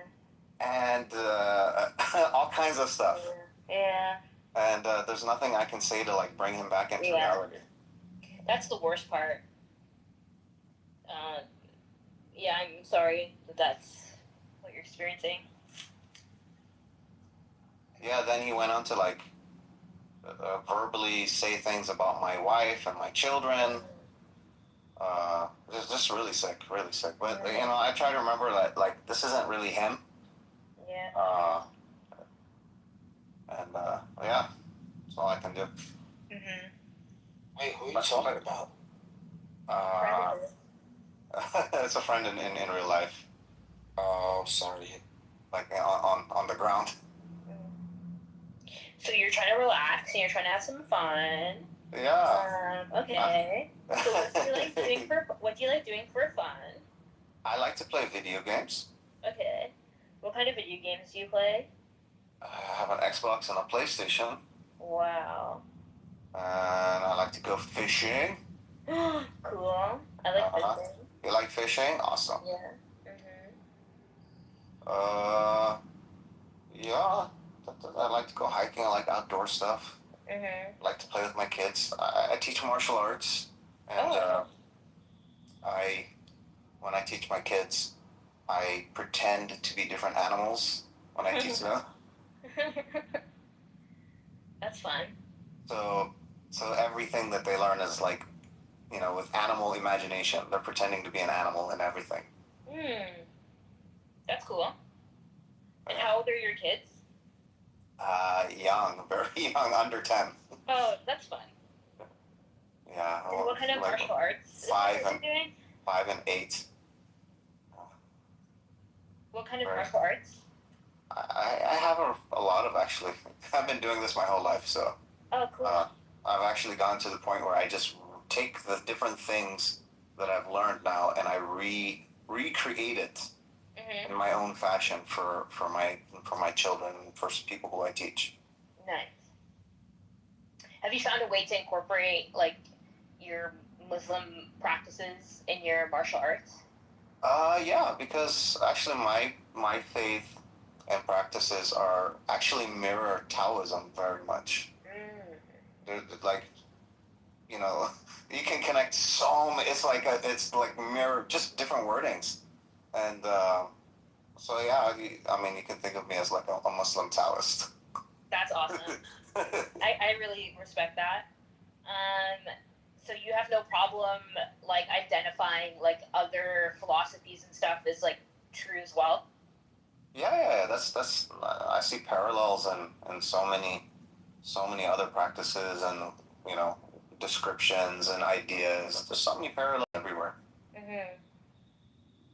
Parallels, you know, within Christianity, within Judaism, within Hinduism, within Buddhism, within Taoism. It all depends on how you understand things. The world is becoming perennial. Are you listening to this, Rigo? I hold a very similar view, Mohammed. Yeah. So we'll probably see eye to eye on a lot of things, more things than we disagree with. Yeah, I would agree. A lot of people are. Like yesterday's room, a whole lot of people were saying the same thing. Maybe 3 or 4 people, 2, 3. I don't know. Oh, what was this room? I don't know. This is one of, I think it's Barbie's room. Jesus Christ is the only way, and if you know that and you reject it, then you're gonna burn in hell. Mohammed, are you a Star Wars fan, Mohammed? I love the Star Wars. Have you seen Mandalorian and Grogu? It just came out this week. No, I heard about it just yesterday. My friend was telling me. If you take your kids to that, they'll. I mean, it might be a little graphic for them, but it's really good. Oh, that's amazing. I love Star Wars. Yeah, I just saw it on Thursday. Thank you. Yeah, and you'll find it relaxing. It's like 2 hours. And yeah, I don't know if my kids can sit through 2 hours. Yeah. But if you go on your own, you'll find it relaxing, and it's like a sweet story. And the digital like artistry is really good, and yeah, it's very and the music is really good, and yeah, it's very entertaining. Awesome. Have you seen it yet? No, I don't watch Star Wars. So you don't watch? You don't I like didn't Star get Wars? into it. I just didn't get into it. You would love it. It's such a funny thing, you know. That's such a Yeah, I just didn't get into it. I watched it when I was younger and then rewatched it when I was older, and I was like, oh, I get it. Like, I get more of it now. I'm super convinced that the writers of Star Wars are just like secret Sufis They are. or something. Actually, actually, if you look at the rolling credits for this one, you're gonna see way more diversity on in the people they hired to work on this. I even saw like a few Sikh names, and yeah, it's really interesting. But to me, it's like, oh yeah, like he's what's his name, Lucas, whatever. Yeah. He's actually talked about it several times about how he sourced so much of his material from Eastern religions. Like, he's been open about this. Yeah, I love like the costumes and the clothing, how they incorporate like Chinese and Japanese clothings into their martial arts culture. It's so cool. A lot of Sikh stuff, like even the symbol is of the Jedi is very Sikh. It looks like the Kanda, like it's anyways. Is it? I don't know. I don't remember what the symbol looks like. Oh, it's I don't know what you call it, but I don't know what you call it. I don't remember. You tell me Jedi, I think lightsaber. That's all. Oh, okay. Yeah. Anyways, so yeah, if you're looking for something relaxing and fun that's like out of the house and not online, that might be something to check out. And they have cool like toys. I didn't get any, but my friend did. They have cool toys and stuff that they're selling at the theater. Nice. Yeah, I'm definitely gonna have to. It's weekend, so I might as well do it. Might as well go check it out. Yeah. Megatron, I like your picture. Is he there? Not sure. Probably stepped away.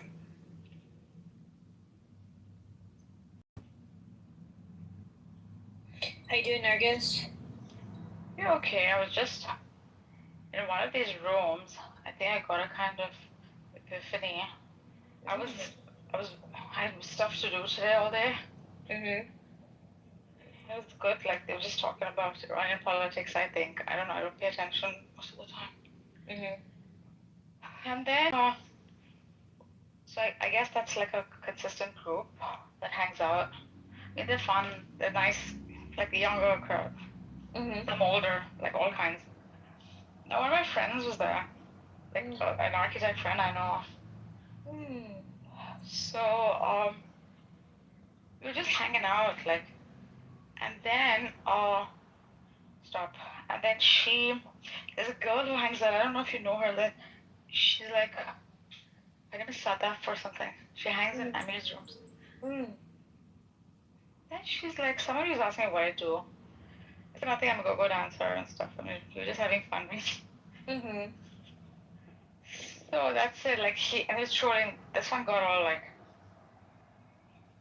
I think the women feel jealous of other women. It's really sad. Yeah. And she's like a younger chick too. Then she comes and like, says, like, she blurts out an age like 60. You're 60 years old. You should, what, like something like that. 659 or 69, something like that. You should not be. I didn't listen to half of what she's saying. Wow. I'm like, what's going on? Shit, you want to tell people what you're doing? This is suspicious. I was like, bro. Oh my god. Hateful. I said, you know my age now. You have doxed me. I got her there. I said, you have done an illegal activity. You have doxed me. Oh my god. No, never mind. I'll tell you who. There was a chick who was spreading shit about me. On this, again, another girl. Oh my god. She was like telling everyone, I don't know, I'm 60 years old. I was telling Zonera this and laughing at one point. I was like, yeah, I am. I was like, you doxed me? I did not. Wow. Really hateful. And that moment I thought, fuck, she's right. She's like late 20s or something. And you know what, like, why do I have to tell a bunch of strangers first of all what I do for a living? What I don't do? Yeah. Yeah. But I get it. You want to connect, you know? Yeah, I mean, I have it on my profile. Yeah.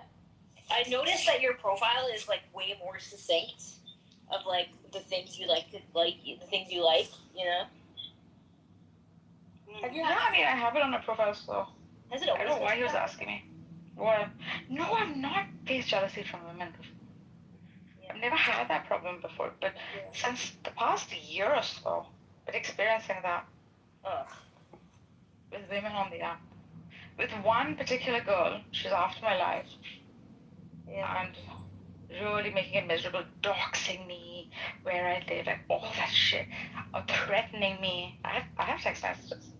Oh my god, that's brutal. There was some guy in Canada. Yeah, these people hate, like Some really guy in Canada, let me know who he is. I'll fuck him up. some Sardarji guy, she had used some gay guy, was trolling in groups, like they were constantly like harassing me. Were you able to block them? I blocked, she's one of these, you probably know her. She's a sick in the head person. She did this to me, just said a lot of yours. I mean, just jealous bitches. Proper jealous bitches. Really? Yeah. I'm sorry you experienced that. Yeah, like I actually feel horrid about it. Like what else happens online? Like not to like connect with like whatever, some new people in a room. Yeah. I've been deleting the app when I don't use it. So I've only come on like twice this week. Yeah, I'm going to delete it tonight.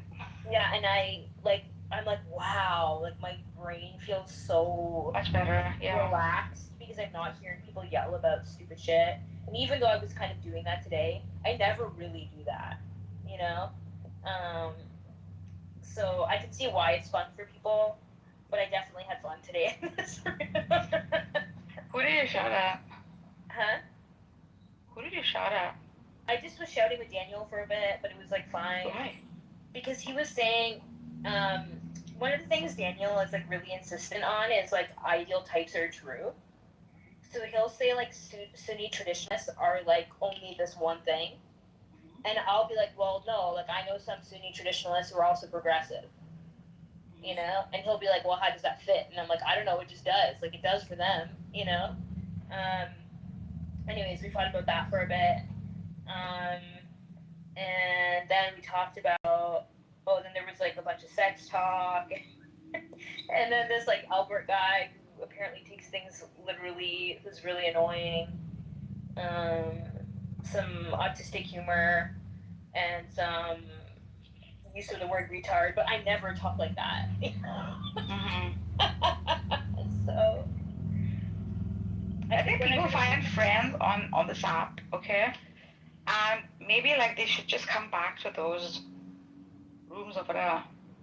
Even if like your friends are whatever, like hanging in other rooms, there's no need to go hang there. Yeah, exactly. But there's no need to come on the app either. Yeah. I mean, like a lot of the people, like obviously, like you know, when I'm reading like good philosophy and stuff, I want to be able to talk to you about it. Yeah, exactly. That's the need, I guess. Yeah, and reflect on it and stuff. But like mostly, like I didn't feel like much was missing when I deleted it this week. I think I'm on day 16. That's really good. And I usually like I'll be on it. This is the most I've been on it. Yeah, today. And then I'll just delete it again for a couple of days or whatever. But because I talk to some people on here off this app now, it's like, yeah, like I don't feel like I don't have FOMO or anything. Fuck, that just hit me like, the fuck? What have I been doing? What the fuck have I been doing? Having on this shit up. Yeah, it's like the gems of it are like rare now, more rare. So why do people come on this app? Have you ever thought about it? I need to get it off, so I need to know why I'm getting off. I think people get on this app for many different reasons. They're lonely. They have become complacent in their ability to socialize after the pandemic. Hey! No. Yeah, sorry. They, you know, maybe they are going through a transition in their life. Maybe they have struggle making friends in real life. I don't know. There's so many reasons why people would use it. Community, fun, jokes. But it's like mostly like I think jobless people who don't work. But that's most of the time. surprising because you think about it, but a lot of people in Andrew's room have jobs. How do you know? Yeah, only Sully does. No, Sully, Albedo, Andrew, Bob. Bob doesn't work. Kidding me? Well, he's not working right now, but he has a job. Because he's doing parental leave or whatever. But yeah, most of them, even AWOC has a job. That's true. Yeah, that's true. The Christians do. MJ has a job. Yeah. Converse does. I think they just have jobs that let them be very independent. Not at all. Like even their jobs, like they come at certain times and they take breaks. Yeah. Okay, so yeah. I have a job. Yeah. But this is not my only I don't know. I have friends in real life. Yeah. I don't know. I think once I came on it last year, I came on it during the pandemic and I left and I came back last year, and then when I came back last year I met all of you guys. And I was like, oh, this is 5 or 6 cool people, and then I met some other Muslims on here that I've really taken an interest in getting to know. And that's I don't go to new rooms anymore. Exactly. It's mainly sometimes I'll go to the when there's a political event, when the vote happened in Tanzania, I went to some of the Swahili rooms, and that was really interesting. One, because then I could practice listening to the language, but then two, also think about how are they viewing this president and stuff. Yeah. I stayed here for I was gonna leave way before I told Daniel too. Yeah. I stayed because of this Iranian thing, right? Yeah. Just to know what's going on and shit. Are people even talking about Palestine on here anymore? I think most of the action is actually on TikTok. I don't know. I just feel like fuck. Shouldn't have come on this app. No. Probably the worst decision of my life. Maybe it doesn't have to be so black and white, Maybe it's just a matter of how can you start incorporating other things. It just hit me at that moment. Yeah. I was like, fuck. Yeah. What if and she shamed even, right? Well, she's saying that to herself, also. Shamed, and she said this is suspicious. What do you do? And then she said, I have a master's in this, and I said, that's great. I'm saying, that's really good. The one thing that's crazy is there's a lot of government people on here. And that's what I find wild. Because I talk to them enough that they eventually say what they actually they're not aliases on here. They're they go by their real names. And I'm like, oh shit, because when I first came on this app, it was for research purposes, and there was a whole team of people who studied radicalization who were on here, right? Because they were interested in oh, are people using this for ISIS and Hindu nationalism and whatever. And so then, as part of the research teams, were they using it for that? Yeah, for a significant amount of time. Yeah, totally. Because when the app started, it coincided with the Indian farmers' protest. And so that the app became a place where there was rooms about Modi and farmers' rights, and then you would have rooms where it was the Sikh activists in California and Canada and the UK and Punjab would come on here, and then the protest itself had a room on here, and they the students who were running the camps would host rooms on here to talk about what was happening on the ground, and how were they establishing consensus and blah blah blah. It was really fascinating. That's why I came on. So were you studying? You were studying it for your work? Yeah.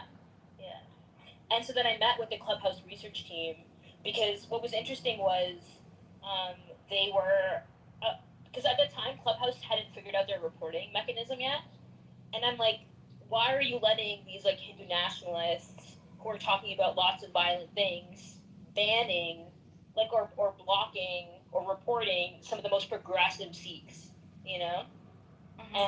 And I'm like, why are you allowing that to happen on your app? And so I met with them because some of my other colleagues do radicalization on other apps. And so they often go to these academic conferences where they talk about these things, right? And so then I was like really interested because like some of the most prominent Sikh activists were getting banned on the app. And I was like, you guys shouldn't do that because this is like crucial to their engagement. And I found out that they were still developing their research teams. Like all these social media platforms, like Facebook, TikTok, like you name it, they all have dedicated research teams for certain topics. So they'll go through their data and they'll like organize their data. And then see like trends. And most of the time they're using it for marketing, but there's some teams that focus on like translating the data for like policy purposes. So they might not write the policies themselves, but they might like outsource it to like these like research think tanks or whatever.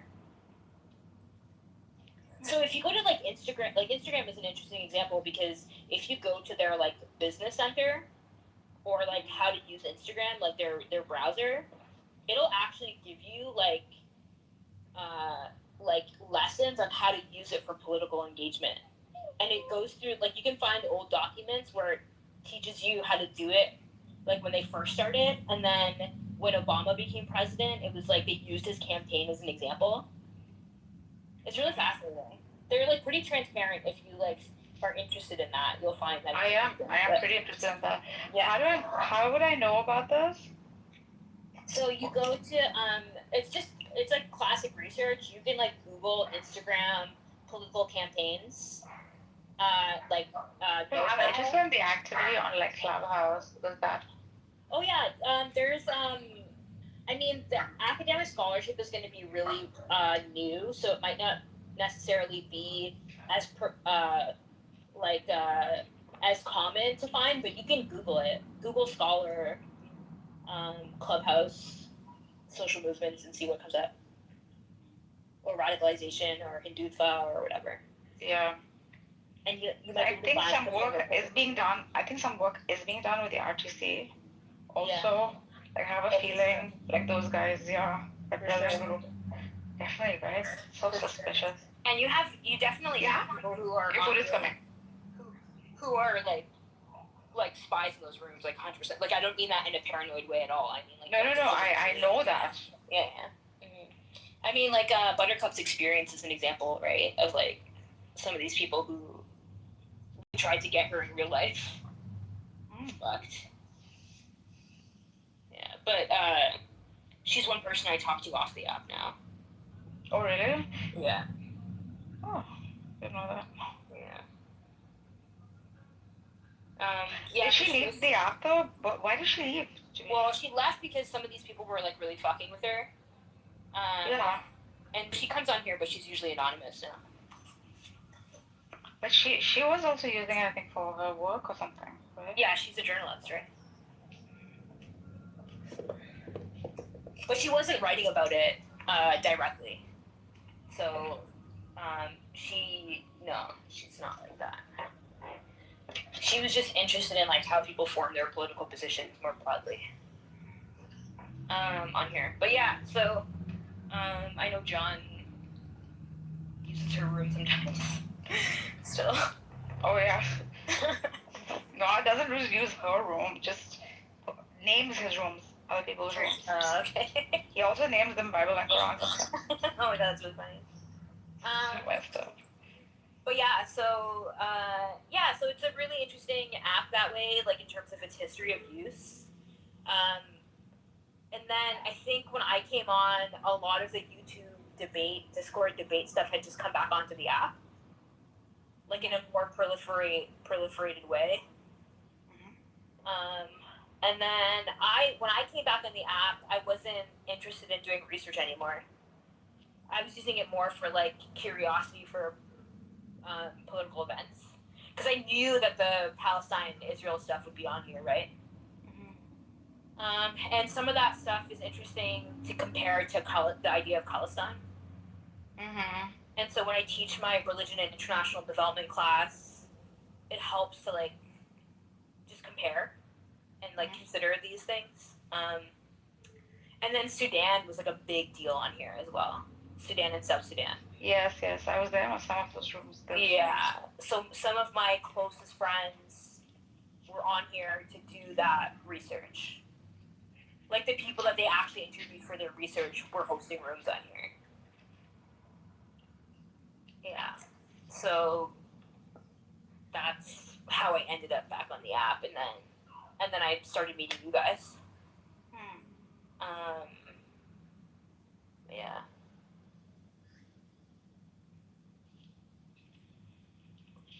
Sam, like, he's really being mean to me. What and happened? Megatron, really being mean to me and Megatron. Megatron was being mean to you? No, Sam was being mean to Megatron. Ugh. That's crazy. I don't know what to say because I don't talk to him the same way anymore. But yeah, that really sucks.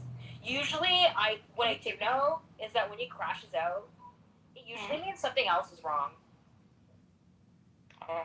So I would see it as like a mental health crash, not like a you thing. Oh yeah. I mean, it was weird. He was calling like people cunts and stuff. Yeah, something's wrong. He used to call me when that happened. Yeah. And I have a guess of what it is. I just can't talk about it. Okay. But yeah, he definitely has mental health issues. Yeah. Yeah. Like the last time he crashed out a couple months ago, he called me like immediately, and he was like bawling his eyes out. So. Oh, it's just depression, maybe. Depression about like certain aspects of certain things, you know? That's sad. Yeah. But when he was... Pardon? When he was what? Sorry. When he was living with me, he wasn't crashing that much. I think he only crashed once. That's when you guys had that fight the first time. Oh yeah. Yeah, he brought it up again. He's being serious? Yeah. I was like, this time around, it was like, fuck off. Yeah, like it's not true. Why am I reacting? Like, yeah. I was very Regal also, so. He was yelling at you? No. I was reacting to Regal also the other day. Oh yeah. Yeah, don't let these fucking jerks get to you. They're fucking stupid, you know. And nobody knows what you look like. No, they do. I've met people on the set. You've met Regal? Not Regal, no. And you've met Daniel? Daniel, no. No, man, I've met like Ehsan, some other people. Yeah, but those people are not gonna like talk about you that way, you know?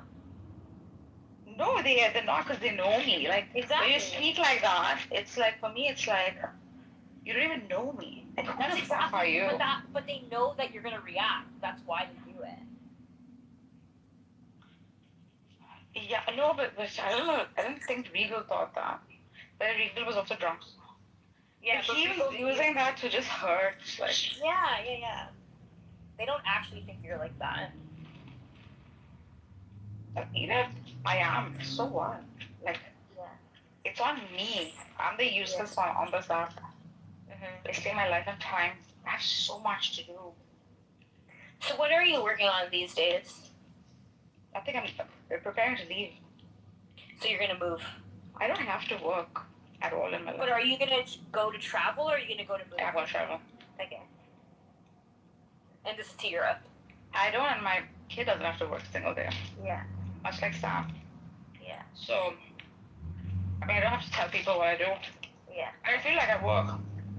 Yeah. I work once, twice a month. Yeah. And I share the dial though. Yeah. So when I hit it, I hit it. And then I just, but for me, like I used to be the kind that had to work. Yeah. And so this is probably like, I'm doing other stuff, like just, I don't know, organizing things. Yeah. These are also work, right? Yeah. Never done it before. You never move? I've never organized no, I've never done it myself ever in my life. I did that to move here 3 years ago, and it was like the best thing I could have ever done.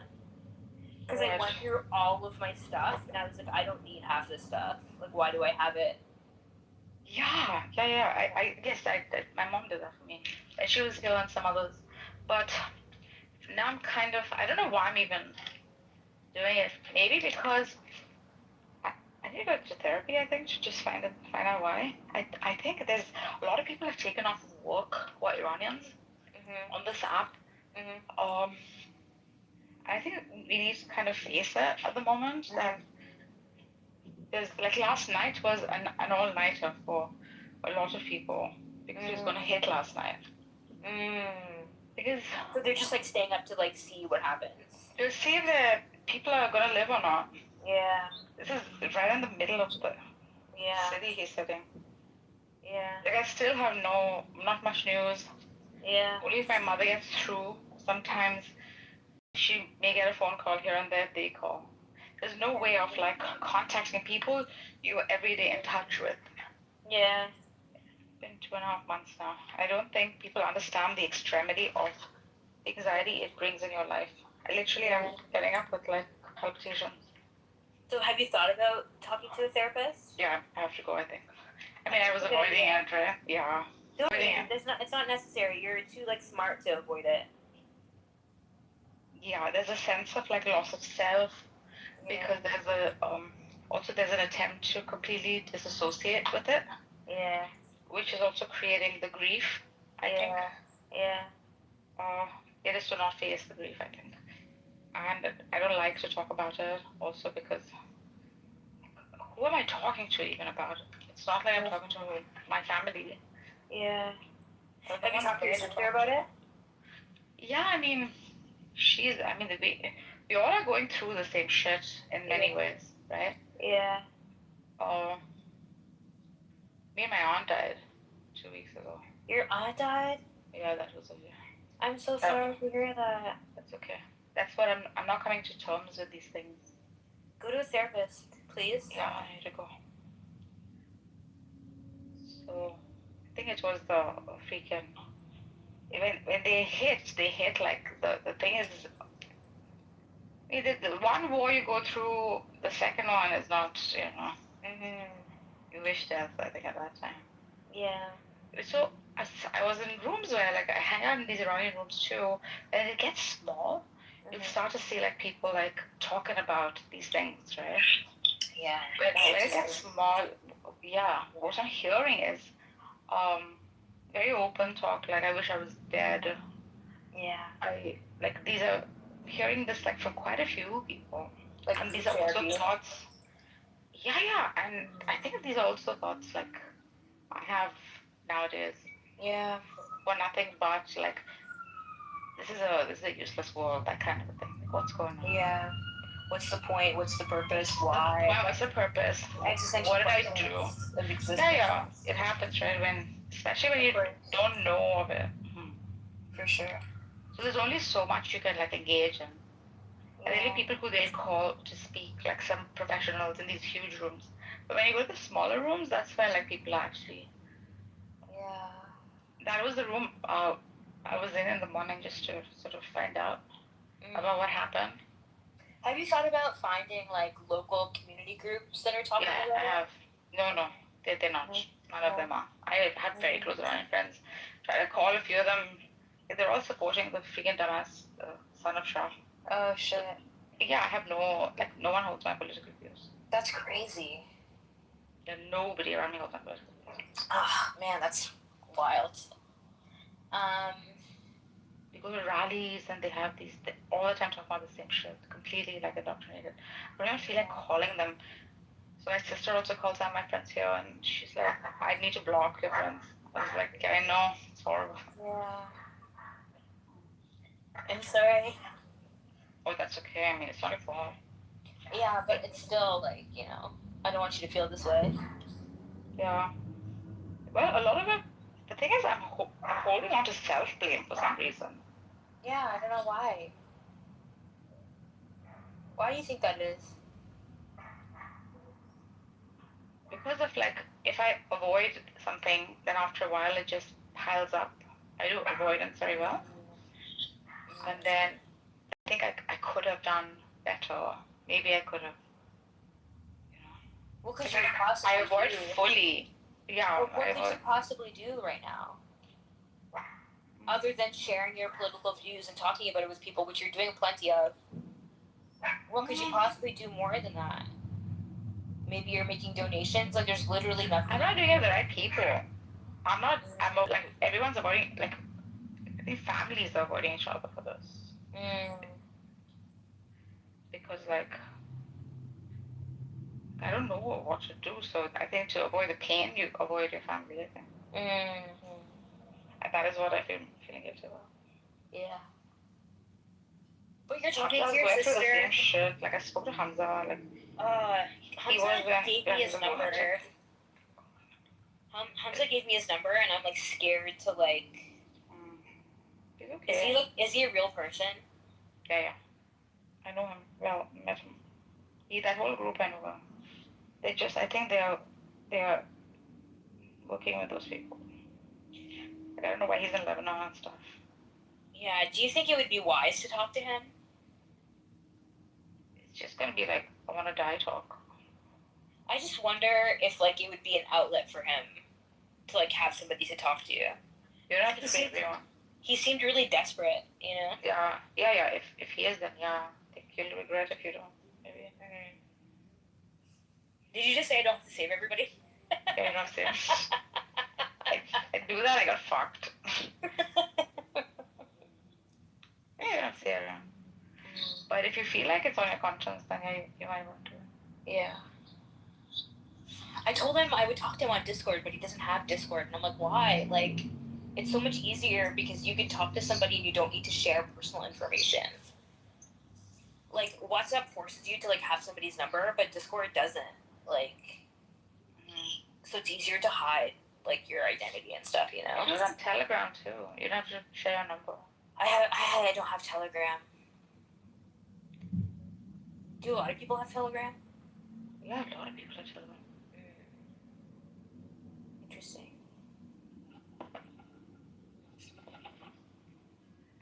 Maybe I'll do that after I'm done. I'm trying to finish my thesis this summer. Oh, what is it on? Sikh activism in Canada. Nice. After 2006. 2006 to 2017. How come you picked that topic? Because there was a new group that started that revitalized the Khalistani movement. And they were university students who were really, really progressive. And historically in Canada, the Khalistani movement was really like anti-colonial, but very militant and conservative. So I was interested in how this group in Canada became so progressive. Like, how did this generation start framing it as a human rights issue? And that's what started it. Because I went to school with many of them. And then we were in high school when 9/11 happened. And so we started forming coalitions in high school. Then we all went to university together. And they formed something called the Sikh Activist Network. And I was doing my activism on campus. And so it was kind of like correlating with each other. And then this was something... So they were some of the first communities in Canada to respond to Palestine. Oh, wow, And the Sikhs. Yeah. And the Lincoln Tamil protests as well. And so I was in... That chick sits with... Oh, what's his name? Ace. Oh, that's probably because of the Sikh. She looks on Canada. Yeah. So, are you talking about Ruby or whatever her name is? Not Ruby, like, what's her name? Rabia? Rabia. No, not Rabia. What's her name? I don't know her name. Ace. She sits with what's her name? With Amir? Yeah. I haven't spoken to her before, but I've heard her speak. Yeah, big time. Like, very enthusiastic about it, too. Yeah, but I mean, like, more progressive, like, socialist, communist, progressive. Oh, like that, yeah. Yeah, and more like interested in like queer rights and stuff like that. No, she's too conservative. Yeah. So this is what I mean. Like, so this group became like super progressive, and like, so after 9/11, they were like really interested in like, I think they were really inspired by the Occupy movement and the Arab Spring and things like that. And so while the world was dealing with that, they started this group, and this group became the go-to group to organize these other protests. So the Palestinians would organize, the indigenous people would organize, Black Lives Matter in 2016 would organize, and they were the ones who were called to help organize all the food and everything.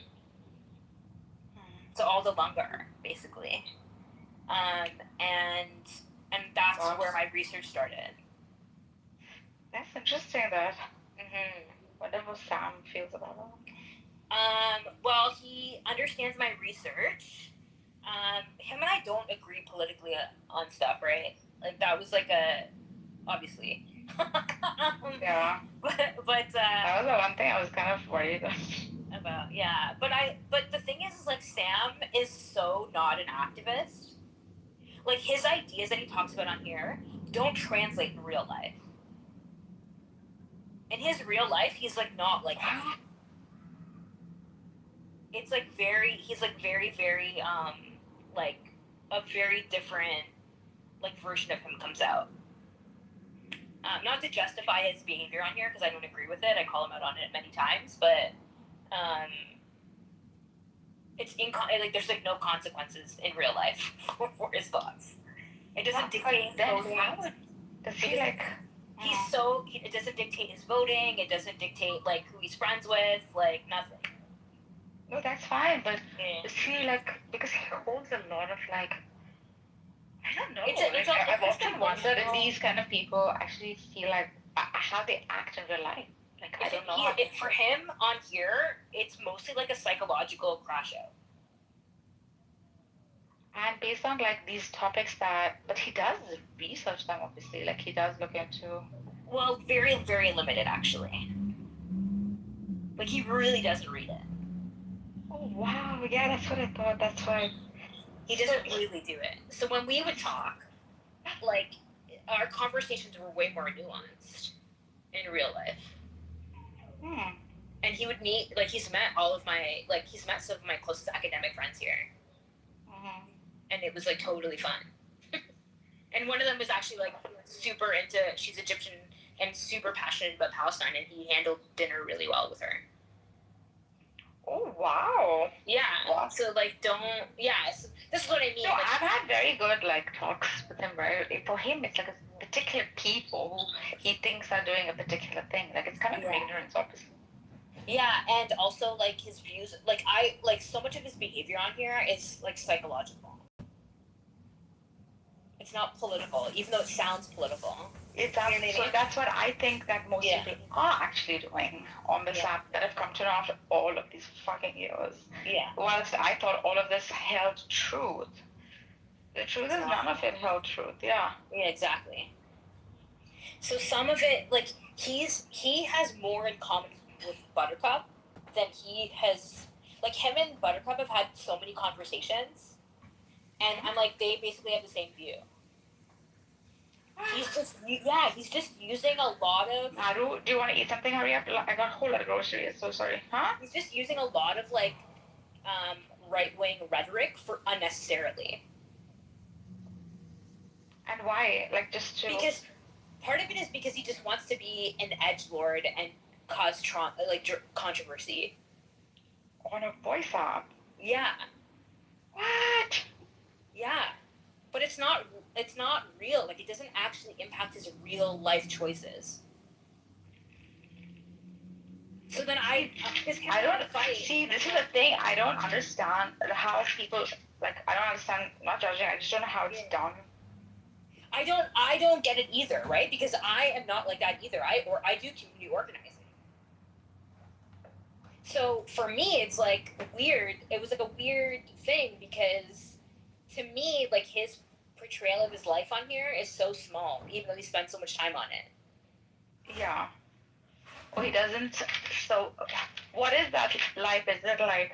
Yeah, I've often wondered. Like, He's so artistic. He's writing all the time. He does poetry. He reads poetry. He's really into film and art, and he spends a lot of time looking up painters he enjoys.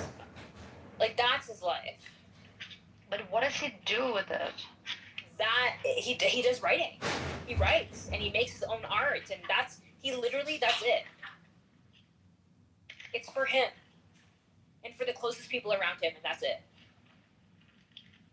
So, like, he doesn't kind of need to contribute to society. Like, if I work, it's for me to contribute. Like, and I'm saying this because it's a need. Well, he does. He does in terms of he writes for his community online. But that's it. Yeah.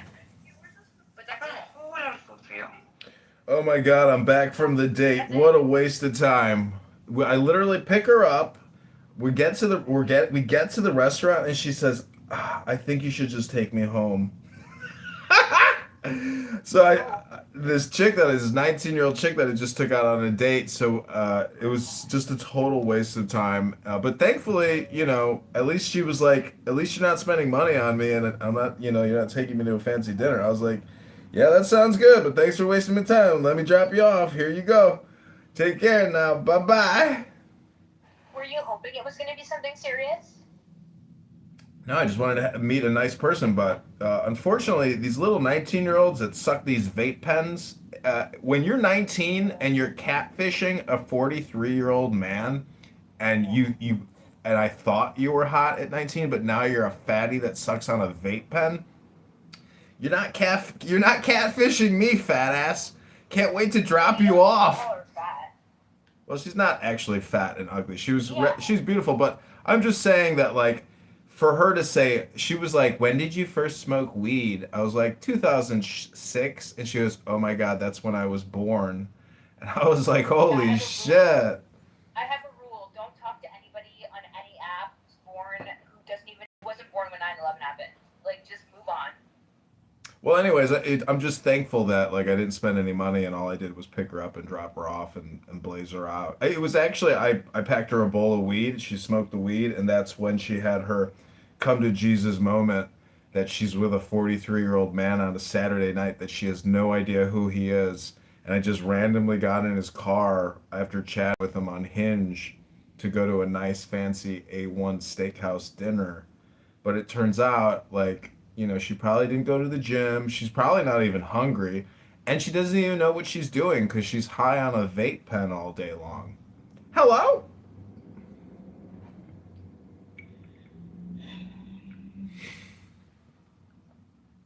But see, nothing goes to waste in my life because now I get to come on YouTube and come on Clubhouse and make fun of a 19-year-old vape pen addict. Why don't you just go A waste out? of my time.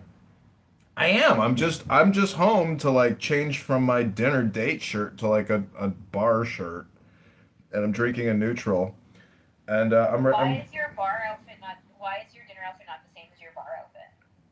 because honestly, this shirt is like kind of like a fancy shirt. It's like a $400 shirt. I'd rather just take it off and put something simpler on. And are you gonna go to a dirty bar?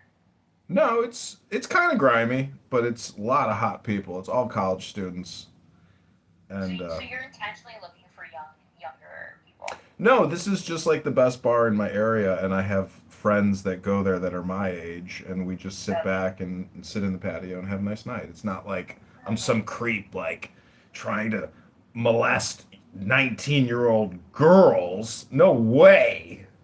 Silly goose. You silly I goose. think that if you had a nice outfit, I'm sure it's good enough for the bar. Yeah, well, I could keep it on, but honestly, I want to transition because that date went nowhere. I'm gonna, like, put a fresh shirt on and reframe, recenter my chi. But it is a fucking awesome shirt because it's like a see-through micro net. Somebody made this by hand. It's just incredible artwork. Oh, so you're going from a straight dinner to a gay bar. I got it. It's not a gay bar. It's college students. What are you talking about? Just talking shit. Yeah, go work on your fat ass, Sabu. Thanks. hot and tempting my ass is.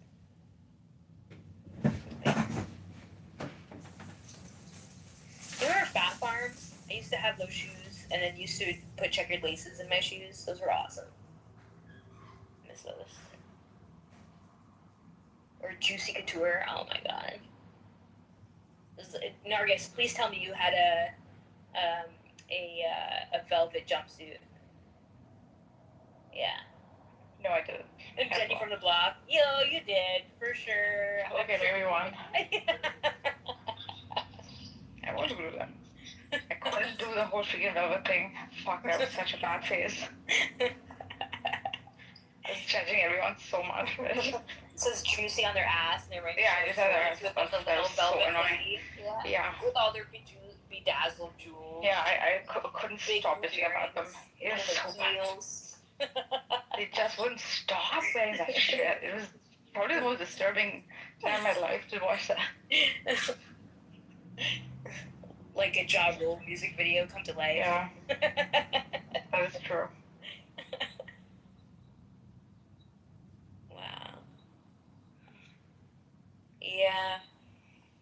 So maybe John Kitover is right. Oh, John Kitover's been in the room all this while? This whole time. But he was meant to be on a date and tell us about his date. But his date didn't go well. I think he's dating 19. How did you see 19-year-olds on, John? Because he goes to college bars, and he looks up 19-year-olds on Hinge. He would be a really good Sunni traditionalist. I don't look up 19-year-olds. I just swipe right. But you can adjust the age. Yeah, I know, but a lot of it is just geographic proximity. Like if somebody lives close by, it's like, okay, let's just meet for a dinner and maybe a bite to eat and see if we're attracted to each other. Thing is, I didn't like vet this chick, talk to her on the phone and find out how R-worded out she is, but I always hope for the best, and unfortunately this one was fully R-worded out, so it was impossible. I always do a phone call before I meet somebody in real life. Why? Because I feel like the phone call gets rid of the first date syndrome, or because the first date I find often becomes like a resume date. And if you have the phone call, it like eliminates that when you actually meet them in real life. It takes the edge off. It takes like the first date, if you don't talk to somebody on the phone, feels like a resume date. Oh yeah, yeah. What did you do? Or how long have you worked here for? Like, what do you do for a job? Like, well, all that kind of shit. I hate that. So don't people usually do talk on the phone before like going out? No, they don't. Wow. So then, because a lot of people don't like talking on the phone, so they'll text forever. But I fucking hate texting. Oh fuck, that's horrible. So then I'm like, okay, because I'm such a phone person. So even if you're gonna be in a relationship with me, you better like talking on the phone, you know? So that's how I find out if they're into it.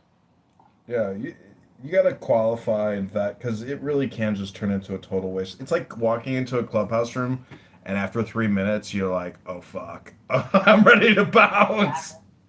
Exactly. Ready to bounce. Oh, this guy likes. Phone call is so important. Yeah, one time in Los Angeles, I went on a date with a cute girl, and I was always pre-calling, and I was unsure that I felt that there was something up with this girl. So we get on the phone and we had a decent enough conversation, but I could still tell there was just a little something off. And sure enough, I get to the restaurant, I'm outside the restaurant, and I see a girl walking towards me who had what is it called? Like the Lou Gehrig's disease or whatever, where you're like, you know, like your arms are curled. No, worse than Tourette's. Anyways, she was disabled, you know? And I was like, how did you get here? She's like, I rode my bike. I'm like, rode your bike? You can barely walk. So I bought her dinner, and then she didn't even thank me. It was an expensive dinner. She didn't even thank me. And then she got on her bike and she rode off. And I was like, holy shit. Holy shit.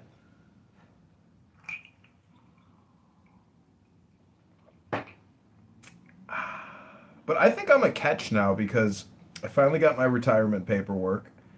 I own my house. You know, I can live off of my fixed income.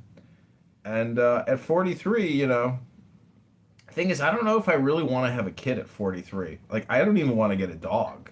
Like, why would I want to get a woman and a kid? You know?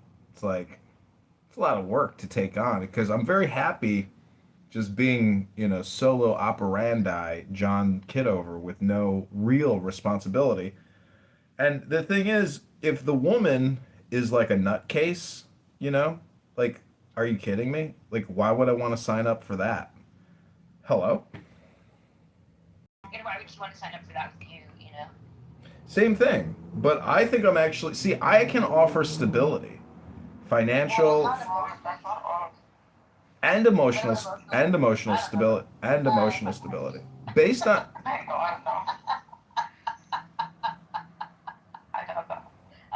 Oh, you two. Listen, I don't need your criticism. I just need a woman who loves me. And that's really like, do you know Osho? I heard Osho talking about love today, and he was saying people who think they know what love is, they have no idea what love is because love is just like God. It's just like faith.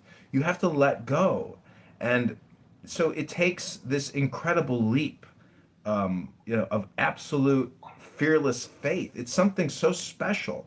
And so when you really love someone and you have that twin flame and you're intertwined, it becomes you become a new organism. Like you're two become one.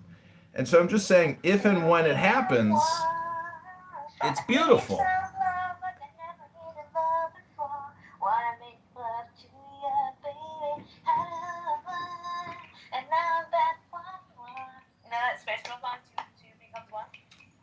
DJ Zabu performing live Saturday night from Brooklyn. Where's Daniel?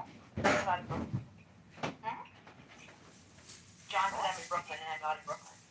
Daniel's eating his cake. Daniel got a cake and he's eating it. Eating it true? He's eating his icing and what is it? Eating your cake and having your icing too? Something like that? He's literally doing that. And he's probably gonna go into a coma because he's diabetic, eating his cake. Oh gosh. Yeah. I had a health emergency this week. Oh my god, why? I pretty much fainted. Caught myself before I fainted. Called 911. It was brutal.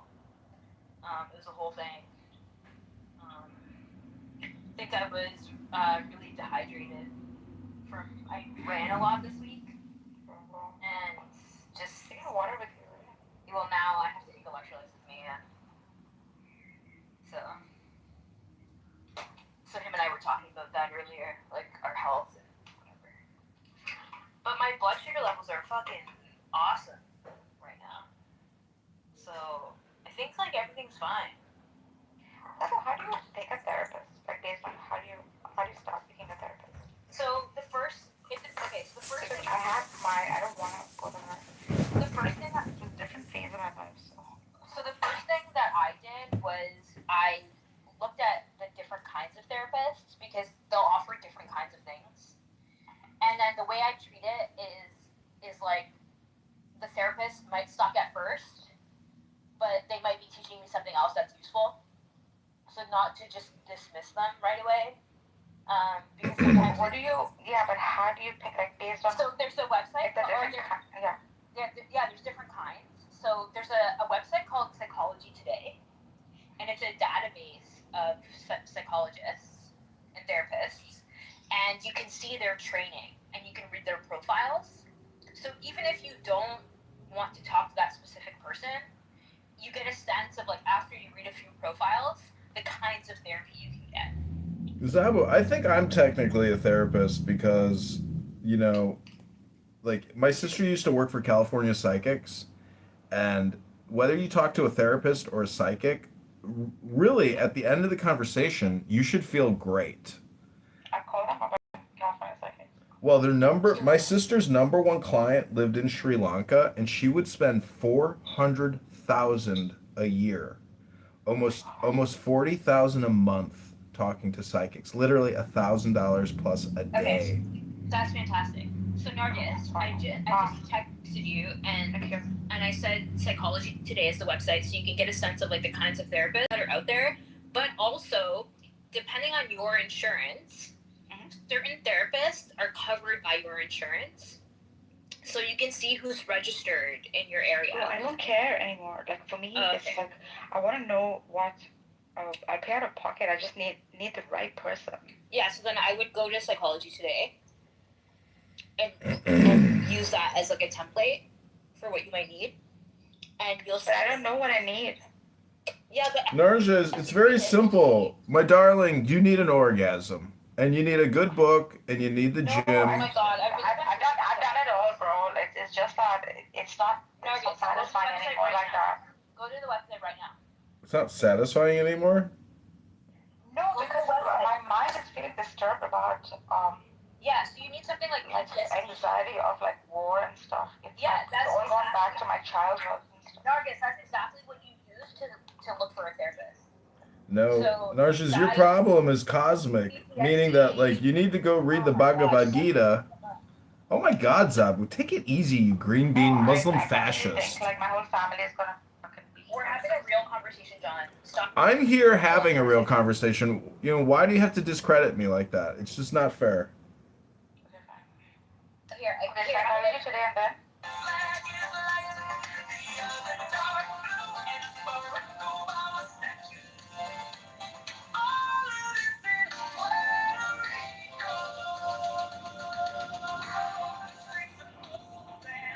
Anyways, so Psychology Today. We heard it. We know. Okay. And then you'll see,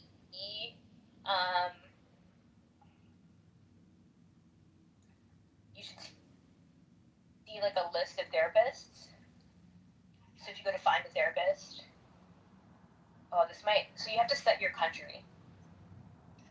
So make sure you set your country at the top right. Do you think that I should like see therapists that are closer to me, or should I like be driving far distances closer, right? No, so the cool thing is like you can see therapists online now as well. No, so I can't. I have to some be in will touch. offer. No.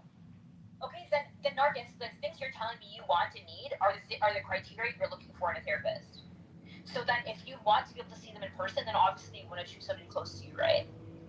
Yeah, because is it not worth like driving far? So then click on the little globe at the top right. Yeah, one second again. And then click on United States.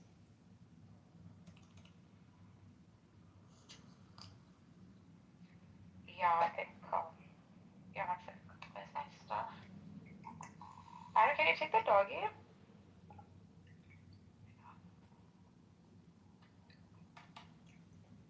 I'm just setting up my computer so I can do this with you.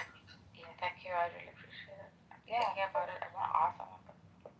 Yeah. So this is just like the first step. Psychology.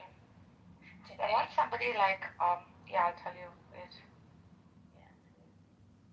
Okay. Go to therapist because I don't know like how to do this. Yeah. I don't know what's going on. Yes. Okay, thanks, psychiatrist. It's Lula. No, it's not taking me to psychology today. Is it one? Sorry, let me see. Psychologytoday.com. It's one word.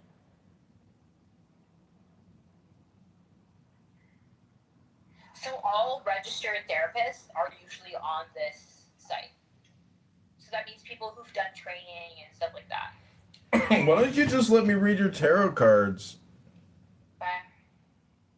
You want me to read your tarot before I head out for the night? I do, yeah. Okay, I got a brand new ancient tarot deck, which is very rare. It's really interesting. And then go to the globe at the top right, and you can click your country. Oh, you don't want me to read your tarot? Yeah, it is US. Okay. I do. 1 second. Let me just see this. Yeah, then go to the globe, click on it. Click on US. Yeah, now click on United States. I did. And then go to find a therapist. Yeah. And click the state, the city that you're in. Yeah. So let's say it's like, I don't know, LA. Giving me a whole lot of people. Yeah. Yeah. So then, you it's can say male, female, in person. Yeah, online. So you want in person, right? Yeah. And then click on all filters. All filters. At the top right, it should be beside on the right side of it says information or Yeah, online and then all also about others. Okay, then you'll see anxiety, trauma, PTSD. Select the ones that you think are relevant. Okay, so I would put anxiety, trauma, and PTSD. Okay, maybe depression also. Okay, maybe. And then scroll down, you'll see more specialties. So you could put grief, for example, right? Yeah. It could be anything, right? And then you can select your insurance if you have insurance, and then types of therapy. So you'll probably want like CBT. You'll probably want trauma focused. You'll probably want somebody who's like culturally sensitive. I know for sure you'll love mindfulness based therapy. Which one? So these are the ones that I would select for you. CBT, trauma focused. Types of therapy. So CBT, yeah. Yeah. Maya, can you take the dog? Go. Trauma focused. Trauma focused, yeah. I would do mindfulness based. Mindfulness-based. Culturally sensitive. Okay. Why? Because you want someone who's going to understand like a global sense of things. I see. Okay. And then scroll down, and you're gonna like adults, right? What is strength-based? I have no idea. Dialectic behavior. What is dialectical behavior? You could select all of these if you want. Right. You can select as many that you think are relevant, and this is what I mean by like, oh, you can Google it and see what dialectical behavior therapy is, right? Yeah. So you're like, oh, what kind of therapy? Well, this is like giving you kinds of therapy that exist. That's right. Is that like performance terms or what? Yeah, these are formal terms. So these are like exactly the kinds of therapy you can get. Okay. Okay. Age. Yeah, and then you can decide if you want somebody who has the same background as you or not. No, I don't. So then don't select anything, because then and then you can select if you're concerned about gender, sexuality, and Here, language. So you can select the look language you want. look at this list.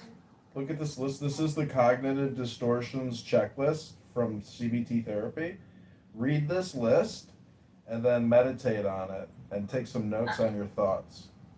And then you'll see that the languages have Farsi and Arabic and stuff, so you can choose what you want. I can't. I want first English, right? Like there is no English. Okay. Then it'll automatically just go into English. But you can select more. If you click on click more languages, you'll see that there's more options there, just so you know that they exist. Okay. And then you scroll down, and you can, if you're concerned about a particular faith, cool. And then the scale of pricing that you want. Do I have pricing? No, you don't have to do anything. And then at the bottom, it'll say show however many therapists are based on that option. So select that button. And then it's filtered them out based on your... It's showing me just one therapist. Yeah. So select those 12. That's crazy, because mine Why do I shows have only 200. Yeah, why? I've put too many thing options. Yeah, maybe too many options. It's narrowed it a bit much. So then go back and make it broader. Correct. So this is why I would just choose the 4. Cognitive behavioral trauma, mindfulness, and culturally sensitive. Yeah. Okay, let me... Take your time, there's no rush. We just keep getting interrupted by John, so that it gets us excited. What is mindfulness based? It's kind of like CBT, but you're gonna get a lot of like, do you know who John Kabat-Zinn is? No. So do you know about Zen? Like 300 people, therapists. Yeah, so a lot of people now take the idea of CBT and do a version of it that's focused, that has a more Buddhist kind of flair to it. So you get a lot more like Zen Buddhist inspiration. That's my therapist before, yeah. Yeah, so I would definitely choose mindfulness based, because they'll be able to talk about things like the philosophy of the things you're interested in also. So they'll be able to like go there with you on that. That's been my experience. So how am I picking these, like based on what? Like looks? I don't No, pick a man or a woman. Look, can you just focus? Because you're getting so excited. So once you Getting select, overwhelmed. Yeah, you're getting overwhelmed. So just take a breath, and you'll see that after you've selected the narrow list that they give you, you'll see now. So the first one for me is this woman named Letitia Vasquez, okay? And I click on her, and now you see her whole profile and what she focuses on. Okay, so she's like, okay, so she specializes in ADHD, autism, Asperger's syndrome. She does one-on-one therapy. She focuses on anxiety, trauma related to ADHD, autism. That's not what I want, right? So then I keep going. Okay, John. John focuses on men and young adults. I don't want that. Continue. Jeffrey Yates. Okay, creative therapeutic approaches and techniques. Discover unhelpful behavioral patterns. Don't really want that. Not enough on trauma. Continue it. Moving on. That's what I mean. Right? So you just want to go through each profile and be like, okay, do they cover the things that I'm interested in? Mm-hmm.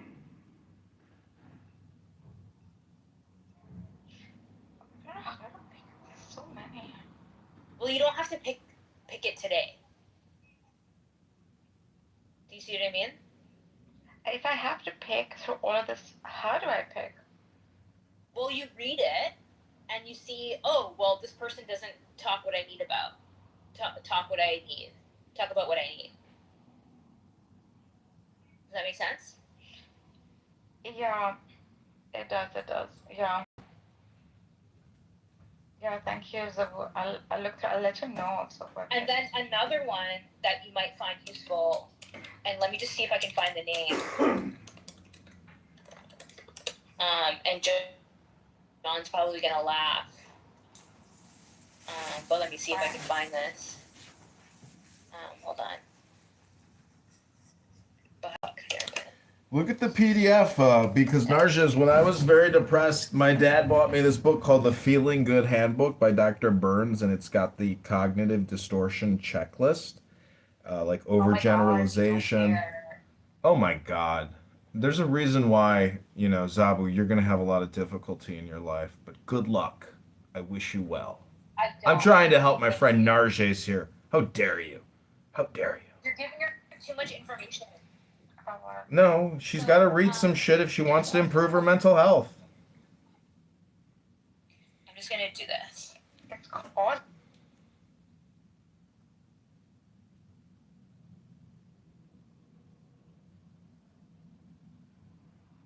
What you said, what he said is add more to it. Okay, but no. Right, okay, it's okay, but, right, I know, but you can be found sane to stand trial despite having, for example, schizophrenia, which, obviously a good chunk of your life you're not insane. When it comes to, like, for example, in Arizona, we have Rule 11 court where they try to restore you to competency. They want to restore you to competency to stand trial. Now, you can make the case that you were not in the right state of mind when you actually committed the crime.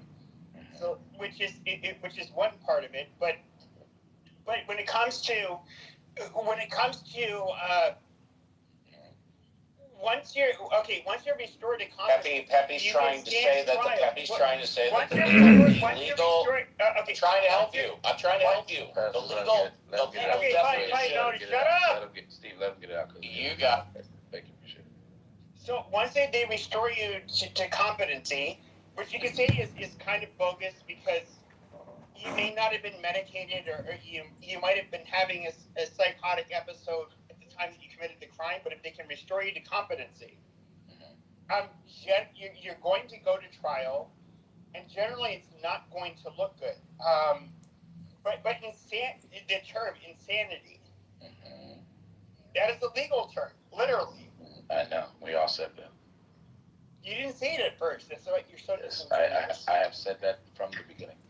And under the law, I don't know why. the law. I'm trying to figure out what the fuck you're arguing against because, like, you're not saying anything different from what I'm saying. You're just misunderstanding what I'm saying. So, and also, everything you just pointed out doesn't really change the ultimate claim I was making, which is there is a substantive difference between literally being insane on one hand or being a person with a mental illness on the one hand, and like being irrational or doing something wild that most people wouldn't do on the other. Those are not the same thing. And so if you start from a person's behavior and go, they did something wild, therefore they are literally diagnosably crazy in some way, is a fallacy. And I was just trying to point that out. No. We know. Right. So, okay, I genuinely don't know what you're objecting to. Like, what about? Bro, he trolling, bro. Not for one second that this dude is having a If you were to look conversation at, with you. if you were to look at, for example, I forget, there's this guy in Texas who had a brain tumor. He didn't know it. Nobody knew it. He started to act pretty violently. He molested some children. He did like a bunch of shit that was like highly out of character. After the fact, they realized How can you say he's out of character for him? You don't know him. Oh no! Because his personality.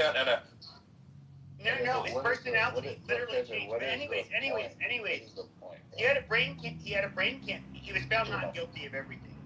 Brain tumor. Yeah, they removed the tumor. He went back to being his normal self. In other words, his baseline was not what he was doing when he had. Okay, well, what does that have to do with anything? Sure. So I'm giving it basically a textbook example of like where That's not textbook. it's not insanity, but it is literally somebody who has a something happening to them, an illness where they do not have control of their faculties. Okay, but that doesn't change. Okay. What was the penalty? What was the penalty for him? Wait, stop. He got off. That's not even disagreeing with anything I said. So, like, I don't know why you're saying it right now. Like, there's nothing inconsistent. What is your point? Okay, what's your point overall? What's your point? There's a difference between doing something wild or irrational on the one hand, and literally being diagnosably or clinically crazy or having an actual mental illness on the other. Those are not the same thing. Therefore, if you start with a person's behavior because they did something wild or irrational and then infer based on that, hold on, Justin, and then infer based on that they are literally diagnosably crazy, absent any kind of diagnosis, that's a fallacy, right? That's not necessarily true. That's all I'm saying.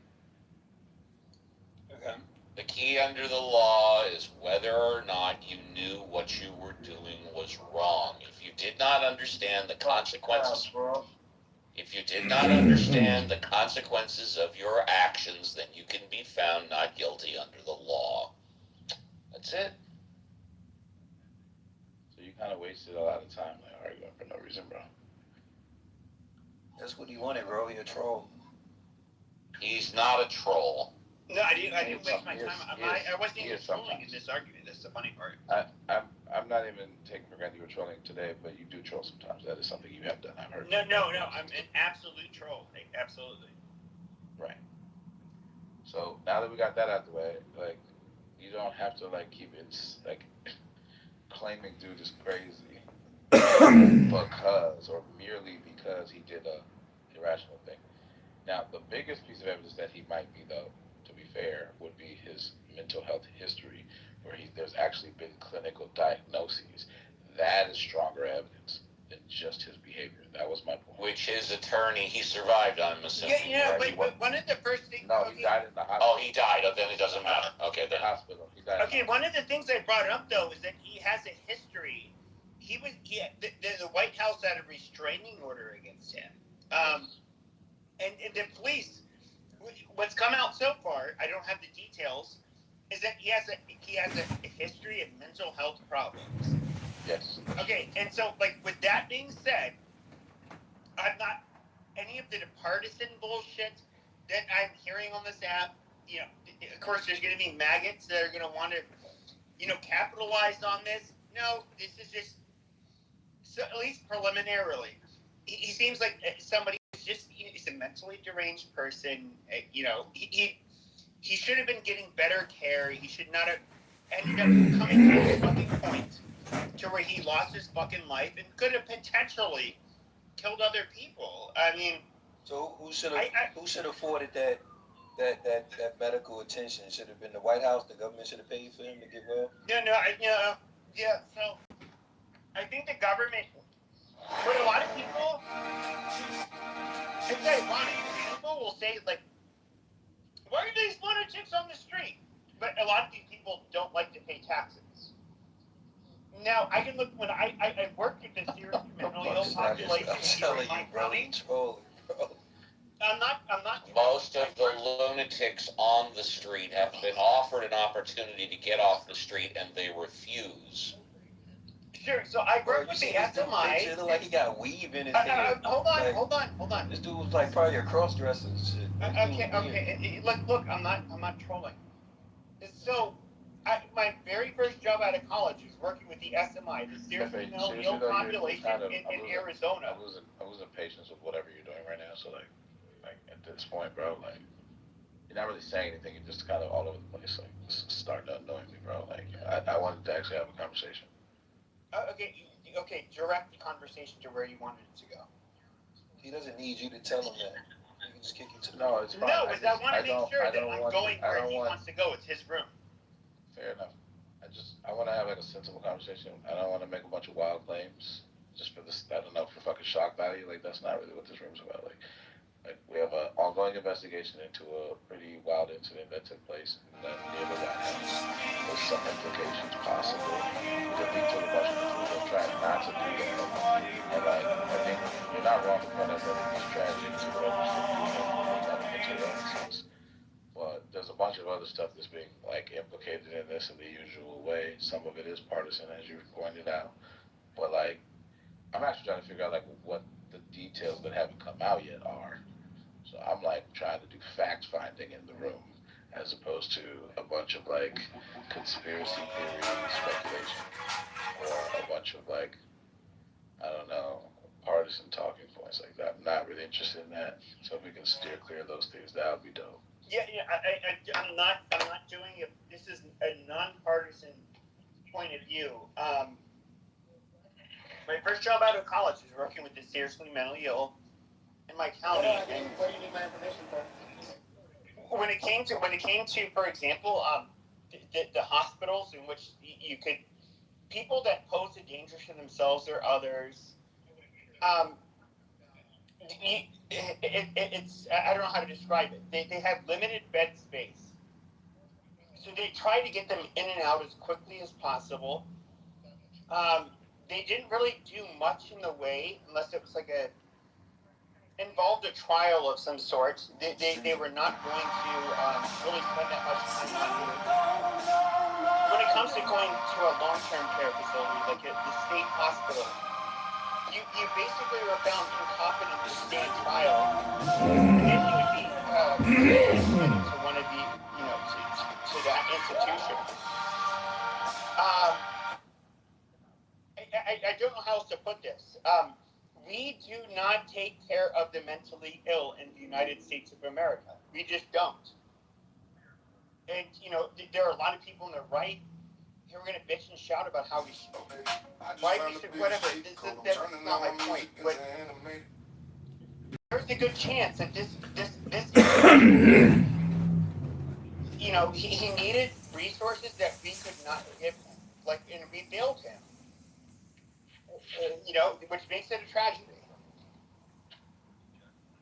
Okay, thanks for that, Pepe. Well, with this latest attack, this puts Trump ahead of Ford in terms of presidents with the most intercepted or foiled assassination attempts. The only one above Donald Trump as of this day. He has surpassed Lincoln, but the only one above him would be President Obama, with the most intercepted and foiled attempts on him. It's kind of alarming that it's two presidents in, I would say, modernity that somehow or another we have a problem basically condoning or having politicians do it on both sides of the aisle.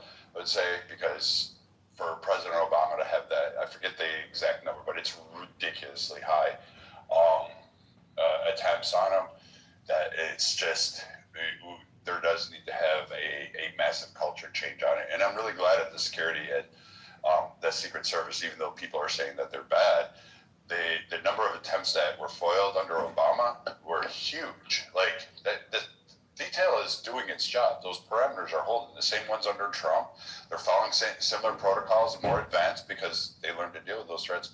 But like it is kind of alarming to know that like Lincoln was one with the highest. Ford was one of he had 2 in 17 days. So I mean, it's really insane to see that like granted presidents are always targets, but it's just the number is really massive, and I believe we're past like right now just under the second term. I think there's like 30 people or 30 plus people that are arrested just for having plots or connections of like trying to aggravate harm to convince people to assassinate the president. Like that's just one stat that's going on. There's something that is happening in America that is just we should all be kind of alarmed about.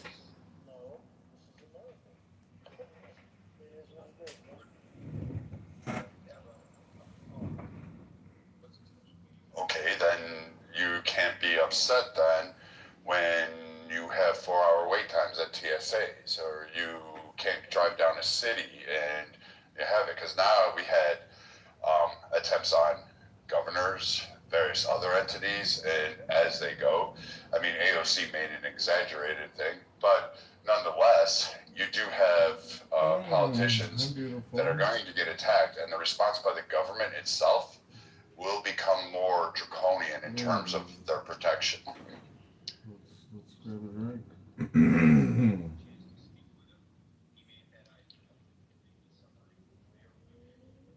Does anybody know if they got a chance to speak with the bystander that was shot? I'm looking and I don't see anything. Obama had 11 attempts, and I posted it in the chat.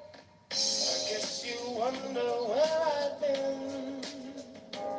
No, I mean, there were multiple other attempts. There was like the rice in envelopes and all of those other things that went there.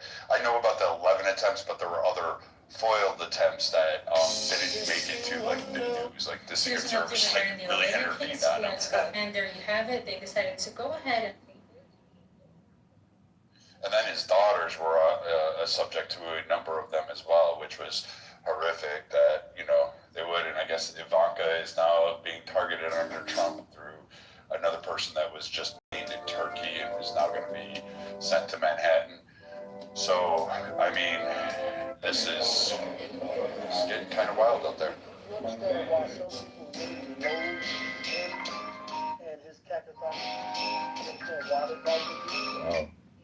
Yes, I understand why 75 million people loathe him. Yes, I do.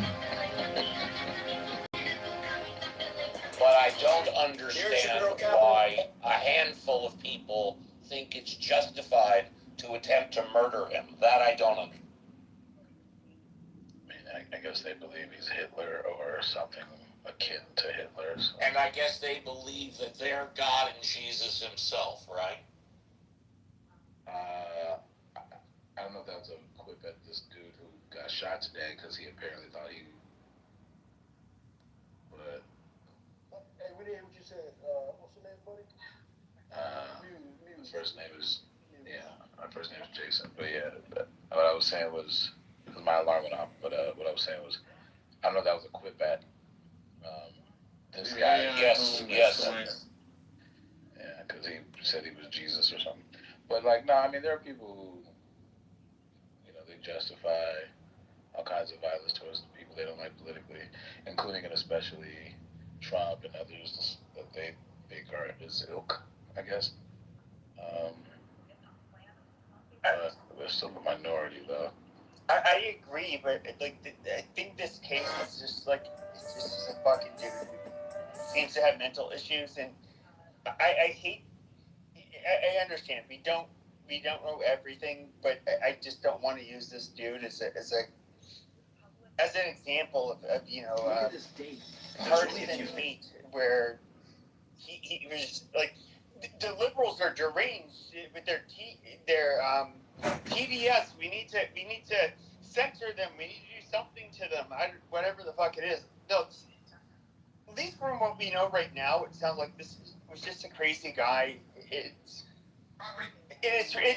reality, it's just sad to me at least. there's no reason to even harp on it. What's more alarming is if one of these days an attempt is successful and does kill the president, what would be the reaction? Because it could go from everything from, like, you know, people bring up January 6th and they hold it as like, oh my God, that was the most horrific day.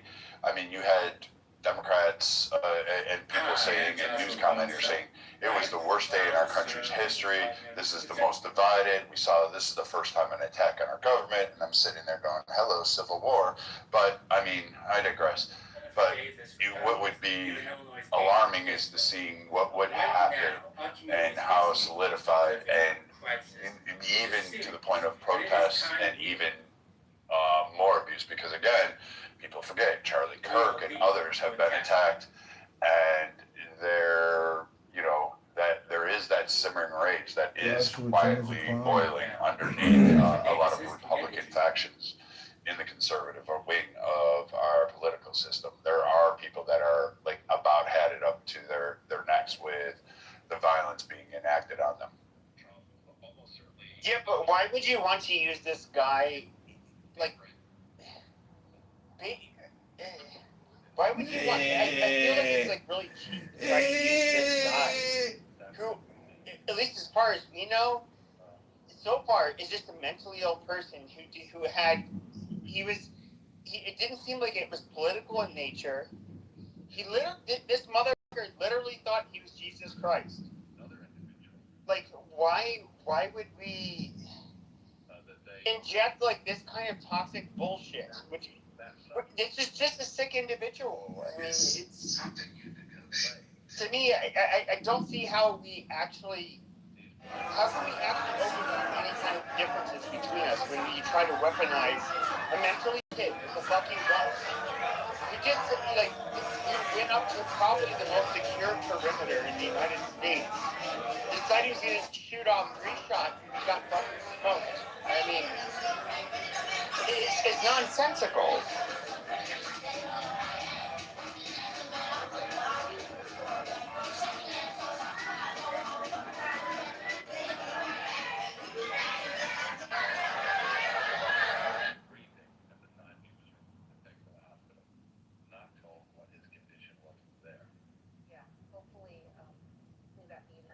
The bystander was male.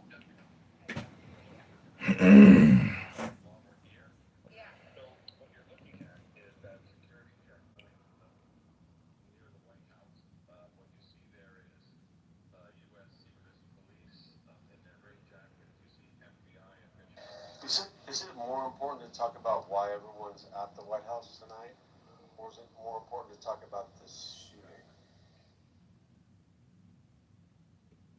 Of spring is always a milk and cheese festival. The Germans were doing it, the Christians, the Jews, they were all doing it together.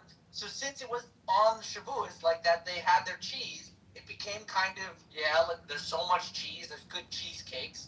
So they all started doing it, and then it became the custom. That's funny. That's cheesy, yeah. It's beautiful. I love that. What's the Ashkenazi connection to IBS then? Too much cheese. Yep. No, but I love that idea that there was too much milk, so they had to convert it to cheese, and the 50 days just that. And the Germans already have their own, like, cheese holiday based off of the milk that is produced after the winter. What does the Sephardim eat? You Ashkenazim moved over to the Ottoman area. There was, I think his name was Sarfati. He went into the Ottoman area, and he, like, wrote back saying that it was really nice here, and a lot of Ashkenazim did move to Ottoman after his messages. But, like, once some Ashkenazim move out into Sephardi area, the minhag spreads, and then cheese becomes the thing to do on Shavuos. They brought their blimpers with them. Yeah. And their bagels and cream cheese. I also like the reason of it, because, like, the other thing is, it is a harvest festival. It's just sort of like a capstone to the Bikurim. Like, the first fruits are in those 50 days, and the 7-week period is the end of the initial harvest era, is that you couldn't have until after the winter was over. I think it's all... What do the Persians eat? I don't know. Well, I'm asking the Persians if they want to say. What do the Timani eat, Mixed?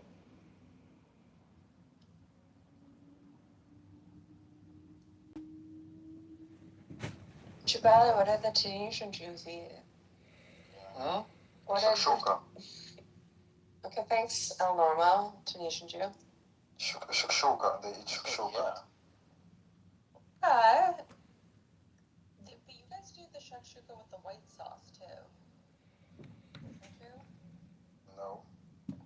Okay. What would the white sauce be? Like cream? I don't know. What would that? Haven't you ever had shakshuka with that white sauce? It's garlic. No. No, that's Spicy okay, garlic. Are you thinking of the melted feta? Maybe when the feta gets melted? Who do you think here has? Shakshuka with feta. Why do you rape our dish like that? Oh, shut up. Who do you think here has? Do you want to know why it's kosher? Why what's kosher? There's a meat version of shakshuka that the other North Africans eat, but the reason why they koshered the shakshuka one was so that specifically because of Jews. But there is, I'm going to find it. There's a meat shakshuka and there's one with a white sauce as well. I'm surprised you don't know this. I feel like meat shakshuka would work. Honestly, I think meat shakshuka would be better. Honestly, I think you guys shouldn't eat our dish at all, to be honest. We don't care what you think, so we're all good. Maybe I'm gonna fill out the. I actually went to this great Israeli restaurant today and had Israeli shakshuka. You So good. Honestly, right? Yeah, we know how to do shakshuka. My favorite Israeli dish is moussakhan, actually. It's just so, because I love that for us. And also hummus. Yeah. And I think that I don't know if anybody's interested, is but I got also pictures. great. Love it. Falafel, shawarma, shawarma, yeah, and toum is my favorite Israeli sauce. You guys are so fucking good. I love toum. Bro, Toum is really delicious. Yeah, it's bro, this is why everybody hates you guys. And also, I love, what else can I think of? Oh, molchia, obviously. What? Classic Israeli food. That's so good. Yeah, molchia is Israeli food. It's like a pudding with a... Well, this is fucking horrible. Yeah. Yeah, she loves ملوخية, man. Yeah, Israeli molchia, exactly. Yeah, but she's calling it Israeli. No, حبيبي. It is. What about the food? مقلوبة, I just ate food like 10 hours ago. Food, yeah. Oh, you know what's the best? Kanafe. Kanafe. Hot, warm cheese. Israeli kanafe? Israeli kanafe, yeah. With baklava. You guys have an identity crisis. والله العظيم. والله العظيم والله. مالك يا جبل man. Chill out. Chill يا brother. No, not true. These fucking Israelis. Hello? Rabboni Shalom. The Iranians only got 8 hours left. Israeli shakshuka. You're so North African, I swear. The Iranians. Chill out. Why are you angry for? Relax. Habibi, Afwan. Habibi, Afwan. Habibi, Afwan. Afwan, Habibi. Honestly, you should have it. It's so good. Afwan, Habibi. You're telling me I should. It's our dish. What do you mean I should have it? You should have it. I'm Tunisian. Tunisia, anybody eat shakshuka, yeah, brother. What? Tunisia, it's fun. Shakshuka, it's fun. That's it. The number one food, Palestinian, Jordanian, Syrian. No. Lebanese. Guys, Egyptian people sucks. No good food. The Algerian, no good food. Tunisian, no good food. Come on. No, bro. No, brother. Ask Yasmin. Yasmin, she already know. Right, Yasmin? Right or wrong? It's true. He's true. It's the Syrians. Yeah. Into the Tunisian sucks. Okay, wait. Wallahi, okay. Syrian, yes, you might have. Number one, Habibi, number one food in the whole world, Palestine. Well, I have to be objective. I can't into that. Yes, I'm not telling no what's going on here, brother. Go sleep, brother. Syrian food, they're good with like shawab. And they've been around forever too. They've mastered it. Listen, I'm talking about you have nothing to do with شو مدخلك؟ لا جبل كمان يا جبل حبيبي كمان. No, not come on. No, she's giving ad libs as if she's like part of the conversation. Shut the fuck up and let me talk. Yasmin number one يا brother. Relax, back nice. Go ahead. Yasmin number one. Hey, Arabi, stop being like a house Negro. يا ربك. House Negro. Well, there's great news because the Iranians only have 8 hours left to come into compliance. Otherwise, Donald Trump is going to blow up every bridge, all their electric facilities, all their roads, their airports, and anything of value. It's about to all be blown up, and hundreds of thousands of IRGC soldiers are going to die, and Donald Trump is going to make Iran great again. Shoot the president at the White House. Kind of like a psyop, but he kind of abandoned the Iranian people. We're just gonna point, Abandon them? Yeah, a little bit. Did you listen to his press conference today? No. Abandon them? He explicitly called out the terrorism in their country, the terror that these people are living with assassins shooting women in the faces. Yeah, and then nothing's gonna happen. Yeah, but he can't secure the strait. If he can't. Oh, he can't secure it. You can't secure anything getting straight, McZed. Trump can secure the strait, I assure you. Pete Hegseth can secure the strait, I assure you.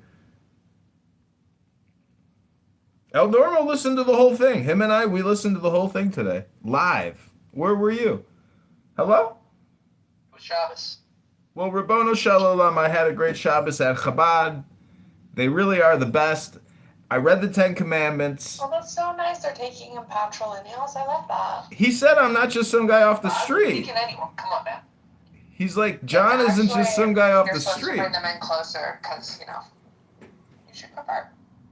Well, Rabbono Shalom, I brought up the 10 Commandments to Steve Appel, and I think, he had a heart attack. Some people just can't stand the first 3 commandments. It's unbelievable. They hate them all. I usually skip those. Jabali, check my VTRs to see what they see our food look. Well, it looks like somebody threw up on the plate يا ربك. كيف والله يا جبلي نايس فود ولا نو؟ تعال شوف الحمص والفلافل. شو بدك أكثر من هيك يا جبلي؟ لا عجبتني صراحة. That's good. إيه؟ يا جبلي don't be stupid. Jabali's so angry. He's so North African. I'm not angry. Angry Berber. I'm not angry. I'm You passionate. have a lot of rage. I'm not angry. I'm not angry. I'm passionate. You know what? I noticed that I think there's like a characteristic of being really, really angry. It goes hand in hand with being low IQ. Yeah, you don't have it. The lower your IQ, the lower your EQ. They go hand in hand statistically. They're 100% interconnected. The higher the IQ, the higher the EQ. The lower the IQ, the lower the EQ. Hello? Yeah, but if your IQ is really high, wouldn't you use that high IQ to justify out of control EQ? Hello? I think you need to see the movie Dinner with Andre to really understand exactly what it is that I'm talking about. Have you seen Dinner with Andre? It's one of the best films ever made. Completely underappreciated. It is. And also, it's called My Dinner with Andre. My Dinner with my friend Andre. He recently came out with a play. I love that he's from Princess Bride, because, isn't it amazing how, one incredible dork can actually become, a multi-million-dollar Hollywood, producer, actor. Well, he's a character actor. He was really a screenwriter. He was doing theater, and he got placed in there. And it was a crazy performance. Character actors love a lifetime performance like that. A stupid little bit part, you get killed off, but you're so weird no one can forget you. Yeah. There's a dozen guys like that. Jim. I got kicked. I got kicked. I knew it was coming. We're at different levels at this point. Our education level to defend ourselves. We're just not just run out like that. Well, you guys have always had neighbor. Okay, so just like talk about the South Side of Chicago, we've had neighborhoods that were completely black, and we didn't let that end well. It's the crime, it's the shooting each other, it's the drive-bys, it's the deserts of food, it's the school systems that are not doing well, it's all that. So I hope with the town that we get into, I hope with the community that we're starting to do, that all of this stuff is not rewritten in part in the script. Because if you go to Chinatown, okay, we allow people to come into our neighborhoods and open up shops like nail shops, beauty supply houses, and then we complain. Let people take your corner stores and turn them into bodegas and they don't look like you, and then you complain. But I bet you there's not one soul food place in Chinatown that I'm aware of. And there's not one black barbershop in Chinatown that I'm aware of. These people get their stuff. I don't even want to talk about it anymore because this is so irritating. All of it is irritating. All of it to me. Because we had those opportunities that, our neighborhoods that we were forced to live in, like cities like Compton, like cities like Inglewood, like cities like, uh, well, I can't use New York as an example because to me, as far as I'm understanding, there's no completely African descent neighbor city blocks. Okay, that's that to my knowledge. It could be, you guys can correct me if I'm wrong, but that was happening, and then it just I don't know. It just went left. We got other people coming in and making their livelihoods in your communities, and now the communities are completely being flipped from the outside in. And so now we got to run to it. And I agree with the town because when they were talking about Negro Town, when P Man was in there, whatever his name was, nobody was for it. Now all of a sudden it's a thing. Everybody was like not for it. I said, yeah, I'll take a couple of acres in there because I want to see us to be able to be excellent, and I know we can do it and be better, and have schools that are. Listen, we got people. We have things. With our black colleges, we have other ethnic groups are already in there. Howard, Morehouse, etc., etc., etc. Okay? So they must be doing something motherfucking good if you got people trying to come to an all black institution. That's a fact. Keith's bad. And then the King Drew. That was a black medical school with a black man's name on it. And like I told you before, when I went to King Drew Medical Center to work, I was shocked at how many non-white physicians that were practicing there, going to get their training there in an all-black neighborhood with all black patients. But now it's Hispanic. So when I went there, it was mostly 90% black. So they must be doing something good. You can call it Killer King all you want to, but the white doctors in there learning, listening, and taking all that skill and energy back across town. So I don't know what's going to happen. You need to write a better playbook than what happened in our own neighborhoods, with all the killing of each other, the marginal school systems, the deserts with no food, um, the parks. All kids can't go outside play hopscotch because of the drive-bys. You're gonna have to figure something else out. And am I being anti-black? Hell no, because I put myself in black situations all the time.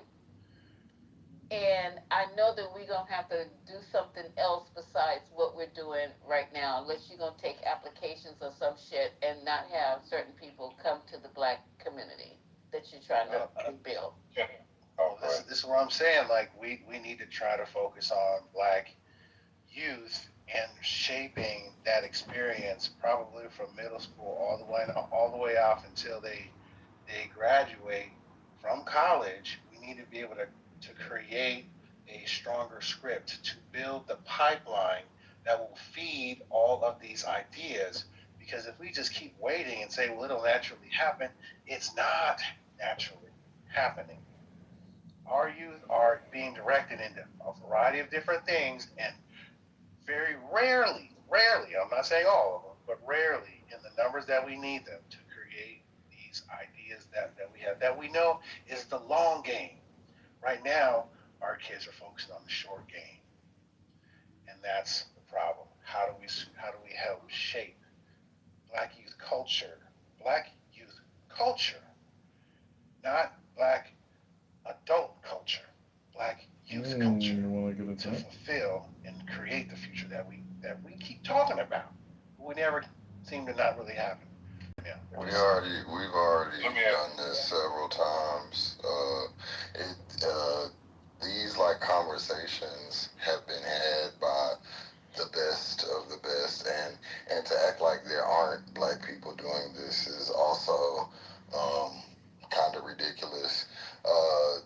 Saying like, what irritates me about these things is like, if you care about black people for real, then the first thing you should do is learn black history, and then you won't come and say like these things that people have been doing in their communities for eons. I told you this last time. Go and look up any major city. You'll find the program that you're talking about. And I promise you it's existed for like over 50 years. So like when Michael and I talk about new things or, new ideas, it's like, oh, no. But we already know the things that have happened. That's how we got here. We're not just saying this stuff just because it's pie in the sky. We've already done these things, and if you know anything about black history, you'll do that. So I suggest, again, just get into your black history, and then maybe you'll be able to navigate better, because these ideas have already been said and done.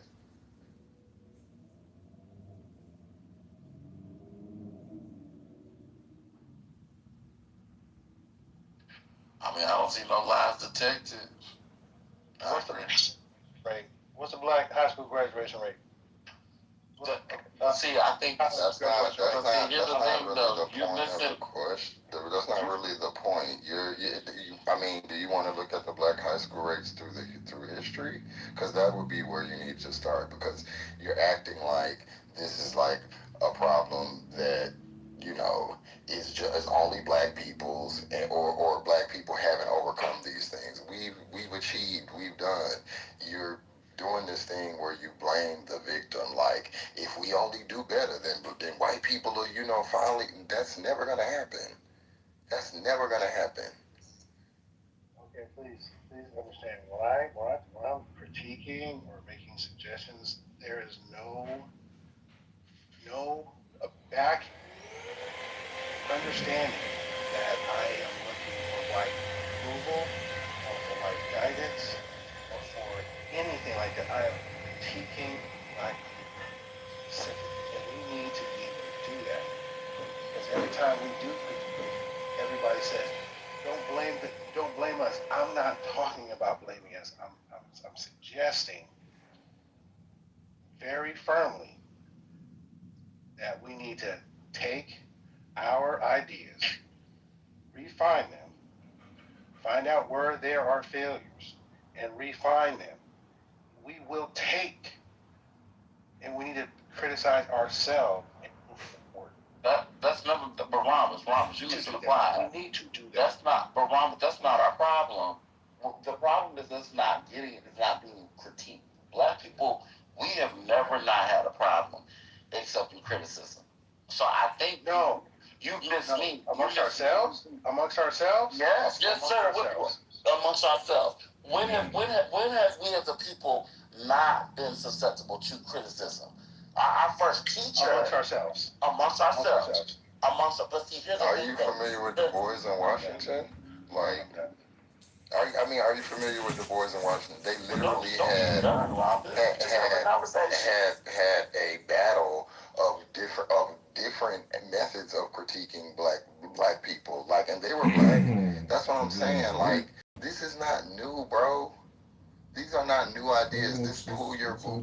yourself or by your bootstrap. You're talking to a whole bunch of black people that have all kind of degrees, jobs in one room, and your first thing is to say black people need to do this. Well, okay, cool. I've never heard you critique the system or why, it's all, and that is not helpful. It's not that black people can't take critique. It's that we need helpful critique and we need informed critique. So if you don't have the history, like when I ask you about Du Bois in Washington and you are like, you're done, then know everything I need to know. That's why you're presenting these ideas as if they're, and saying that black people don't know how to critique themselves. That's all that black people have been doing. And not only that, but you lost nuance when you start asking about what's the percent of black people graduating there from high school. Hello, that used to be a problem. Not to say that it's still not a problem amongst the black community.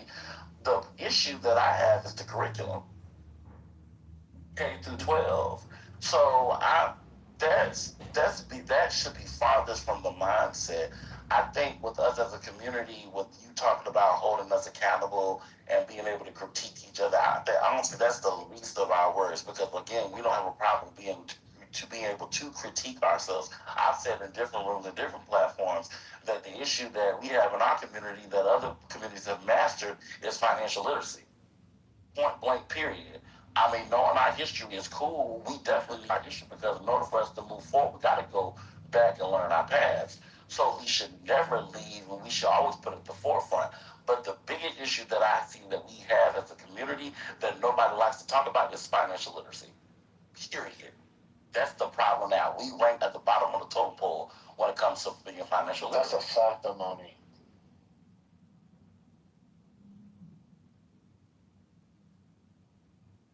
Okay, fact, the moment. I don't know where that. Arguing that. I'm not arguing that at all. I agree that financial literacy is definitely on the docket of things that we need to work on for sure. But when you guys get your own community, you have your financial literacy included in your curriculum. You'll have all that taken care of. You'll have everything you need that you know that you don't have now. You'll have then. Because doing it now, try to do this shit now. It's almost impossible to get a group of black people together to even say, okay, look, the school in our neighborhood needs parents to show up to help with after school homework, whatever. Or we need the men of our community to come and patrol the yards before and after school and during lunch and da da da da. That's in your community that you're integrated with. You don't even show up. So I guess when you get your community, and then as far as coming to the PTA or PTOs, no one's showing up. No one's there, but a sprinkle of us. Then when it's it's so Black men aren't embarrassing there for for me. sure. It's embarrassing when they have back to school night to meet the teachers, where you ain't never met these. You always complain about what's being taught at the school, but you motherfuckers don't show up to meet the fucking teachers who are teaching your kids. You have no idea what they look like, what they sound like, what pin through six. No idea. When I'm sitting in them classrooms waiting to meet the teachers and they're trying to get introduced to the parents and tell us what their curriculum for their, I feel 90% of the time, and I don't need to lie, I'll take pictures next time. I'll take pictures. I'm usually one of the only black parents in there. Usually. So if you're serious about it, be serious about it now. What's the problem with you doing what you need to do right now? You can blame, oh, they don't teach us this in school. We don't have this, we don't have that. Well, you don't even show up at your own community Talk about it. meetings when they're having the local community meetings to decide if they're going to allow a liquor store on the corner. You're nowhere to be found.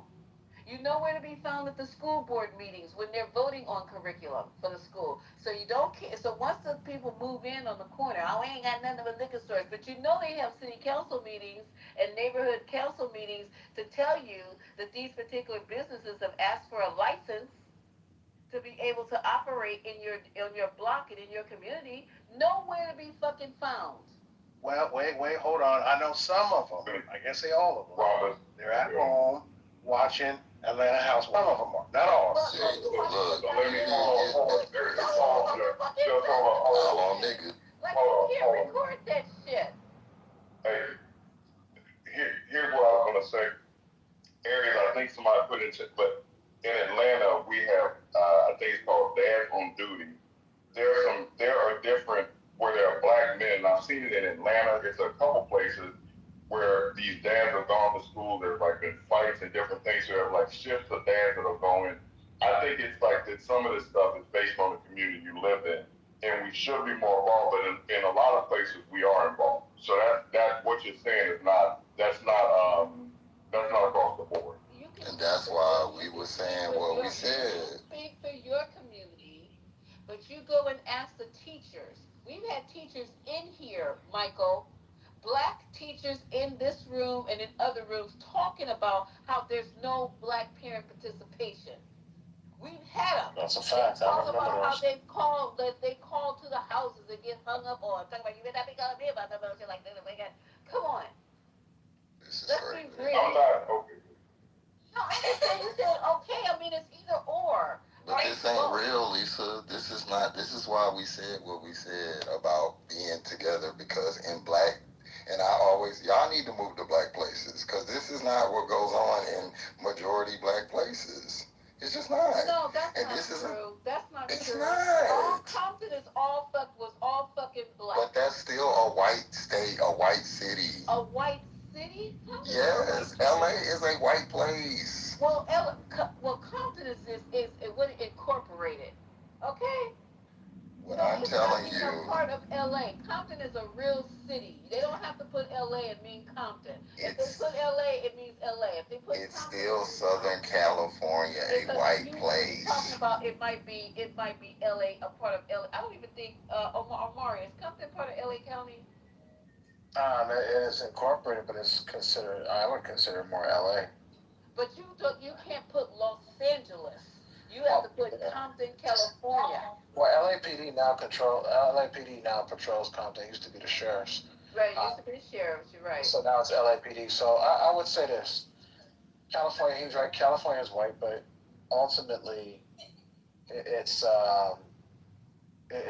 used to be black. It used to be an all black town. You had black people in meeting PTAs, all that. They had black from all at the local level everywhere. That's still, y'all are missing what I'm saying, and I'm really not trying to be mean at all. But listen to what I'm saying. Well, but we're talking about local level. Just listen to what I'm saying. I have lived in 2 majority black states, or where there's a very, very high percentage of black people. And I have also lived in states like Texas, where there's a lot of black people there, but the dynamic is different because it's a white people's state, and the white people or Hispanic people run it. This is, I don't know, I can't read my mind, but this is why we were saying when black people are constant. Look at Georgia and where black people are nestled in one place. Look at Maryland where black people are nestled in one place, and look at the incomes. Look at the outcomes of students there. Look at the parent participation. That is not the case. These narratives that y'all are painting about black people is not true. When we are able to have community and have control over ourselves, we are perfectly fine and perfectly prosperous. That's all I'm saying. In Compton? What are you talking about? No, they don't. Yes, they did. You don't. They control themselves, Compton? Yes. Black people don't control Compton. Black people did control. They don't control it now. Let me They add did another. every aspect of it from top to bottom. Let me add another piece in there, because Compton I think went through eras, and again I know what I know about Denver, because I don't know that much about it, but I do know some. Like I say, watching a documentary where they had like the people that were out there, like the different families. I lived out there for a while, worked like at the Fox Hills Mall, and some of the areas there, like some of these black suburban areas in Compton specifically, didn't like social economics, even though that it was still black people there, Then you have like some demographic change, like from maybe the 50s and 60s into like the 70s, 80s, 90s, when all like the boys in the hood did, when there's some change in Compton. And I'm just asking, because sometimes I think social economic might play into this too, but ultimately, to what Jeff was saying, so there's a thing called All Pro Dads that Tony Dungy had. That was an organization, you had a bunch of black men doing that. You have 100 black men that's active in cities. Haitian talks about he's doing that or whatever. So I know like in North Carolina, probably in the Charlotte area, in Atlanta, in the DC metropolitan area, there are a bunch of places where you have black fathers and parents that are engaged. I do think it's regional. So I'm not poo-pooing what you're saying, Lisa. I'm just saying I think that it's a thing that you get into. Some places, now I'm not saying it's happening every place, but other places where it is happening. I'm just saying, I can give you so many examples. It's not even about California as a place. It's about the demographics of said place. But if you look at Detroit, when the car industry was there and all the black people ran up there and we took over government and everything, Detroit was thriving. It's terrible now because they sucked all the life out of the city, which was, the lifeblood, which was car manufacturing. But that's another city. Harlem, DC, Atlanta. Like when black people are able to have control of what they do and how they do it, and I'm not talking about in the midst of a whole bunch of other white people or Hispanic people, we are fine. And it saddens me to hear this narrative. Harlem is not. Harlem is in New York. It's surrounded by white people all over the place. What are you talking about? Now, but historically, Harlem has been a black. All of Uptown was black. That was all. That was all black people. I'm not understanding what you guys are talking Serious? In light of what you're saying, I do agree. Maybe it's hard because.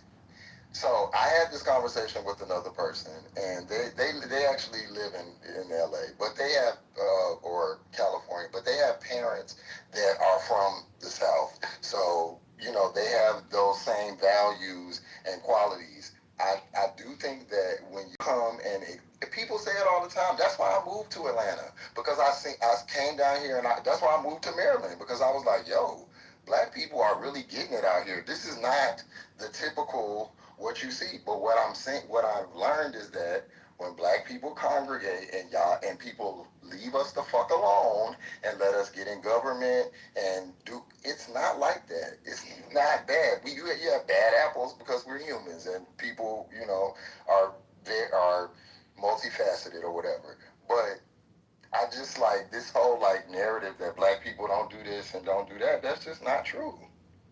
You know what, serious? In light of what you're saying, now that I'm looking back, I think you're absolutely right. There's times when I left California and I went to certain places and I was like, oh yeah, shit, this is the South, and I thought it was all, bad, this, that, and the other. But then my fucking optometrist, my dentist, and my doctor, I went to 3 different black professionals, and I was like, what the fuck is going on over here? It was a culture shock for me, to see that. But then that's something that I left with, and I came back to Cali, and I was like, what the fuck are we doing over here? You know what I'm saying? And I think that's where part of my criticism came from, was that, yeah, I think that out in certain places where there is a concentration, you see the stratification, you see the whole spectrum.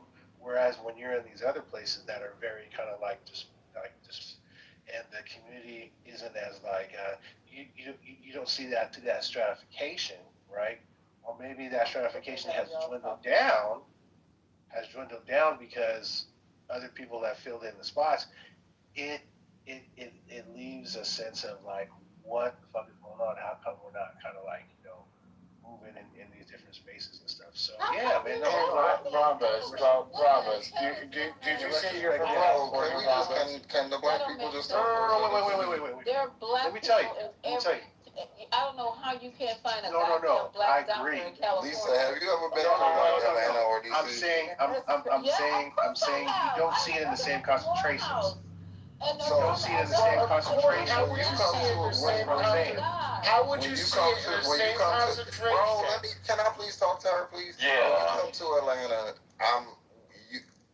I'm saying this coming from the Bronx or whatever. When I first came to Atlanta as like an adult person, everybody was black. Everybody, the doctors, the lawyers, the upper, the lower, everything was black. That is for somebody coming from a place where you see all, and they kind of have black people kind of like in this box or whatever. You see successful black people, but definitely not when you go to Maryland and PG County and it's like niggas in S500s like that. That to me was super empowering. I was like, oh yeah, like I'm coming here, and Atlanta gets on my nerves a lot, but there is something to be said. It's almost like a black privilege type thing. Because when I go out of town, I'm always like, yeah, I'm not, I can't do it. Because no matter what, when I go to the courthouse, even if I don't like the motherfucking people, they're still black. And I know that we have this kind of connection. And I know, like, at least there's that. You know what I'm saying? And when I was in Maryland, it was the same way. And I just think that when people have not experienced that, maybe it don't affect everybody like how it affect me. But I know for a lot of black people, that shit is empowering. No, I agree. So let me just say one thing. When I finished grad school, I had a chance to work for a black organization. It was a trip because again, it was based out of Atlanta stuff, but it was like the CEO, the comptroller, the IT team, the marketing team, like everybody was black, right? Everybody, right? So can I go to California and get that? Hell no. Hell no. It's almost, I would say, impossible. There's a population. Almost impossible. What is wrong with you? California doesn't have Oh my God. black population, and if you want to find them, they're there. I don't know. That's what I'm saying. The concentration isn't there. Okay, so the concentration. Okay, so what are we talking about? We need to all move to Atlanta. No. I think what Jess is saying. I expect to see that in a place that's like that. How come it's not like that in Mississippi then? Because it's the great example representation. because Mississippi, white people control. That's a great example because Mississippi has all those black people, but white people control all of it. In Atlanta, black people control Atlanta. My question is, how come they're not controlling it in Mississippi? Well, because they've been systemically kept out of control. This black people run, but white people. That's white people. That's like the heart of Dixie. They're not giving that up to black people. Voting then. If you outnumber the opposition and somebody's running and you all go vote for that person and you're outnumbered, you're going to win. That's the way numbers work. In science and math, there are controls that you have to control for it. The education rate, the poverty rate, that's in Cancer Alley. It's so many things that you have to account for in Mississippi that that's a whole can of worms. It's not, you're right, people don't vote, but it is not because people, the couch is their best friend. That places can be, that's like a third world country in a lot of ways. I'd rather stay in California or New York. At least they have women can have the right to choose. So I'm good. Nobody's saying that. All I'm saying is that when people make these statements about how like black people are, I always notice that they're from a place where there's not a lot of black people in concentration. And when I talk to black people that live in these places like DC, Atlanta, I guess Houston or whatever, they don't feel that way because we see so many black people in so many high places doing, everyday shit and being good parents. Let me make a comment on it real quick. To what y'all were saying, and that's why when we talk about the whole separation thing and what they're forcing us to do, one thing I believe, and I just ask this other people, so these areas we talk about Mississippi or these areas where it's not getting done or Compton, how many of us are running to live in Compton to make the areas better by living there, by interfacing with kids, by bringing whatever talents that we have to those areas so we can be an example for children to look up to? Like, how many of us are in those areas that we talk about? Like, are you in those areas? about. I don't know. You guys, come on. This is bullshit. You talking about dumb as hell, bro? What problem living in Compton? I don't have a problem living in Compton, but I don't live in Cali. But if I move to California and I can find me a nice little house in Compton, my mother said the same thing. She lives in Manhattan Beach, and there's probably only 3 blacks in Manhattan Beach, her and somebody else. But my mother said the same thing. I wouldn't have a problem living in Compton. I need to be able to find the type of real estate and the type of house that I want. They're like they scared to live in Compton. Listen, but I don't even know in Compton. They moved it. They moved to the ladies. hold on, real quick. Hold on. When I moved to Atlanta, I moved to an area called Vine City. I was married then. Vine City was a neighborhood that it's a black neighborhood. Because I have this thing, and I've done this twice. My house got broken into the second night I was down there. I guess people saw us moving in. Me and my wife went out. My daughter went there. We got broken into. I moved into another area in Southwest Atlanta, and black neighborhood, nice new homes. When the kids were in summer, everybody on the street got broken into, and I was doing work from home at that point. And then I was out one night, and I got broken into. So I'm saying there are reasons why a lot of us don't live in the areas around our people. But what I'm saying is, enough of us go back and we're forced back. Then you're not going. You just gonna have where people can be there to be like you hear back in the day when our parents back, like, you ride down the street, Miss Johnson, you do something messed up, Miss Johnson beat you or whatever, they call your mama, and then your mama beat you when you get home or whatever. Our communities, because we were separate, because we were forced to be, you had a lot more influence in the community over these children. I just feel like that a lot of us that can get out are getting out, and that's why I just asked that question: how many of you are living in Mississippi or in Compton? Like these areas we talk about that they're depressed and they can't get over the hump. How many of us are just walking and running back there?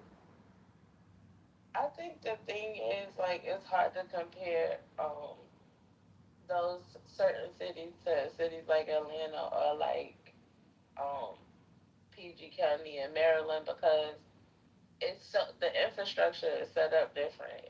You could have a poor black neighborhood and a rich black neighborhood in the same county, in these type of cities, whereas if you go to Compton, it's like everybody is in the same, like, um what you call it, like, financial situation. So it's either they're real poor or they're, they all everybody is middle class or everybody is rich. It's different here than it is in different places. That's why I think it doesn't work in Mississippi, because they don't have the differences in the blacks there. They don't have blacks that are running like the city councils and government in the same way that they do here and in Maryland. So that's what makes it different.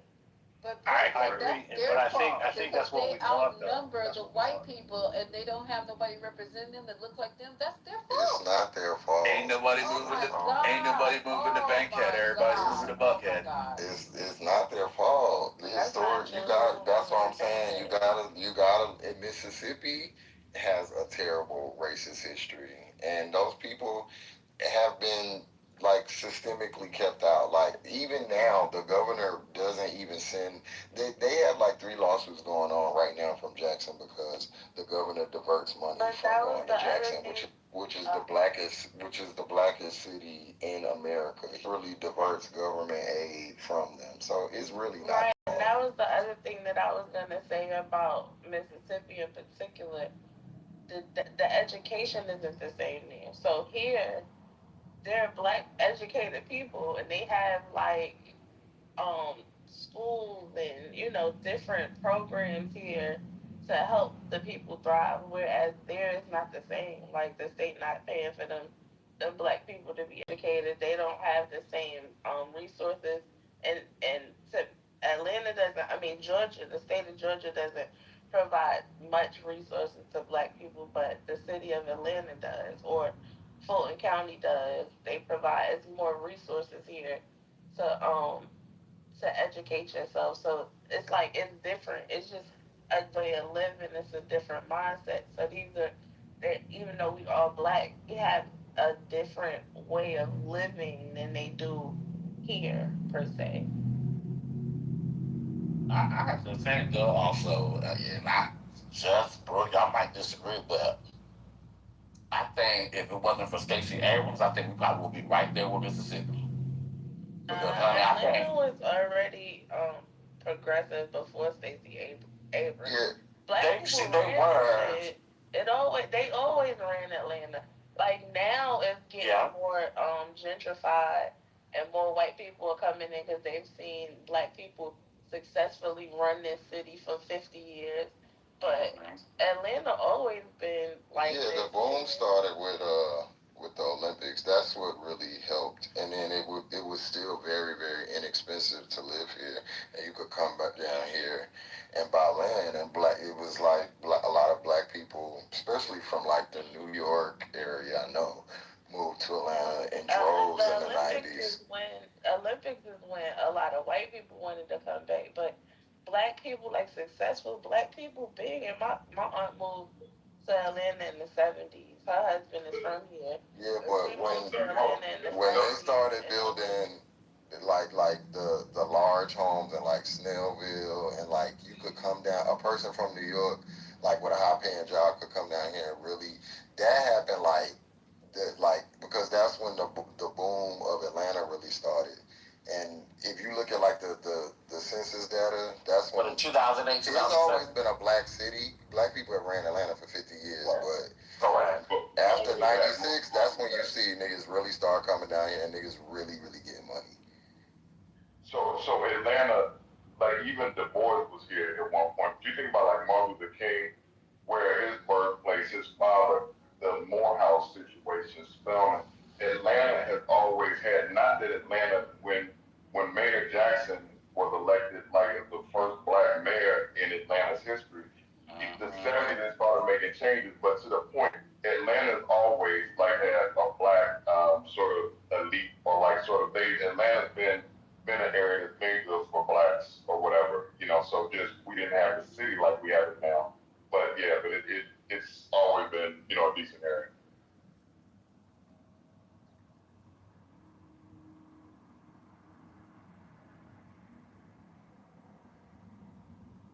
All that to say is like I think we all want it.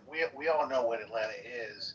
Well, we all know what we think Atlanta is, but I think that a lot of places want that to happen in their neighborhood, in these sparse areas. We want more of that to spread out, and we look at it. We look at Atlanta to be like, okay, it's done, and we can do it too. But the thing is like learning from that, doing it. Atlanta went through something, and in order for us to bring that to wherever we are, we really have to figure out how that worked so that we can make the adjustments to see how our own places can kind of be its own Atlanta in a sense. Well, That's what the thing is. I think the original argument was Auntie Lisa was saying, was making the claim that a lot of the when she goes to PTA meetings, a lot of the black representation is not there. Just was saying that it really depends upon where you're located, because one could say in one state, one city, that there's a representation for black people are not there. Otherwise, I can go to a black state, black city, and the representation is there. And I mean, that's really what the argument that's really being made. So the representation is really what, to me, that's what I'm articulating, is that if the representation is there for that black state, black city, then the turnout's going to be greater or lesser, depending on where the representation is at. If I got that right. Yeah, I do. I think it's about the infrastructure. I think like in places like here and like PD in particular, it's a mix of black people, so everybody has they they're invested in their community in some way.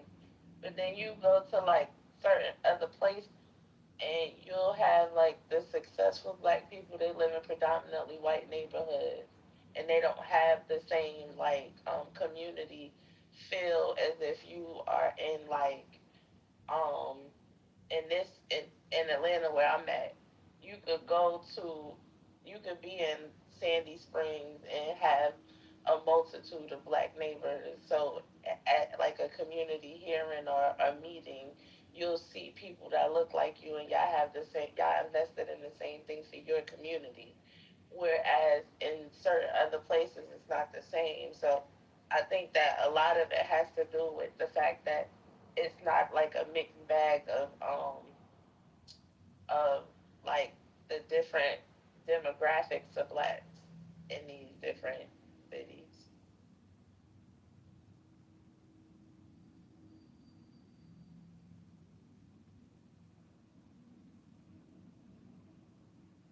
Okay, Brooke, when we were trying to construct a black town, because I remember, and this is what's curious to me, because I remember when P-Man, is his name P-Man, Amari? Is that his name?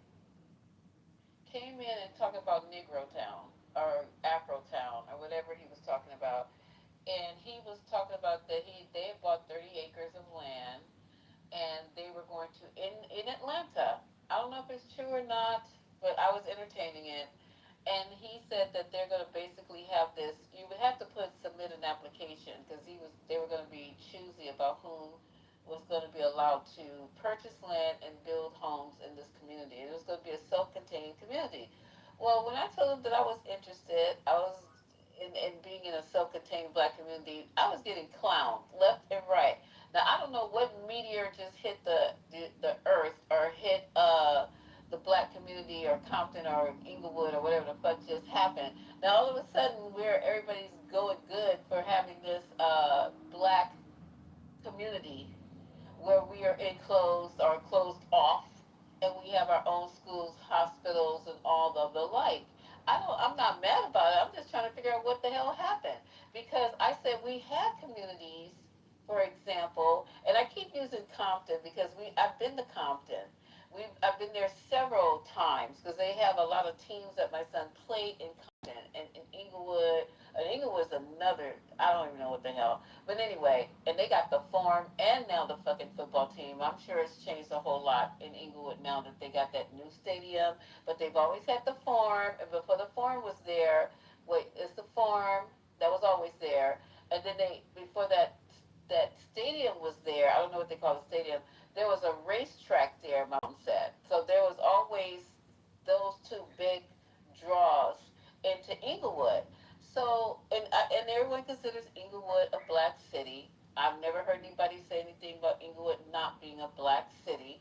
But anywho, um, in Compton, it was all black. They had a black, and I think they still do have a black mayor, if I'm not mistaken. They had black mayor, everybody on the school boards and everything. They were all run by black people, but they still had drive-by shootings. People can't go outside, let their kids play outside. They had robberies like Michael's talking about, and they had murders, and they had this, and they had that. And I'm just trying to figure out now with all that. No, and the other component.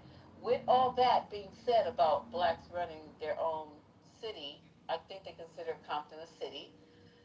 They allow people to come in to run nail places, to open up Chinese food places, to be in charge of the bodegas at the end of the corner, to open their markets, even though they don't live there. We got Chinese markets that they don't live in Compton, but you can get a Chinese market open in Compton, and then they bitch and moan about it. So what's going to change now in 2026 when we open up Negro land? Are we going to have people drive-by shootings? Are kids going to be able to go outside and play in the streets and whatever? Are we going to have no nail places that are not run by blacks? Because you go to Chinatown, Brooklyn. Have you seen any soul food restaurants in Chinatown? No, no. Not one. Not one barbershop. I don't say, come on, boys, let's go get our hair cut in Chinatown at Leroy's Barbershop. They don't do it. Everything in Chinatown is by Chinese people. And the same with the other people that group themselves off. But nah, we get our communities and we allow everybody in to run businesses and then we complain about it. Can I answer? I'm looking at stats right now. Hold on, I just want to answer about Negro Town real quick. Why I changed. Because you would have asked, at least I was definitely one of the people that said that I would come visit or whatever and like help, but I wasn't trying to. But the situation that occurred with the Voting Rights Act. And then also, too, the fact that Kevin Roberts has a PhD, on the kinfolk or the kinship of like black folks or whatever. I'm just saying what they're doing right now, but the Voting Rights Act and like what they're moving to do, they're forcing us back into the situation. I think that is something we're gonna need to do and separate at this point. So that's what changed me. That's what got me on board. And then also, just as a fact check to Compton, right? Compton was majority black in 1980, with about 73% to Hispanic 21%. In the 90s, it went from 52% black to 43% Hispanic. And then since 2000 and above, it has been majority Latino. From 2000, it went from 39.86% to 56% Latino, and then up to the 2020s, it said 25% African American and 70% Latino Hispanic. And that's so what it made a shift. Yeah, it made a shift, and a dramatic shift after the 90s. It just really kind of took off. So it is, yeah. And I don't know what you brought those stats to prove. It just shows that we gave up something that you built. Then the homes are not. You have to know Compton. You guys are watching too much TV, because I went to Compton and they had areas. Yeah, like I said before and earlier, they had areas like every place else that I probably wouldn't want to live in those particular apartments. But they had some homes in Compton, child, that if you just pick them up, you can put them in Santa Monica, Westchester, West LA, all these other up and coming yuppie areas, the same homes, the same square footage. They had nice homes in Compton. Don't be fooled. Some of the other like apartments and stuff that people, like apartments, it's not your property, so you really ain't gonna fucking take care of it. But the homes that those black people owned in Compton were very nice homes. They just happen to be located in the Compton zip code, whatever that is.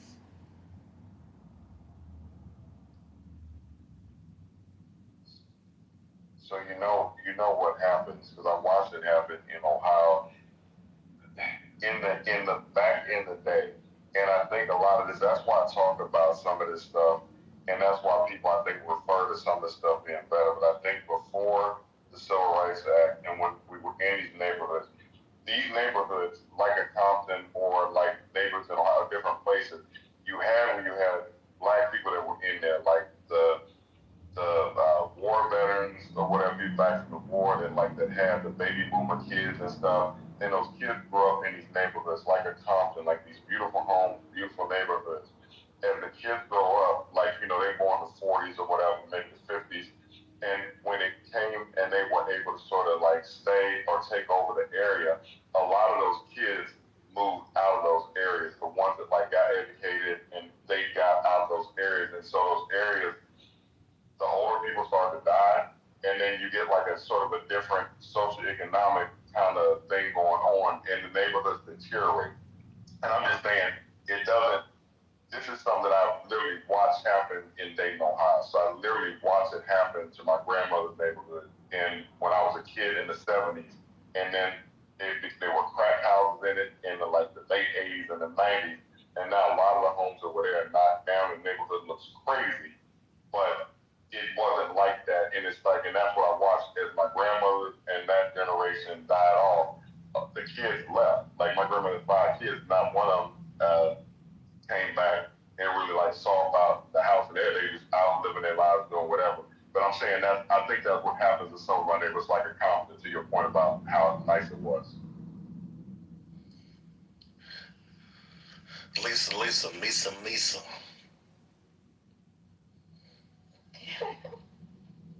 Hi, F. Gray. How are you?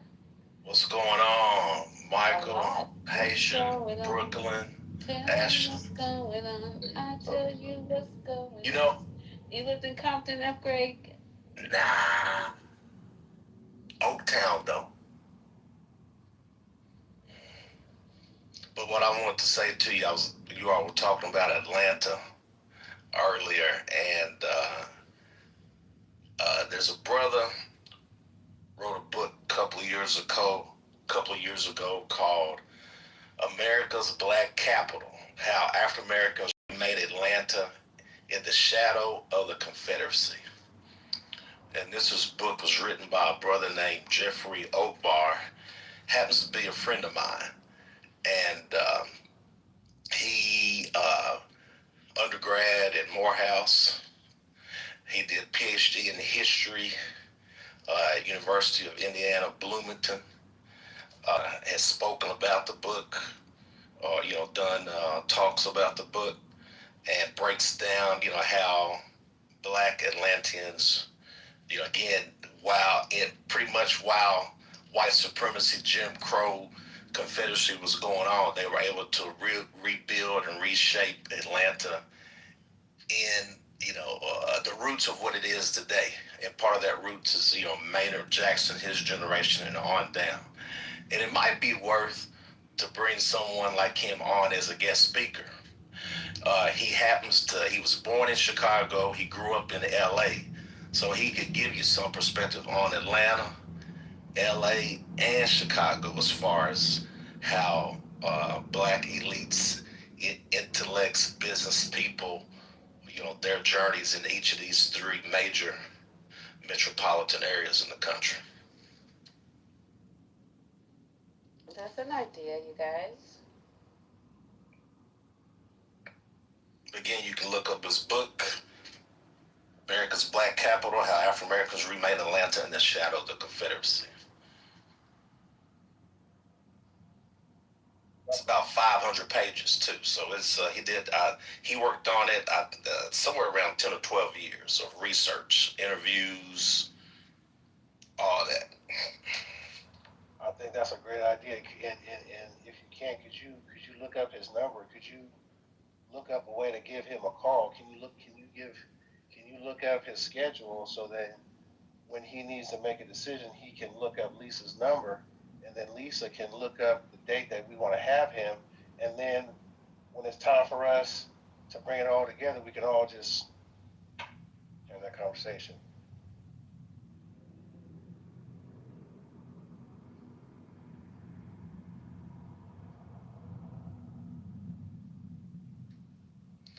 Whatever Lisa commands, I will do. Not commands, you're crazy. Yeah, I would love to do that because this is an interesting conversation, and if we're gonna really start talking about getting together and doing this, or this is just us talking, either one. I was hoping we would be able to get together, and there's a lot of communities, gated communities, that are all white. There's a lot of communities that are all something, but there are just not a lot of communities that are like all Black. You mentioned the two, PG County. Is it all Black, or is it majority Black?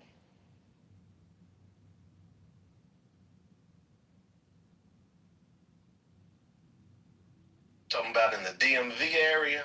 Yeah, they're talking about, so it's all Black. I don't think it's all Black, but it's a very, very high percentage.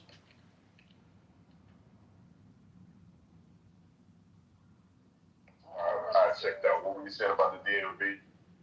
No, I was saying there are communities, as we all know, that are all white, just all white.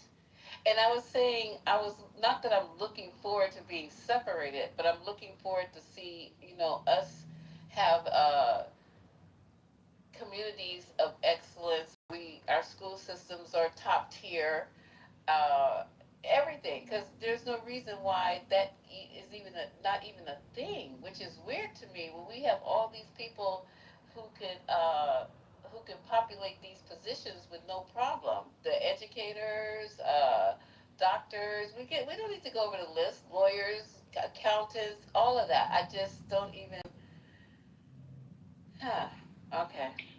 So to your question about DC, so DC in the 70s, right? So it's changed, and I guess 70s, 80s, probably 90s. It's demographically it's changed because it's being gentrified.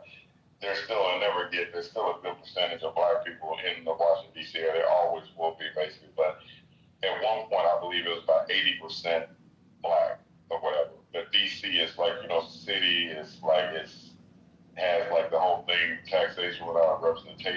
It's just it's an interesting area. But Mayor Marion Barry, and the reason why he's loved so much, there's a number of reasons why. Even all the stuff that people see about him with the situation with the girl and him smoking crack and this, that, and the other, it's like he was there so long and like became so powerful. It's like powerful people, he became what he became, but he still cared about the people. But Marion Barry, he was president of, I believe, a chapter of SNCC back in the day, Student, Nonviolent Coordinating Committee.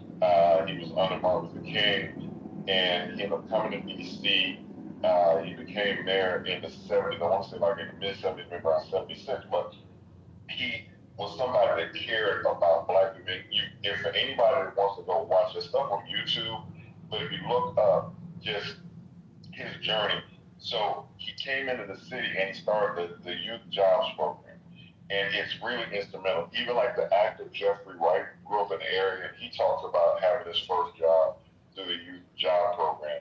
Marion Barry was very much committed to the youth, and so he got them into this program. He didn't just get them jobs, but he had like this whole thing where he trained them for leadership.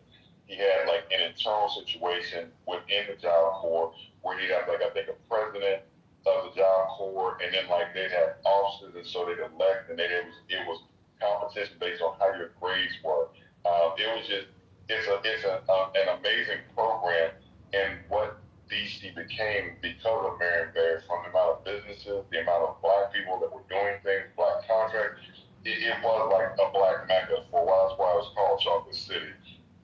Saying all that to say that growing up in that area, when you see a movie like Boomerang, or when you look at like some of these movies in like the late 80s, early 90s, some of the things that you're dealing with like black executives, like in a Living Single, just DC was like that. So there were times I worked for a minority owned firm. There was a brother that owned the firm. He's an older dude. He passed, and his wife owned the firm. But there was times when I really wouldn't deal any white people in all my dealings. I worked while I was dealing with like the federal government. We were a company that worked on set asides, and so like I was dealing with like AT&T, working like Department of Justice accounts and trying to get all these different contracts. But in all like business dealings that I would have throughout the DC area, everybody, black executives, black CEOs, black directors of operations, black just everybody, procurement directors. So DC was really a city of excellence. And even before my time there, you go back and look at like they talked about it when Infinity talked about one of the women that he had met, the older lady that actually got to Dunbar High School. And Bandit got on talking about the fact that that high school is one of the most famous from a standpoint of educated black people to come out. Yeah, so I'm just saying, so yeah, so if from a black excellence standpoint, the DC metro area was an area of black excellence. Felt like I was rambling, so my bad.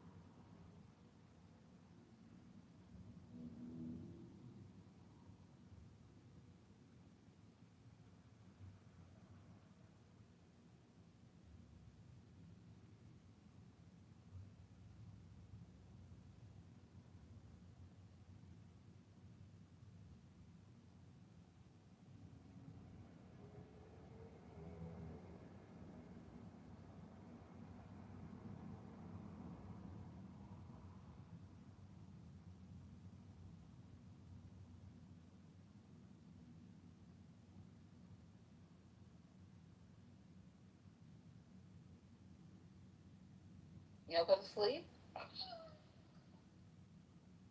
No, Sarah, I just obviously can't opine considering the subject. Okay, so we can get off of the Chocolate City because I don't think that's going to happen anytime soon. I think maybe Go ahead, babe. No, I was saying, in regards to, I think the guy's name was Man Baby. I forgot what his name was. I thought it was Cream. Am I wrong? No, I think it was like Man because we were just I was even accusing him of being Man Finney because they were basically the same person, and he had the same man. Yeah, it was Oh, Man I don't know Baby. why I'm calling Yeah, it. I don't know. yeah, there was no way. I mean,